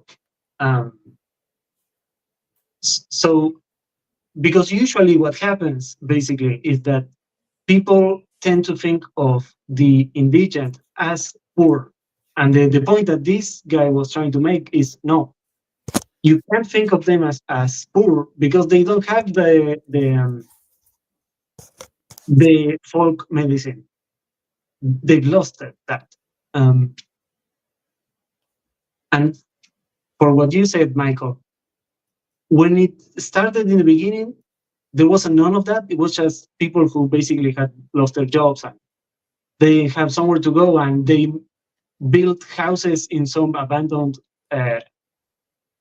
industrial warehouse, and that later on turned into a slum. And because the people over there had kids, now it's become a slum community. And because everything is all clamped up together, because it was built just like that, there are no streets, a car can't go in there. Everybody sees each other every day. So there is a stronger community over there than in the middle class. Well, it's just, I mean, that's a really interesting point, Nick, and thanks for bringing it up. But it's just moving the ball of like things that were interpersonal, like, recipes. It's like, I will never have to learn a recipe because I have google.com, And you can say that's a good thing, you can say that's a bad thing, but it's like these structures are they still exist, they're just in different places.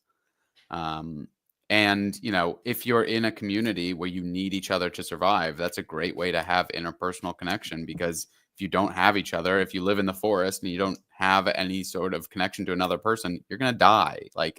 So when people, whether it's middle class culture or, charity for the poor, a lot of ways, there are all these ways in which you stop relying on other people that creates community, that you start relying on, these other sources of like google.com, or, I don't have to work with my friends to make food to feed our families because I get a check from the government and now I can live in assisted housing and blah, blah, blah. And I'm not saying that means it's automatically bad. I'm just saying that these things are now being substituted for other things and they just live in a different place. Yeah.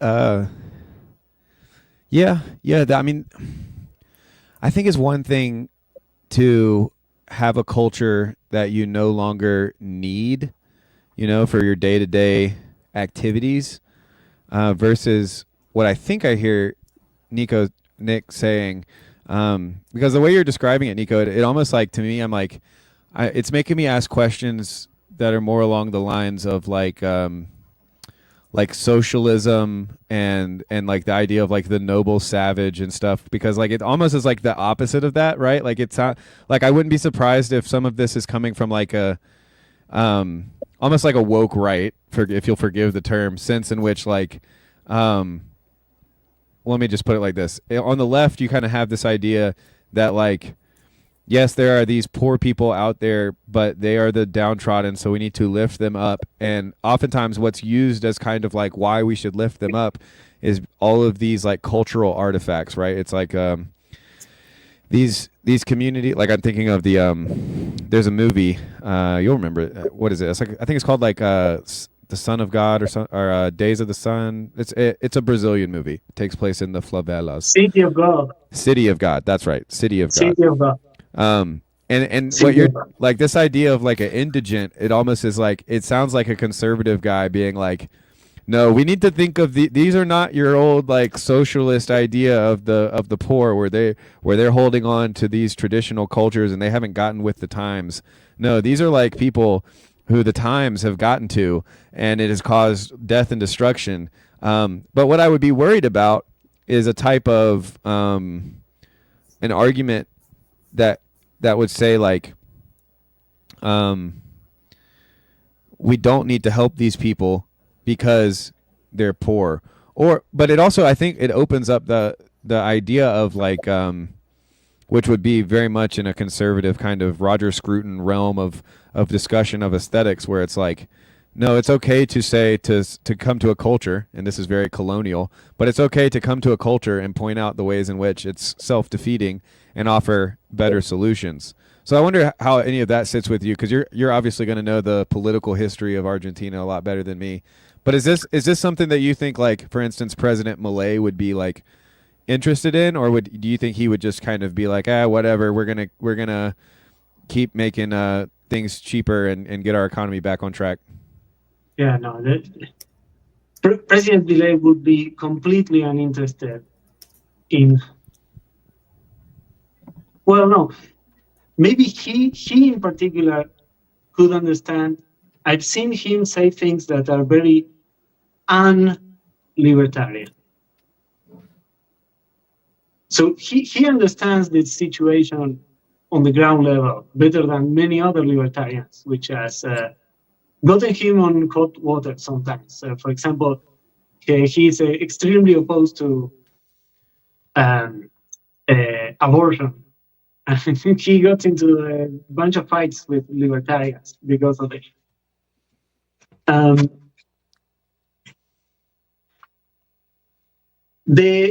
I guess a normal libertarian would say, we just need to make everything cheaper, and people will find a way by themselves. They're not done.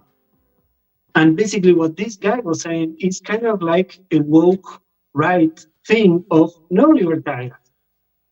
These people are not your normal poor people. They have lost so much culture that if you were to remove all of the government programs, they will starve to death in a year. You can't leave these people without help, or they're doomed. You need a different approach. If you have watched City of God, that helps me a lot, because basically that's it. It's if you remember when you see the low-income housing where they begin in Brazil, there was a different culture to the people. The families were together, even though things were not really good. There was something much more decent. And then you move a bunch of decades after, and it's the dead town favela. And that thing, that shanty town, it's typical feature of almost all Latin American countries. Over here, we don't call them favelas, we call them villages, because it's short for village of misery. And people start calling them villages for short. And if you look at the kind of culture that you find afterwards, it's just completely gone. With the people are like, everything from before is just fled all the way. It's just gunfights and gangs 24/7. Life is very cheap. And it's because of that loss of culture from the previous generations. But the approach of this woke right guy was basically, there are things that you can expect that the poor person can do that you can't expect an indigent person to do. Because in a way, the poor person is much richer in culture, even though they don't have that much money. They have a lot of tools to make a better life for themselves.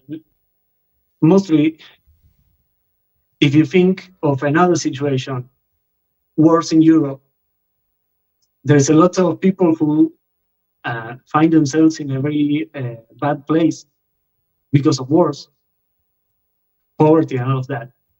And yet, they managed to survive. And after the war, they managed to pick their lives up and build something for themselves. And basically, the argument was, it's because they have that culture, that they could do something like that. And I also have my own idea to add on top of that. But I'm going to leave some space for. Well, yeah, hold on to your idea on top of that, because I did want to ask. I mean, once you start talking about like building culture and how do you rebuild culture for those who have lost it, I think you fall directly into the new book by Michael Sartori, Tents Before Temples. We've got the author here with us today. Michael, you've written an 800-page tome on what it takes to rebuild society in the ashes of a postmodern apocalyptic wasteland. Do you have any thoughts on the subject? Well, yeah. I mean, I think. So, I mean, one of the things that I kind of focused on or led to my thing is, or I could even just say, in my own life, what kind of inspired me to write this was that I had a life that was like more disconnected from some of the tradition or culture, normal things before. Like, I was working in a job where I was just making phone calls all day and sitting in front of a computer. Then I started working in carpentry, and like even just that change in the work, like it necessitated other changes in my life that ultimately led to me being much happier. And I think, there's obviously this thing where I'm not opposed to technology because I think it's really great in the ways that it can make our life easier. But but it may have accelerated too fast for us in that our culture has not adapted adequately, where we didn't realize the benefits that we got from a lot of the daily tasks of life, like making your own food and, maintaining your own home, or, a lot of there was a lot of benefits in the work that we used to have to do that we don't have to do so much because of technology and things like that for our, our own health. And I think, so that's, where cultures need to adjust. That brought it to mind too, like there's a problem with the way our welfare system works here, in that it basically forces people like within that culture to not get married because it's such a huge like jump like from the benefits. And so people it creates this thing where you have women raising children by themselves, and then as those children grow up, like the men are kind of forced out of the household, and the women end up becoming single mothers living on welfare. And it's like it's set in such a way that it totally reinforces that cycle, whereas it's not good. Like there's so people will get out and like get married, and that's a much better culture overall for the kids, but they have to do it because of some strong external influence like religious conversion or whatever. So yeah, I think there's definitely huge impact. Everything has a huge impact on culture and the effects and how we're raised and how we spread knowledge to the next generation. Right, because it's even if you assume that there's like a obvious right and just way to live as like a Christian family, for instance, the various vicissitudes of culture are still going to matter, because you're going to find yourself either in a positive world or a negative world type of atmosphere. You're either on the frontier, or you're having to fight against the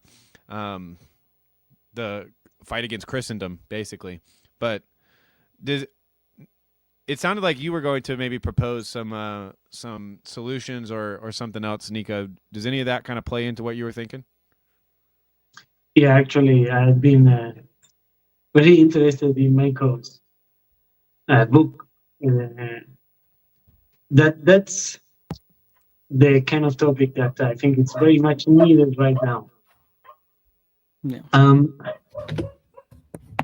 Here's the thing about the consequences of, maybe you could call it a lack of culture or something like that.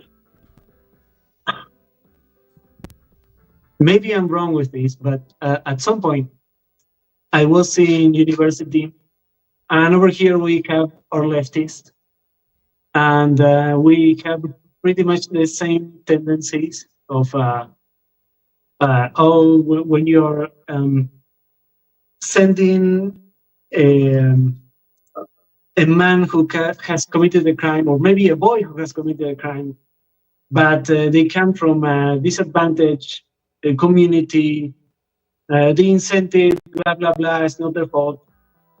I was kind of on board with that thought.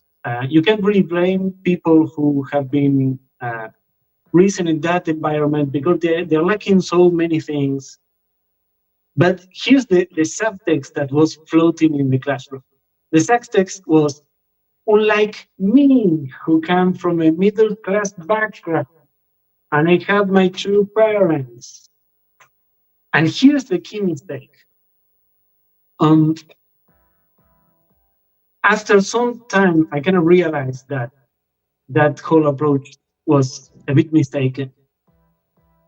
But usually what I was about to do at that time was going, oh, I really can't judge. It's really, what do I know about what it's like to grow up in the favelas of Brazil. But here's the thing. I think I have a theory. People put the line, or sometimes people put the line between the poor and disadvantaged people and the rich and well-off people. And they think poor and disadvantaged people, we have to make them like the rich and well-off people. And here's the big mistake. I think the way that people became indigents is by first being wealthy and well-off. And this is basically the pattern. You start with a traditional family, a grandfather in a house.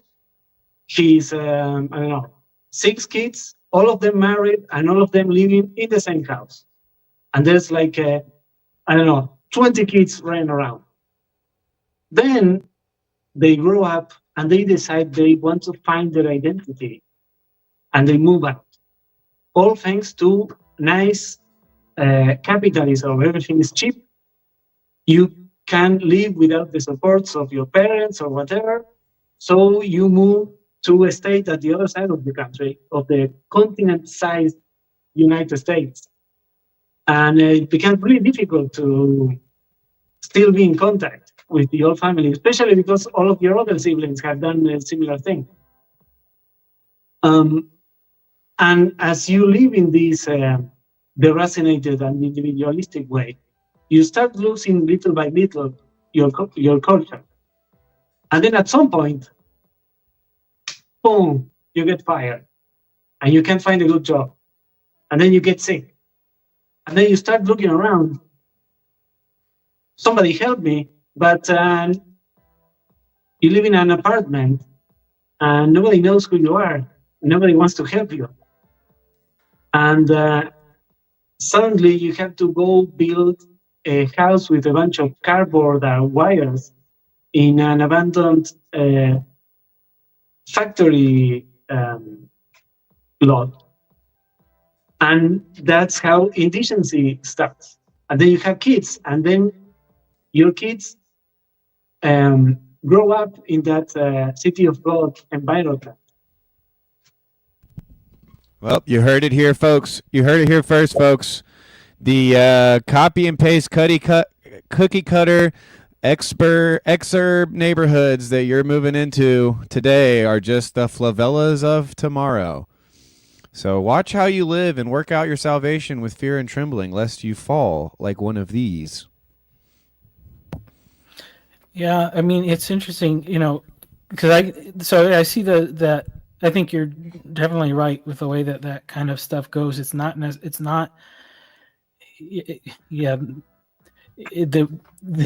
the rich in some ways that are like disadvantaged in some of those ways, because it's interesting because I think about my family was kind of poor when I grew up. And part of that was because my parents decided they wanted to be really involved in the church. so they lived sacrificially. So I mean, so it's not, we weren't lacking for anything, but we didn't get to do a lot of stuff that we never went to Disneyland or anything like that. Whereas like my wife's family, her parents were a little bit more well off, and they kind of had this idea of like, oh, we want our kids to have this childhood that we didn't have. And my wife's mom passed away before we started dating. And since we've been married, there's been many times where she's basically expressed like, I wish my mom had spent more time teaching me like how to take care of a house, how to cook, how to clean, because she had known how to do all that stuff, but she didn't teach her daughter. She just took care of it for the kids so that like her kids could have like a more fun childhood. I mean, and there was a lot of these, like my wife did dancing and theater and her brother did sports. And so all these like middle class amenities, like they were really involved in. And it's like, well, those are important culture, aspects of culture if you're going to continue in an upwardly mobile direction.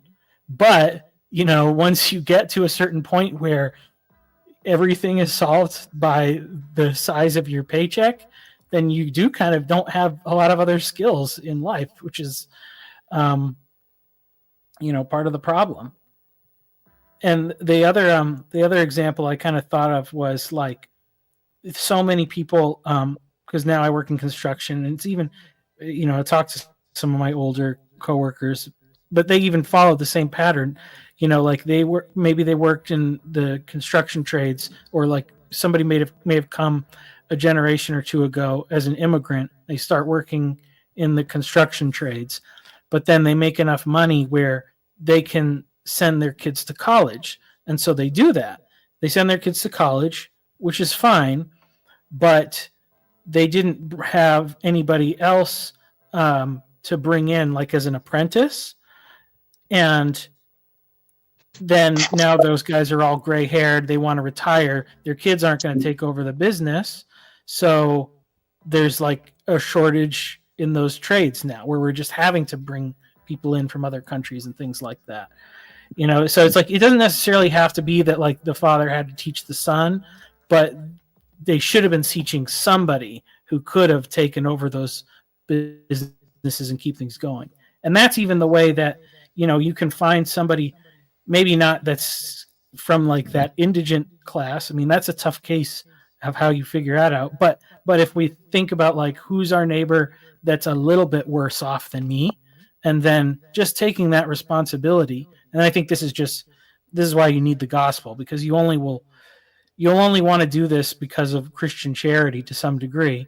But just to say like, okay, well, there's somebody I might not have everything together, but I'm a little bit more well off than this person. So I'm going to teach them what I know and help them, in their journey. And that's the way that your culture becomes like strong.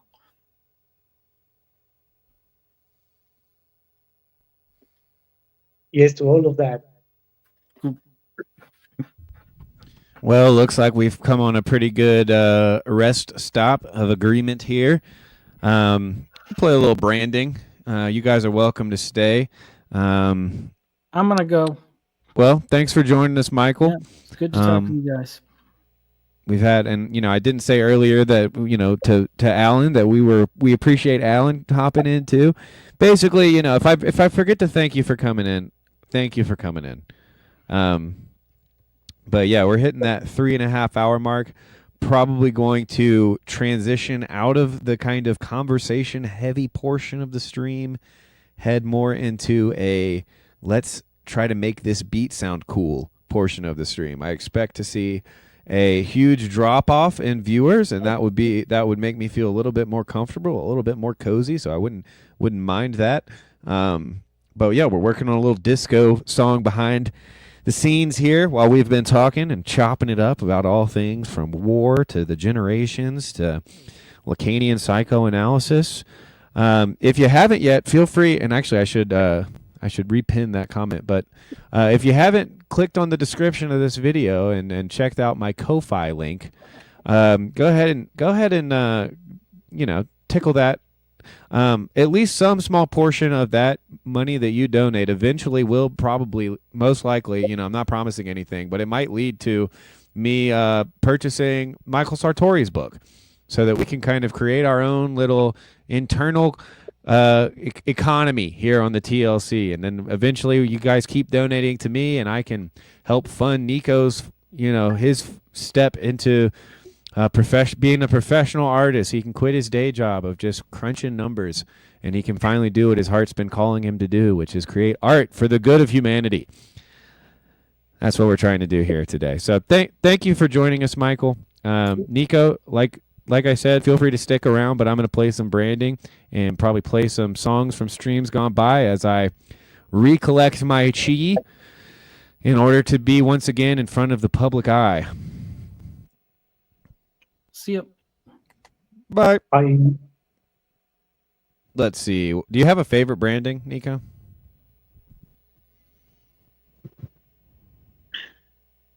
The last one with the flute, I quite like that one. Remember? I think we had the steaming people. It's got the it's like you lived here your whole life. That one. Yeah. What do you chew that tobacco for? Well, nothing. We already did that, and I don't normally like to repeat brandings. In regards to repeating brandings, I usually say no. Well, we don't do that. No. So that would be that. But we had Alan on the show, and as a thank you, I'm going to play the Alan beat here. So here's Alan. Enjoy and finally, last one. There's no art for the corner. If you're a smart person, if the corner helps you, and then you go and make art, that is not art corner. That is just art you made. If you make art for the corner, it's just called garbage. Just pick it up, put it on your fridge. Your grandma laying it on the fridge. That's not for us. If it's art for the corner, it's art for the garbage. Okay? Art is just art. Period. If the corner teaches you, if it helps you see something more clearly, and then you put that into your art, and then people like the art, great. If you make art that only can be viewed by people in the corner, that's just called garbage, and it belongs in the garbage can. And that's just the way art works. Okay? Guess what? I've done a lot of comedy. Most of my comedy goes directly in the garbage. Okay, it's bad. It wasn't good. Nobody laughed. My parents didn't even laugh at it. That's it. It goes in the garbage can. It wasn't good. It wasn't secretly great. They did not understand the archetypes I put into it. They did not understand the Petersonian, little thing that I was doing. None of that is true. It was garbage that went in the garbage can, and then you started over. So you're not going to make art for the corner. You're never going to have your own art galleries. This is not how art works. The Broken Clock Tower Discord is going to clip the hell out of this little rant. It is going to become branding. Well, yeah.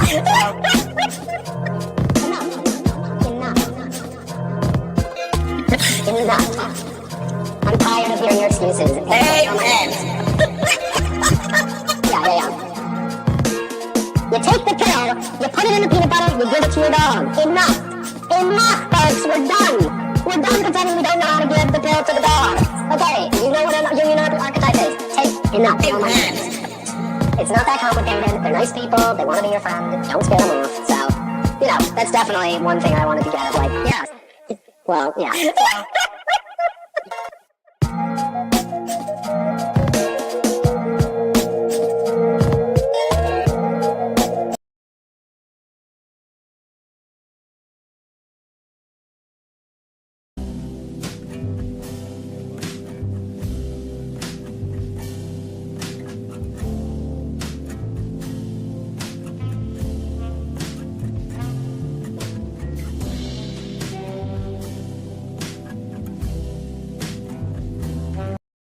I know community and culture are going to play a big role in our conversation. Are we past this? And then cultural rebirth of some kind, things go in cycles. So all of that is very interesting. Salience hierarchy, and is it kind of, I don't know, is it in the process of replacing, maybe the old-time religion as the more implicit religion in our society? Okay. Thank you, Sam. Ian, what's on your mind? You haven't even pitched to us this morning, Ian. Something you'd like to colonize us with. You got to unmute. So, yeah, I'm already going to point a little bit to what Matt said. I think it's a little metagetical.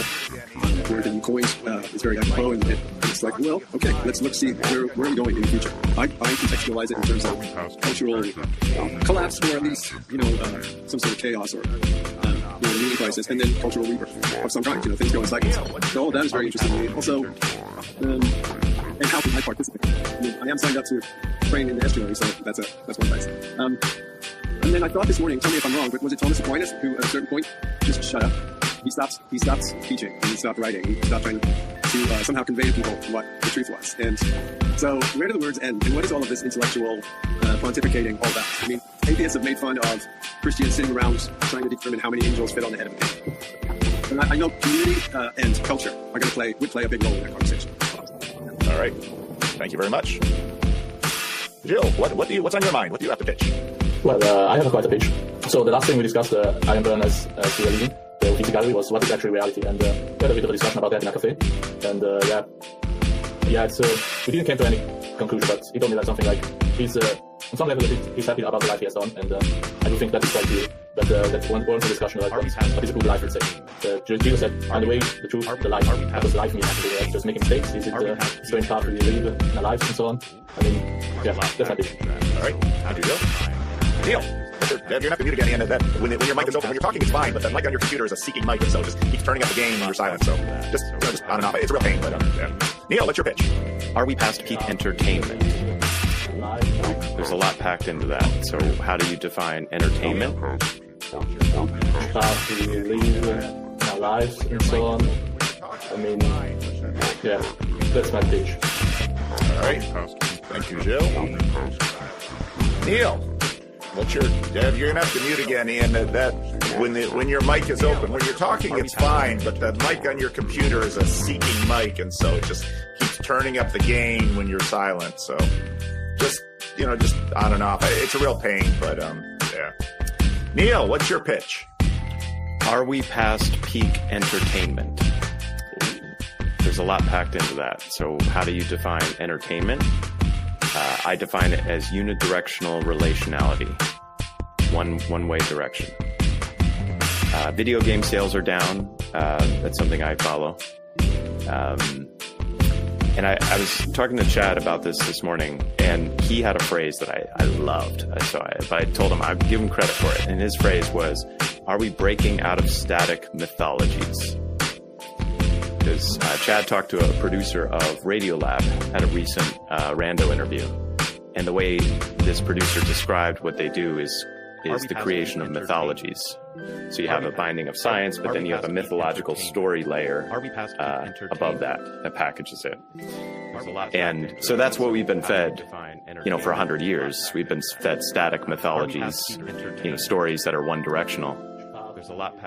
And now is it a dynamic mythology that we are building, whether it's within TLC or, even within a church. A good church community has its own mythologies of how that church started, the key moments, the key decisions. Yeah, the Kairos things that bind people together. That's what I got. So, and I guess any of that, but the main question is peak entertainment. Are we past that? Yeah. Okay. Are we past peak entertainment?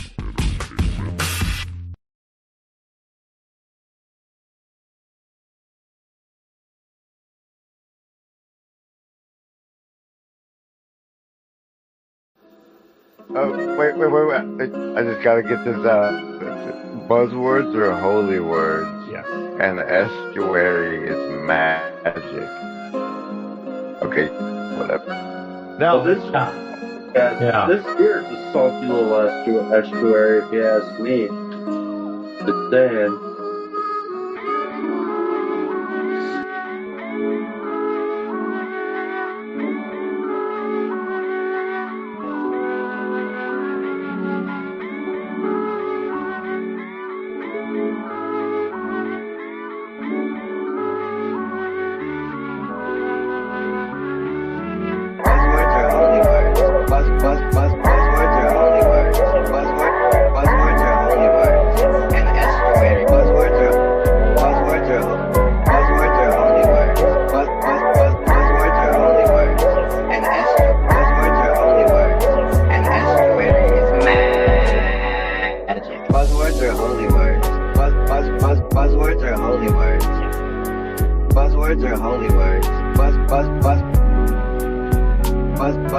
buzzwords are holy words. Buzzwords are holy.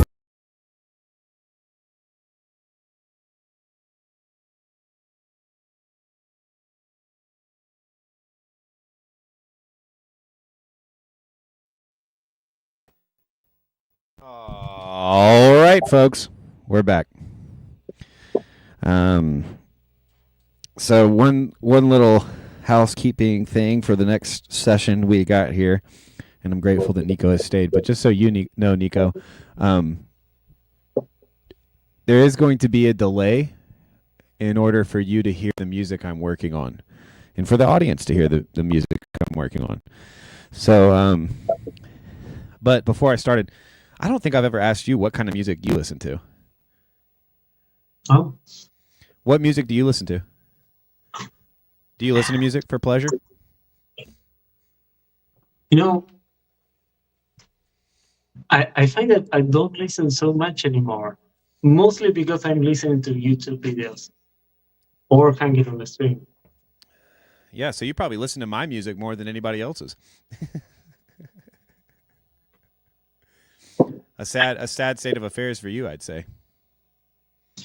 When I was a kid, I used to listen to a lot to System of a Down. System of a Down. I don't know why, but I did not see that coming. Yeah, I guess it's because I just don't listen to them anymore. It's just I can't. Wake up! Wake up! Yeah. Yeah, I guess now that I say that out loud, I guess I can see it on you. But with that look, you got to be listening to some Hall and Oates. Ever since you've grown the hair out with the mustache, you gotta turn that. You gotta be listening to Hall and Oates. You probably need to listen to some Queen. You look like Frank Zappa as well, although Zappa's probably a little too postmodern, a little too chaotic for your taste. But also, it wouldn't surprise me if you were a classical guy, or a classical music guy, or a jazz guy. Like, I could see you getting into both of those genres. And it's not just because they've done studies and people who enjoy jazz and classical music tend to have higher IQs, which I tend to think you do. I think that I think you would probably like some classical music and some jazz. I guess I like classical music, but I'm not a big brain understander of classical music. No, I know a few of the big ones like Beethoven or Bach. Yeah. But I couldn't tell you that much about it. It's just found something I liked and I listened to it. Yeah, I mean, I grew up listening to them, listening to classical music because my dad likes classical music. But it wasn't until college when I started learning more about music theory and music history that the brilliance and genius involved with classical music kind of came to the fore. I think like aesthetically, I liked it. It just sounded like pretty music, and I liked listening to pretty music, and it also had the connection of like, if you listen to classical music while you're doing things, it makes your life feel very beautiful and like a movie or something. And so I had certain rituals around specific symphonies and concertos and stuff like that. Like, I would listen to Vivaldi's Four Seasons whenever I was in despair, and because it was kind of like a warm blanket, kind of like a teddy bear type of thing. But the point I was really wanting to make was I bet that you would really love like a deep dive in musical history insofar as it pertains to even the theory of music, because that stuff is very, very interesting, and it has this relationship to like world history, or at least Western history, because of the ways in which sometimes right after these big kind of tectonic shifts in the way people think happen, a lot of times you can see rumblings in music, or you can see reactions in music. And so that's something that's always been very, very fascinating to me. But even in like the difference between somebody like a Beethoven or a Bach, there's plenty to unpack, and you start adding in like Mozart and Brahms, and eventually you get to Wagner and Nietzsche and stuff like that. Like it's really like there's probably just as much kind of intellectual juice there as there is in kind of like the history of thought and like philosophy and stuff like that. But it's kind of a different mode, right? So But yeah. Yeah, I skimming the internet in the dark corners of the internet. I found some esoteric right wingers that have these theories about how this classical composer ruined Europe forever or something. A lot of darts thrown to Wagner. A lot of what was it? Ring of the Nibelung skaters going around. That stuff is much more interesting. What's the result of the compositions of a classical composer decide the fate of humanity? Now that's interesting. Yeah. I mean, if you want kind of the nexus of like world history, philosophy, and music history, you'd be hard pressed to find someone more important than Richard Wagner. But he was also a philosopher in his own right. Like I've read some of his writings on aesthetics, and it's not chicken scratch. I'm sure if I reread them, I'd probably have more substantive disagreements than I did when I read them like 10 years ago or whatever. But yeah, I mean, it's to me it's very interesting, but it's oftentimes one of those things where like I enjoy hearing people who know more than me talk about it. I really can't stand people like listening to people kind of pontificate about. I shouldn't say always, but like for the most part, when somebody, I'm not going to give examples, but oftentimes when I hear people kind of talking about music theory, it's the type of thing where it's like I have to be careful because I'm like, I don't want to crush the joy that they're experiencing, but they're kind of in that like level 1 version of understanding what was really going on. And like, there's so much more juice and interesting things that happen, but you don't want to starve someone from their kind of process of learning all of that stuff piece by piece, I guess. Let's see. Yeah, I know. I guess some people can take it, and others don't. I find mostly that sometimes people start identifying with something, and that's when you run the risk of completely ruining it for them. Yeah.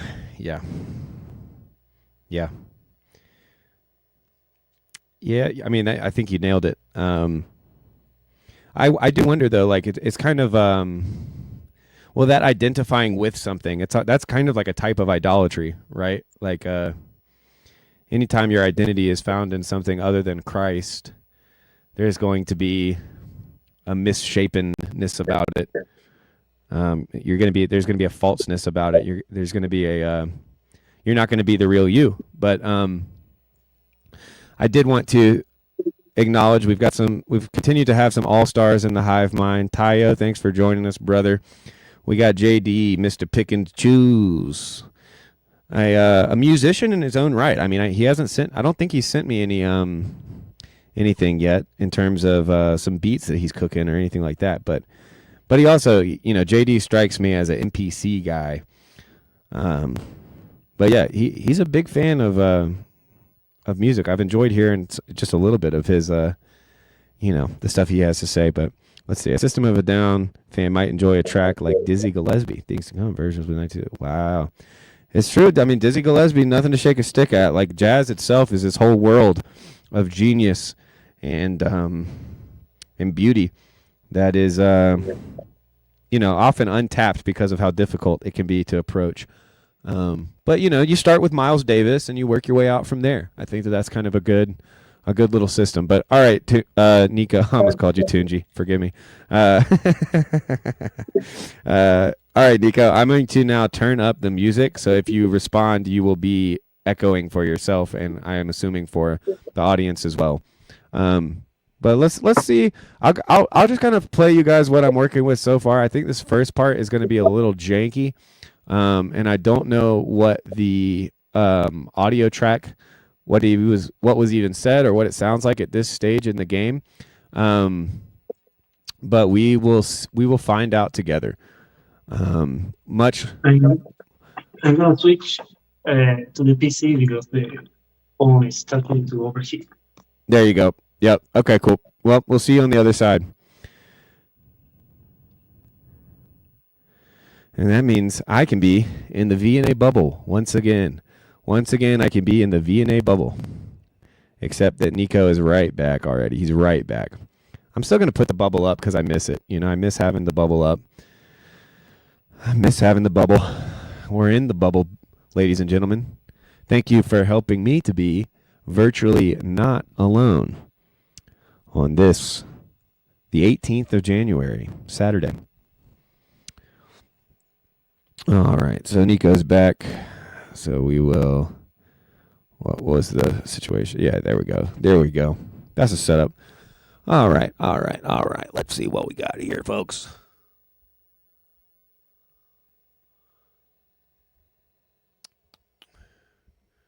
And then we'll press play. We'll see. We'll listen together. And so, anyway, I think that pulling their life down on top of them as soon as they take their first drink, which is like, why can't I be like the person across the street? It's just that you're different, right? And so, anyway, I think that as you talk about that maps. And so this is where I talk about when people talk about things like as you're talking about those things. What I do is I grab those things you guys talk about, these ideas, and I just pull them down into the wisdom things that I've seen that I've mapped onto my life. I'm like, oh, okay, this plays here, and this actually works because I've seen this play out in real life with real people.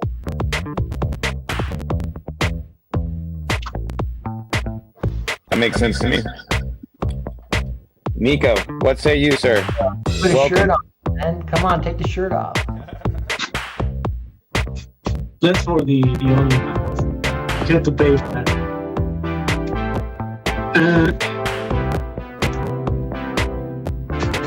I mean,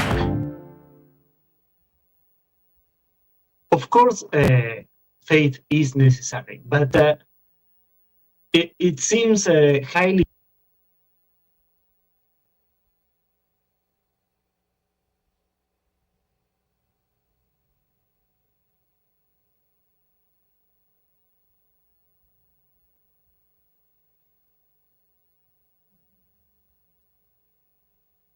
Uh-oh, my dog's getting upset.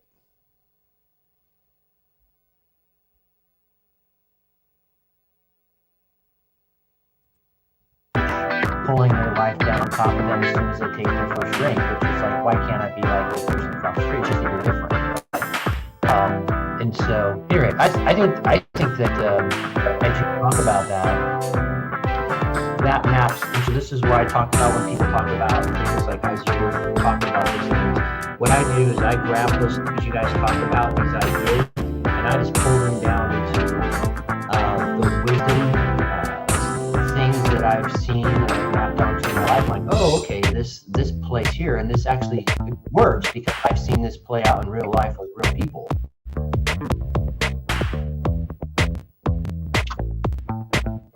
That makes sense to me. Nico, what say you, sir? Put the shirt off, man. Come on, take the shirt off. That's for the only ones. You have to pay for that.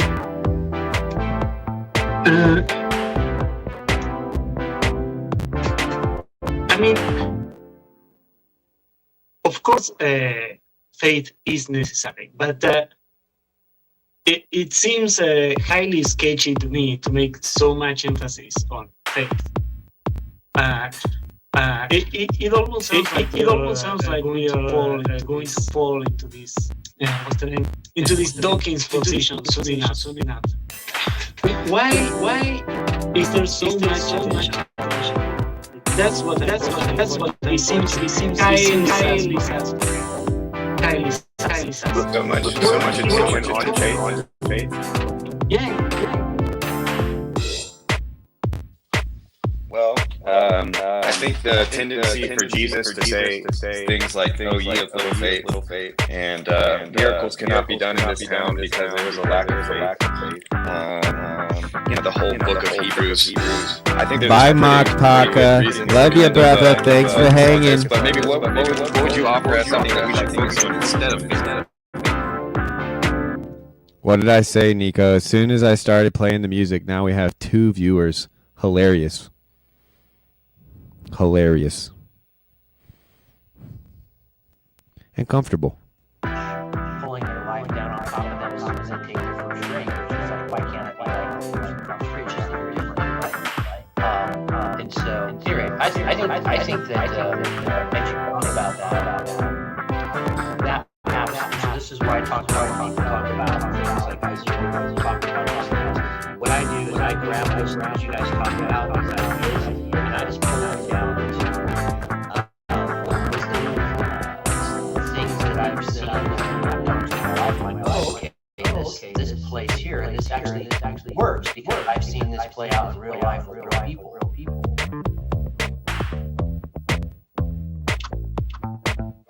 That makes sense to me. Nico, what say you, sir? Come on, take the shirt off. That's for the you have to pay.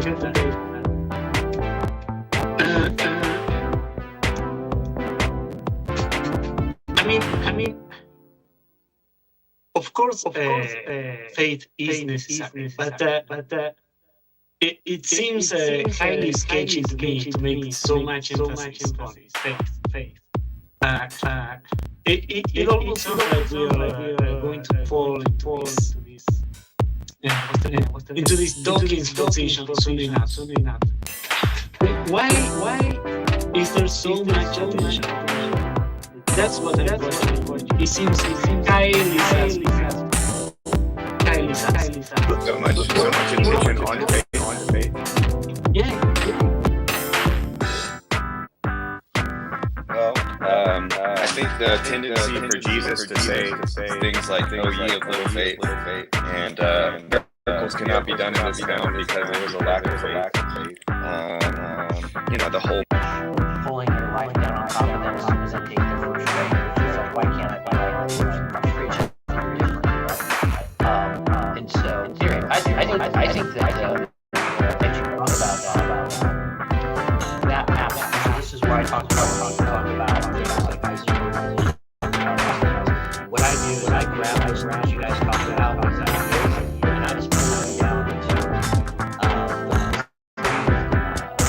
things that I've seen in my life. Oh, okay, this plays here, and this actually works because I've seen this play out in real life with real people.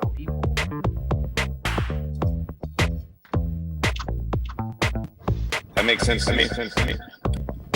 Nico, what say you, sir? Este McMorris Salame no me puede tirar un track ni para zafar de la side. I don't know what any of that means. Tírate un track decente papatas recaul cualquiera.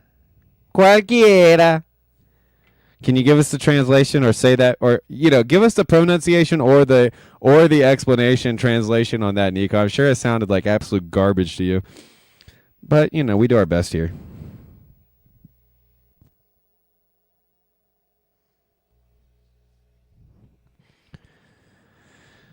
Well, you're still muted, but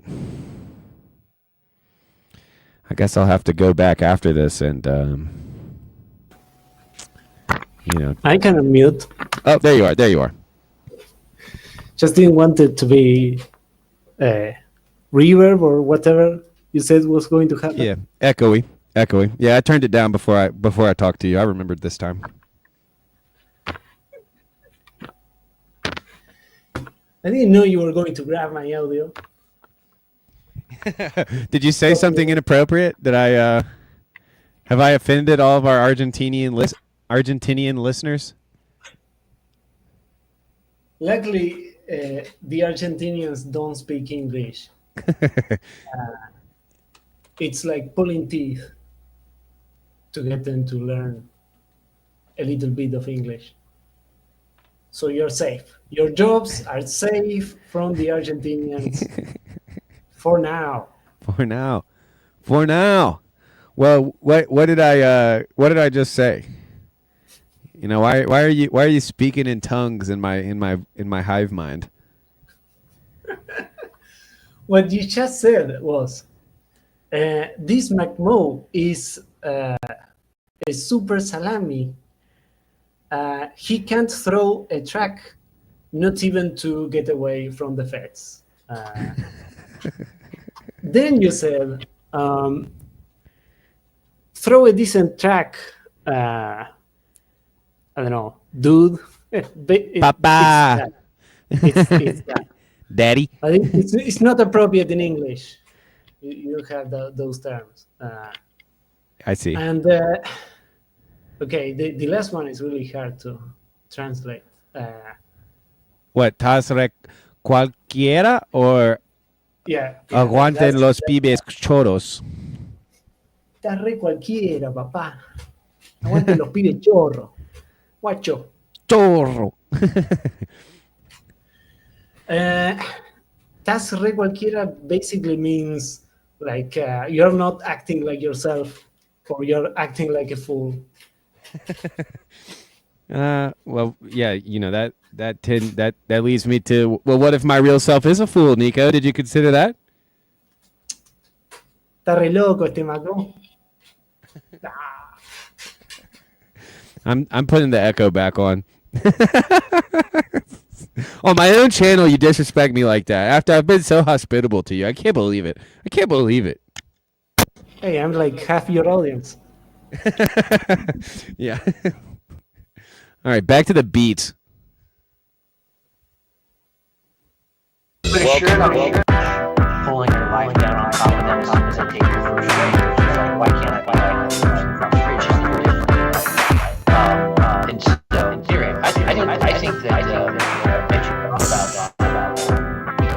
that happens. This is where I talk about things like high school, talk about this. What I do is I grab my stuff you guys talk about, and I just pull them down into things that I've seen. I'm like, oh, okay, this place here, this actually works because I've seen this play out in real life with real people.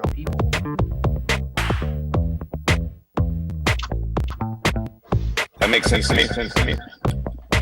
Nico, what say you, sir? Put a shirt on me. Come on. That's for the get to take it. I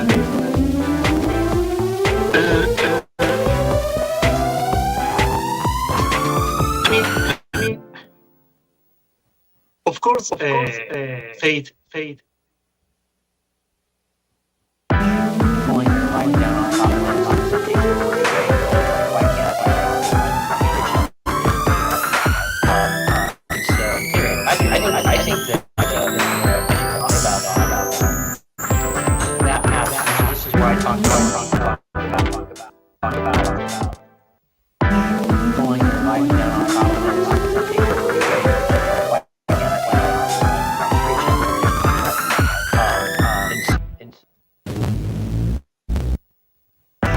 pulling your life down on top of them and taking your first break. She's like, why can't I be like this? And so, anyway, I think that that happens. This is where I talk about things like high school, talk about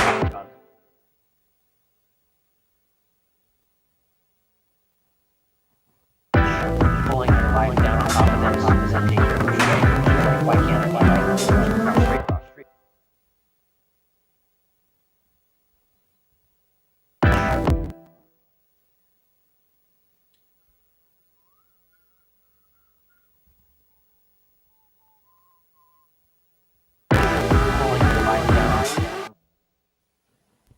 The name of this instrument is tectonic shift. We earlier had Michael Sartori, founder of the Tectonic School, helping us navigate these tectonic shifts. Pulling your life down on top.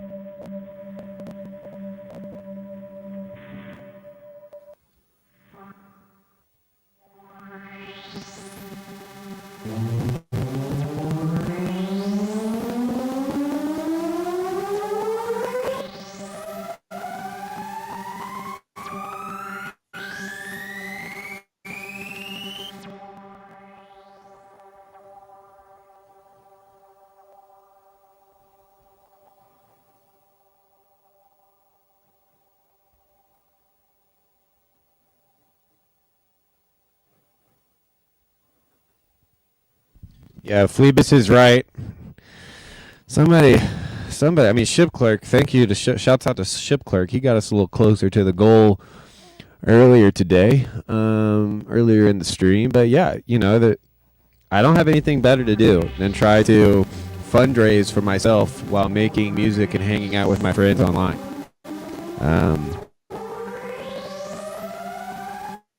But I'm having a good time doing it. So, you know, if you don't find it in your heart to give, you can at least do me a favor in participating and or just sitting back, relaxing, enjoying the virtually not alone vibes.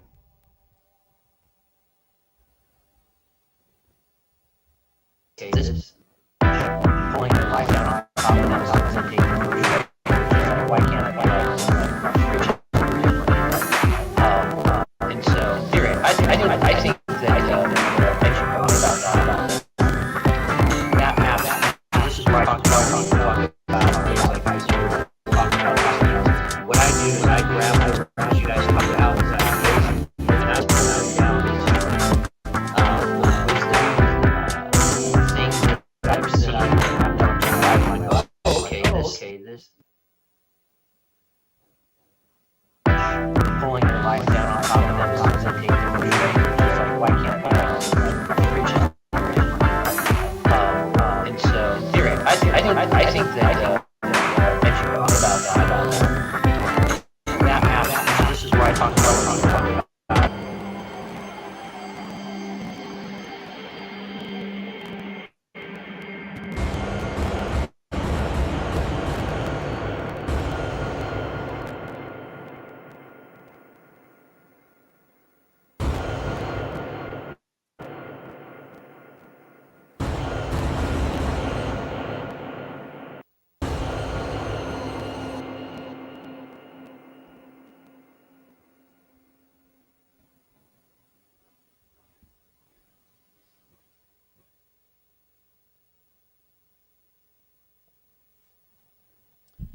Yeah, one of my favorite things is when Alan takes an L. You know, he's just so dosh gone handsome and likable. That when he really has a bad take, it does fill me with delight, you know, and I'm not mature enough to say whether or not it's a Schadenfreude or you know, some sort of foolish mockery of my friend, but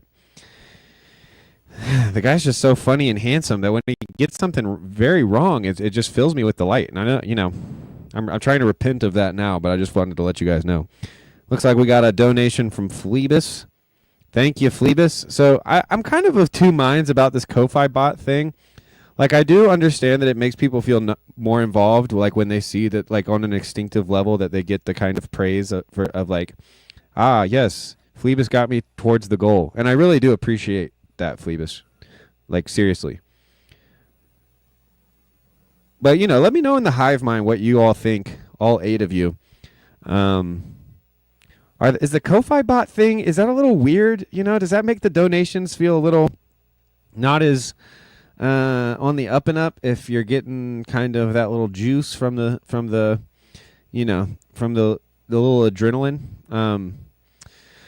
You know, just wondering everybody's thoughts out there. I mean, if it were up to just me, I would, you know, I'd LARP hard and grift harder. You know, I can turn the screws up on you guys if someone says that I'm not grifting hard enough, I'll turn the screws up. I'll turn it up. You know, we can grift harder.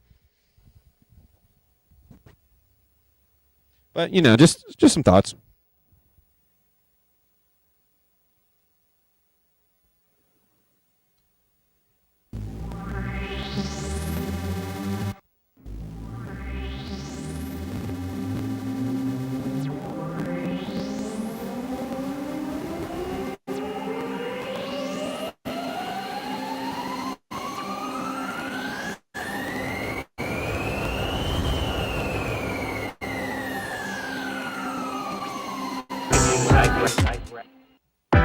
pulling their life down on top of them as they take their first break. It's like, why can't I be like frustration?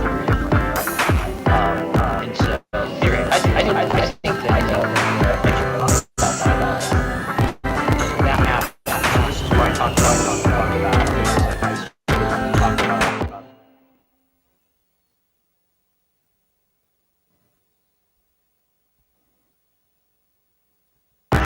Pulling their life down on top of them as they take their first break. It's like, why can't I be like frustration? And so, anyway, I think that that map. This is where I talk about what I do. I grab. So that's not a big enough transition right there. You know, that's not fun enough.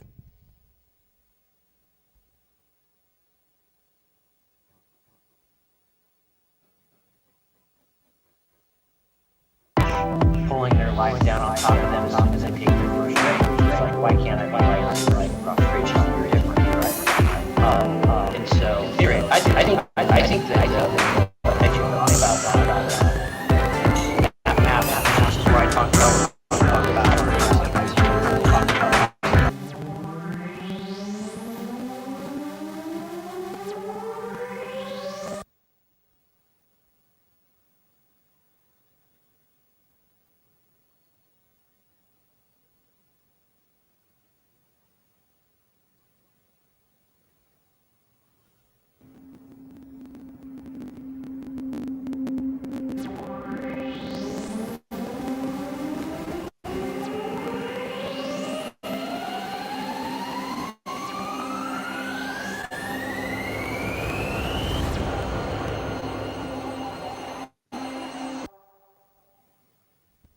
I know what needs to happen.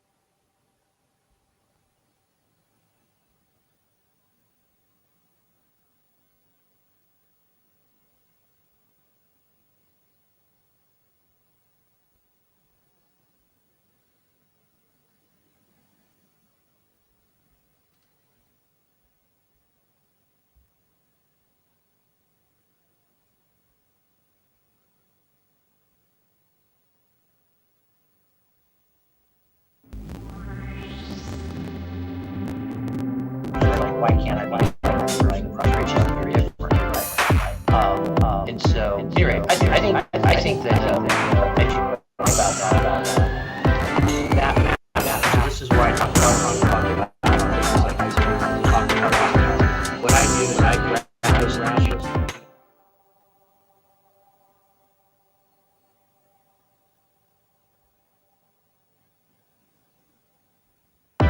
Pulling their life down on top of them as they take their first break. It's like, why can't I be like frustration? You're different, right? And so, anyway, I think that that you talk about that.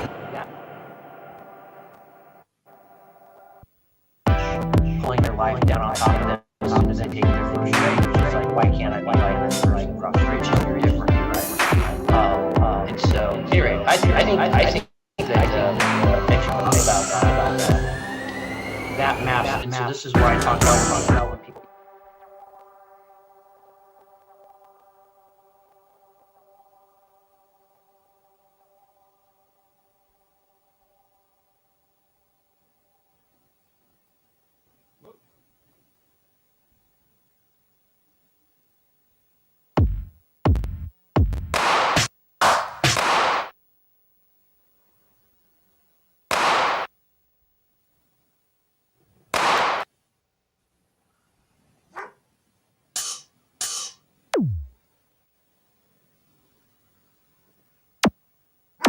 Pulling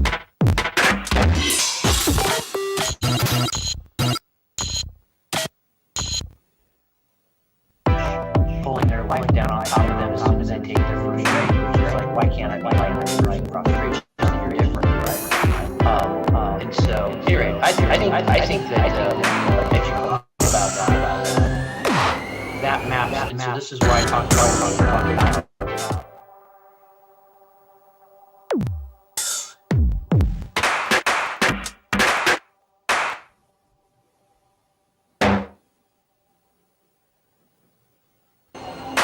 That map. So this is why I talk about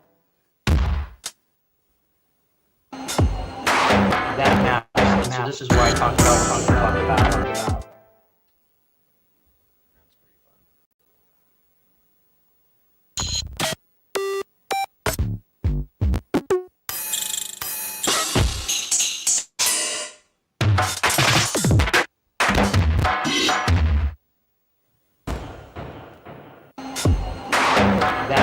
So this is what I talk about.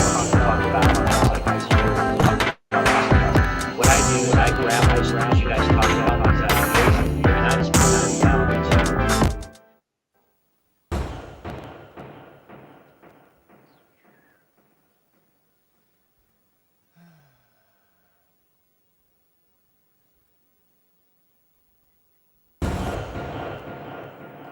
You know, some of this stuff is tedious, and I apologize for the viewers, but, you know, I spent most of the first 4.5 hours, you know, trying to be a good conversation partner. And boy, did I forget about estuary. You guys are supposed to tell me about that. Dad gummit. All right, well, now I'm running late to an estuary. I'll see you guys later. I'm going to have to end this. We'll listen to it one more time, but I've got to copy what we got and see what happens from there.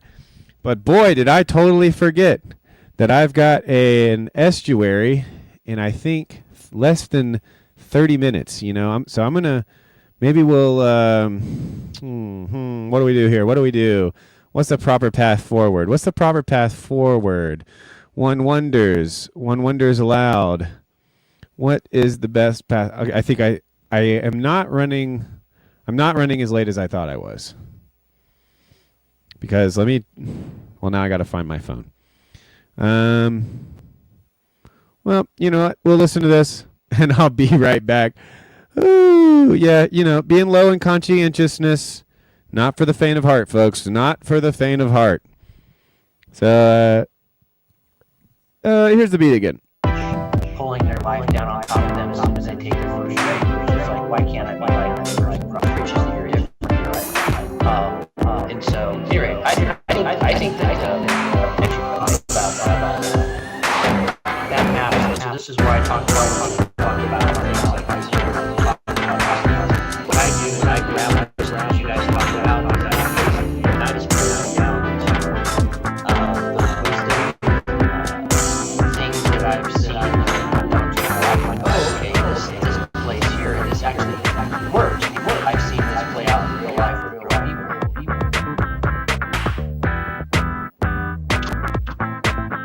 That makes sense to me. Nico, what say you, sir? Put a shirt on. Come on, take the shirt off.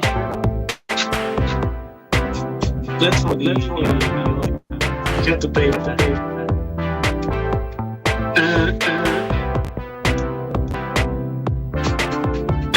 I mean, of course, faith is necessary, but it seems highly sketchy to me to make so much emphasis on faith. It almost sounds like we are going to fall into this Dawkins position soon enough. Why is there so much attention? That's what I'm watching. It seems highly suspect. So much attention on faith. Yeah. Well, I think the tendency for Jesus to say things like, "Oh, ye of little faith," and miracles cannot be done in this town because of lack of faith.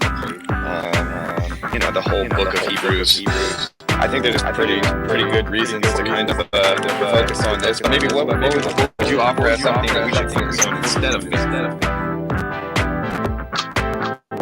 Yeah, that's the thing.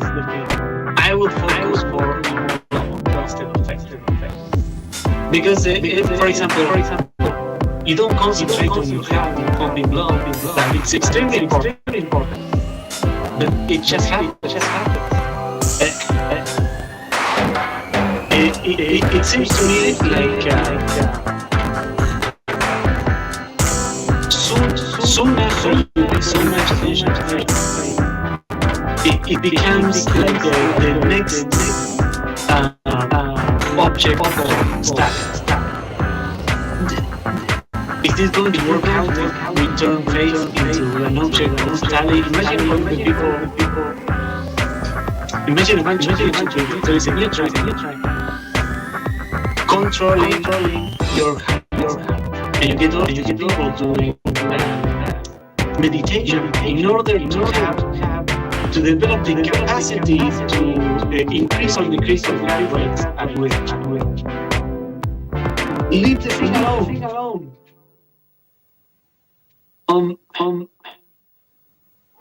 With when you love something, attention, desire, action, it goes smoothly. I think it's better to concentrate on the object of desire rather than just leave it face to do its thing. Doesn't need any help, just like the car. All right. I push. All right. We're good. We're okay, folks. We got a little bit of time. Here.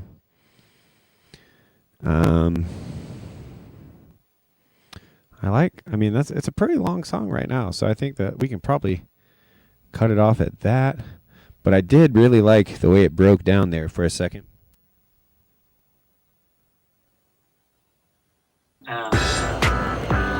What was it? With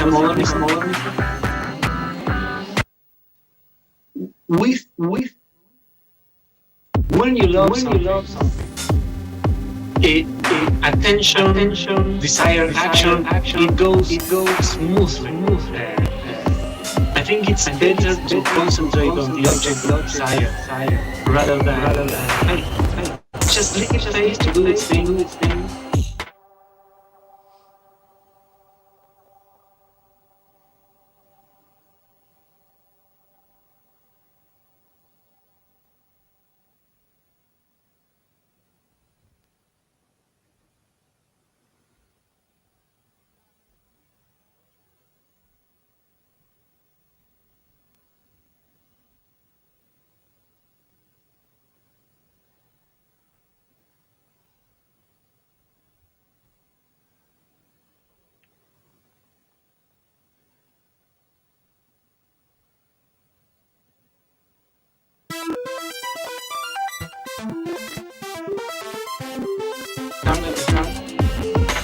Just leave it face to do its thing.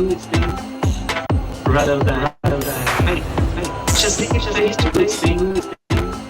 Doesn't need any help. Holy cow. Rod, thank you very much, sir. Thank you very much. Holy cow. That is a little overwhelming. Oh, I'm glad my face isn't on screen right now. Yeah, thank you very much, Rod. I don't think you even know how much that means to me. Yeah, thank you very much. That is very lovely. I'm not going to overdo it because I know it can get awkward, but I really appreciate that. That is, that's huge. Wow, thank you very much.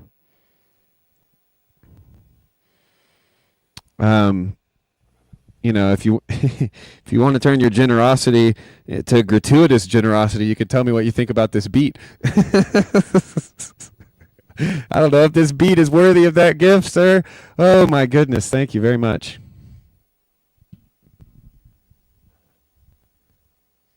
Well, this beat is at least dancey enough for me to, this beat's making me want to dance, so maybe we can just rejoice together. Yeah, I'll buy your book, Michael. I'll buy your book. Hey, just leave your face to do its thing. Doesn't need a shell, just like the song. I question this kid trying to go through. Yeah, and so also, how much is guys enjoying the what was it? What Sire, rather than hey, just leave your face to do its thing. Doesn't need a shell, just like the song. I question this kid trying to go through. yeah, and so also, how much is guys enjoying the what was it? What who?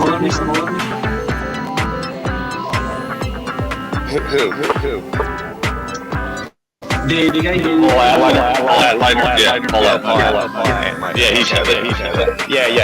That's right. Yeah. I think those are some very good points as far as, faith, hope, and love, which of these is the greatest. I think you're right to say that love is the greatest. I would, however, though, push back slightly in the sense that I like that for an ending. Hey, just leave.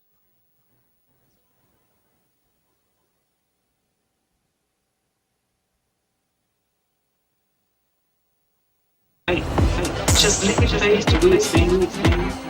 Doesn't.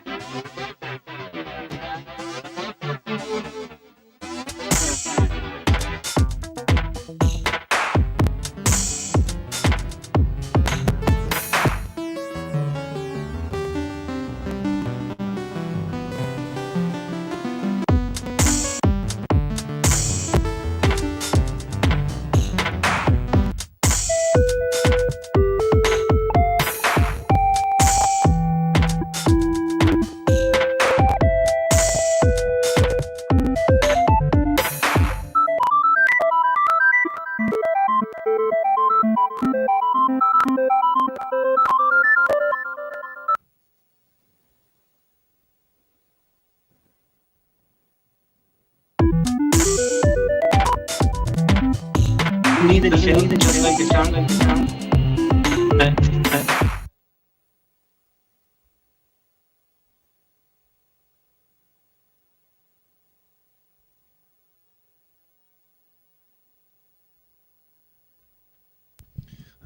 Thank you very much for the kind words, Rod. Really appreciate that. And it was right on 3:33 p.m. for you number appreciators. And we will keep doing what we're doing, at least until Rod. You just my wife might cry. She's going to be very, very happy. But yeah, thank you very much. We will keep on keeping on, and we'll be back tomorrow making some more chill beats. This one's a little more exuberant, you might say, but tomorrow we'll be back on some chill vibes. A little cool down before I have to go to the City of Sin this week for work. I'll be at World of Concrete. If anybody out there wants to see me in my day job, come to World of Concrete.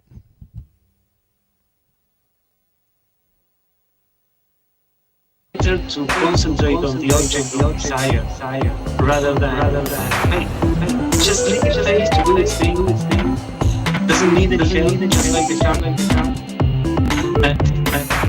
I question this kid trying to go through this. Yeah, and also, how much is guys enjoying the what was it? What the morning?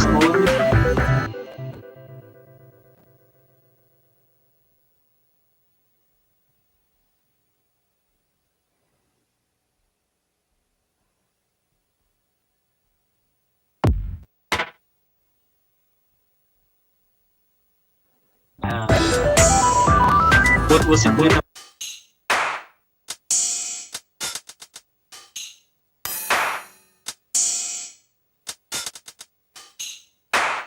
Pull up. Yeah, he showed it. Yeah, that's right. I think those are some very good points as far as, faith, hope, and love, which of these is the greatest. I think you're right to say that love is the greatest.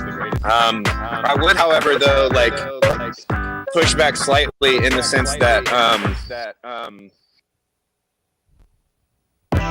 pulling their life down on top of them as soon as they take their first drink, which is like, why can't I be like the person across the street? Just that you're different, right?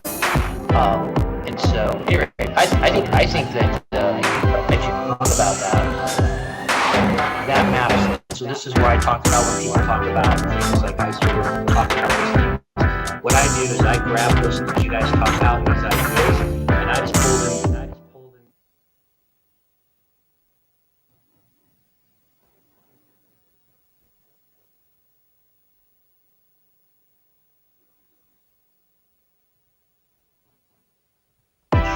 Pulling their life down on top of them as soon as they take their first drink, which is like, why can't I be like the person across the street? Just that you're different, right?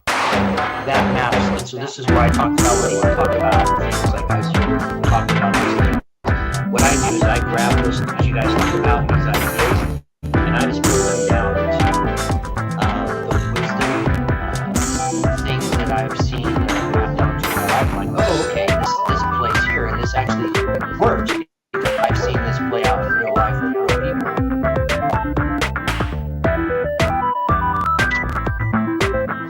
that makes sense to me. Nico, what say you, sir? Welcome. Come on.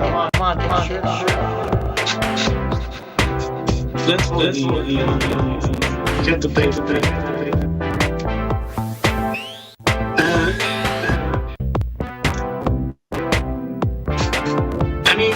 I mean, of course, faith is necessary, but it seems highly sketchy to me to make so much emphasis on faith.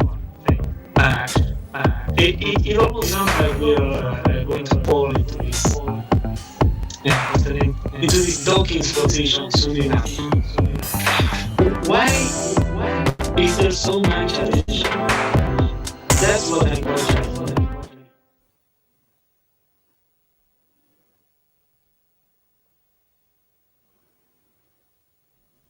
One thing that sometimes makes me cringe when I'm listening back to conversations like this is when somebody says something very clearly and then I ask a follow-up question, basically repeating what they said, which is like, I guess I was listening enough to get the main ideas, but I wasn't listening close enough to know that I was literally repeating you verbatim. Pretty crazy. You have to keep the show going. I know. I'm listening. I'm not so much listening to every word. I'm not listening word for word. I'm listening idea for idea, I suppose. But yeah, it does make for good radio when the host is a complete idiot. It doesn't know what anybody's saying, so they could just ask them to rephrase.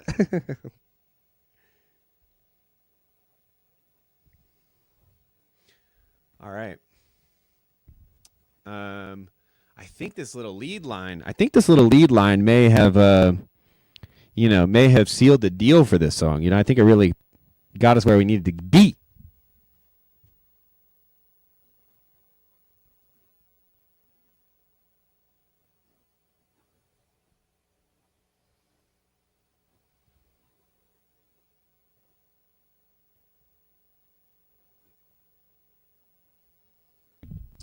And I think my computer probably isn't going to be fast enough to give it a proper mastering, but that would be nice. Yeah, this is probably going to make my computer crash. Let's quit a couple of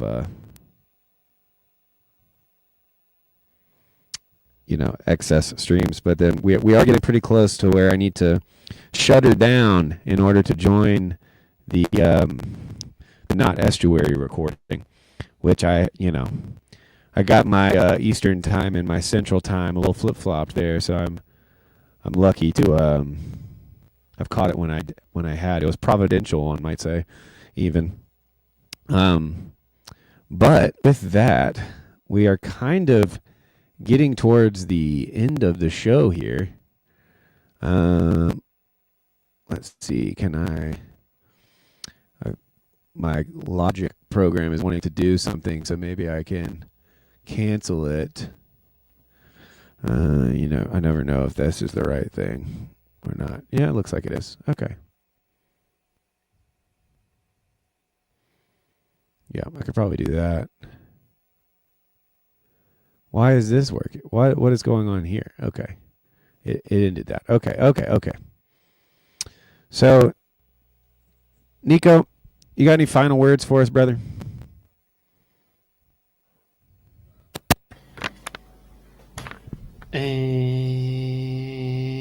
That's it.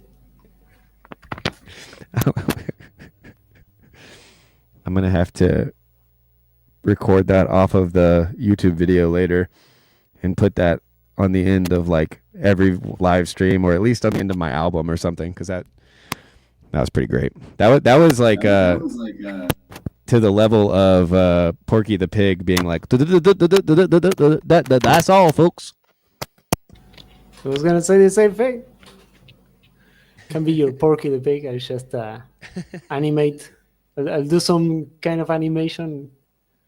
You can put it at the end of the stream. Yeah. Well, are you going to do that animation for me? Yeah, I'll get back at you. Yeah. You've got the means. You've got the means of memes, the memes of production. Come on, what's stopping you, brother? Somewhere around here, I have them. It's I put them away. I had to find the box where I left them.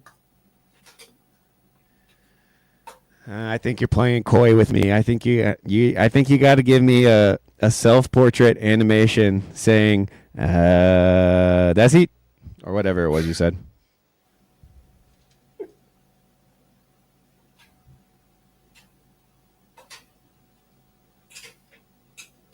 Meanwhile, I'm like trying to bounce this thing, remembering the date and all. I'll send it to you by mail. I'll put it on a donkey. Okay. The donkey will travel. Yeah, just send me the solenoids. Old going school. Across Mexico. Is there in Argentina? Is it as universal or cross-cultural, the idea of like donkeys being dumb, and the idea that you can call somebody an ass, and it works because they're a donkey because they're stupid? Is it an insult to call somebody a burro? Yeah. You didn't watch Chavo del Ocho? No. You didn't watch. I don't know what I've watched. I don't even know what you just said. Nothing.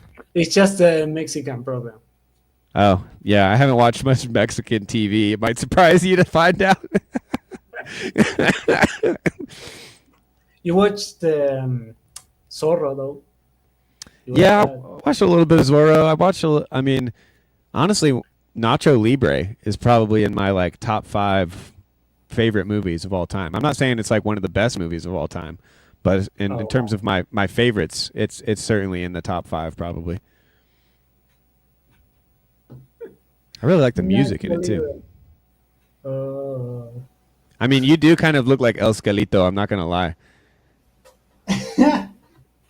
If we lived in the same area, we could pull off the most killer Halloween costume of me as Nacho Libre, and me as Ignacio, and you as Esqueleto, Steven. Except you would be like, I don't believe in the individual. I only believe in community.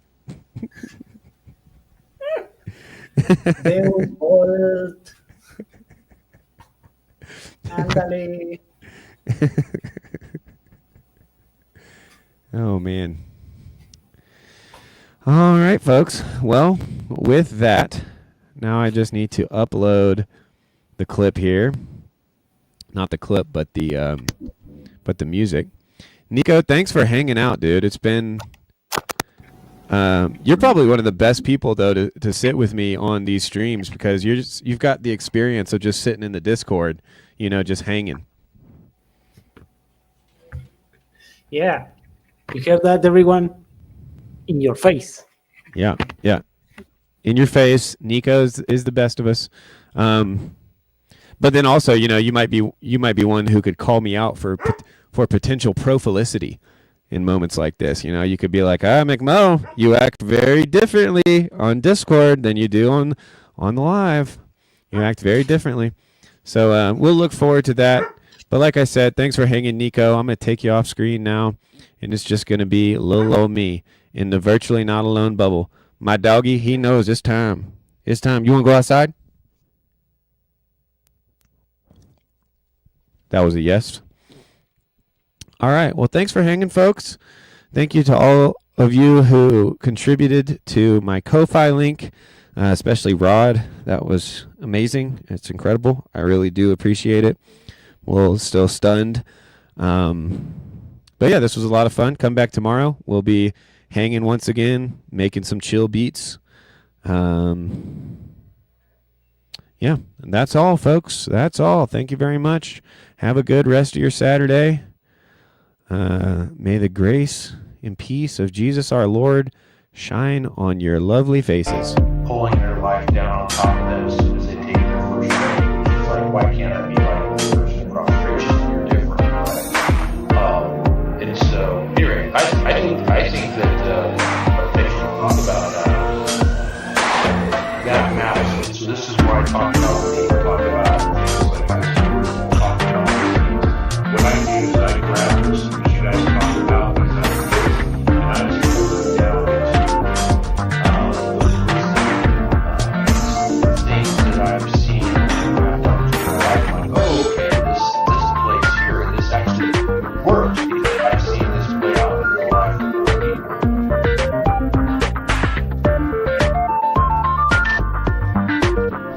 That makes sense to me.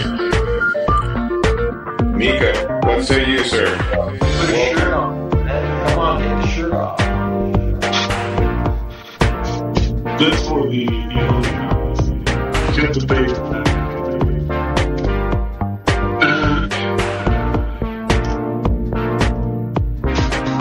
I mean, of course, faith is necessary, but it seems highly sketchy to me to make so much emphasis on faith. It almost sounds like we're going to fall into this Dawkins position soon enough. Why is there so much attention? That's what I'm questioning. It seems highly satisfying. Highly satisfying. So much attention on faith. Yeah. Well, I think the tendency for Jesus to say things like, "Oh, ye of little faith," and miracles cannot be done in this town because there's a lack of faith. The whole book of Hebrews. I think there's pretty good reasons to kind of focus on this. But maybe what would you offer as something that we should focus on instead of faith? Yeah, that's the thing. I will focus more on love instead of faith. Because, for example, you don't concentrate on your health, on being loved, but it's extremely important. But it just happens. It seems to me like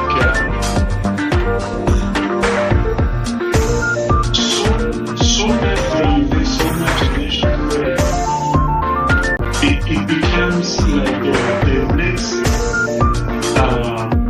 object of stuff. Is it going to work out if we turn faith into an object of study? Imagine for the people. Imagine a bunch of YouTube videos, you're trying controlling your heart. And you get all of these people doing meditation in order to develop the capacity to increase or decrease the heart rates at will. Leave the thing alone.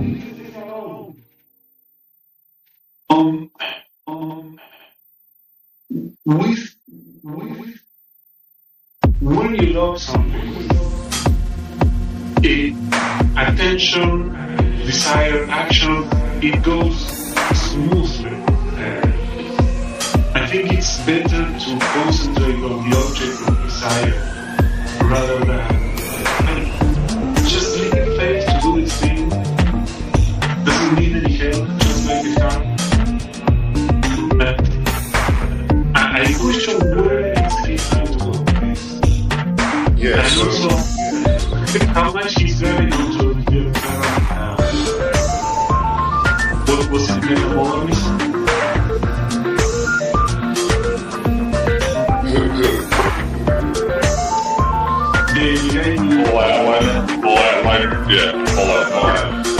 Yeah, he said it.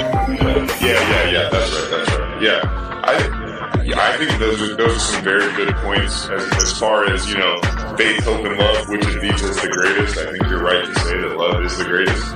I would, however, though, push back slightly in the sense that,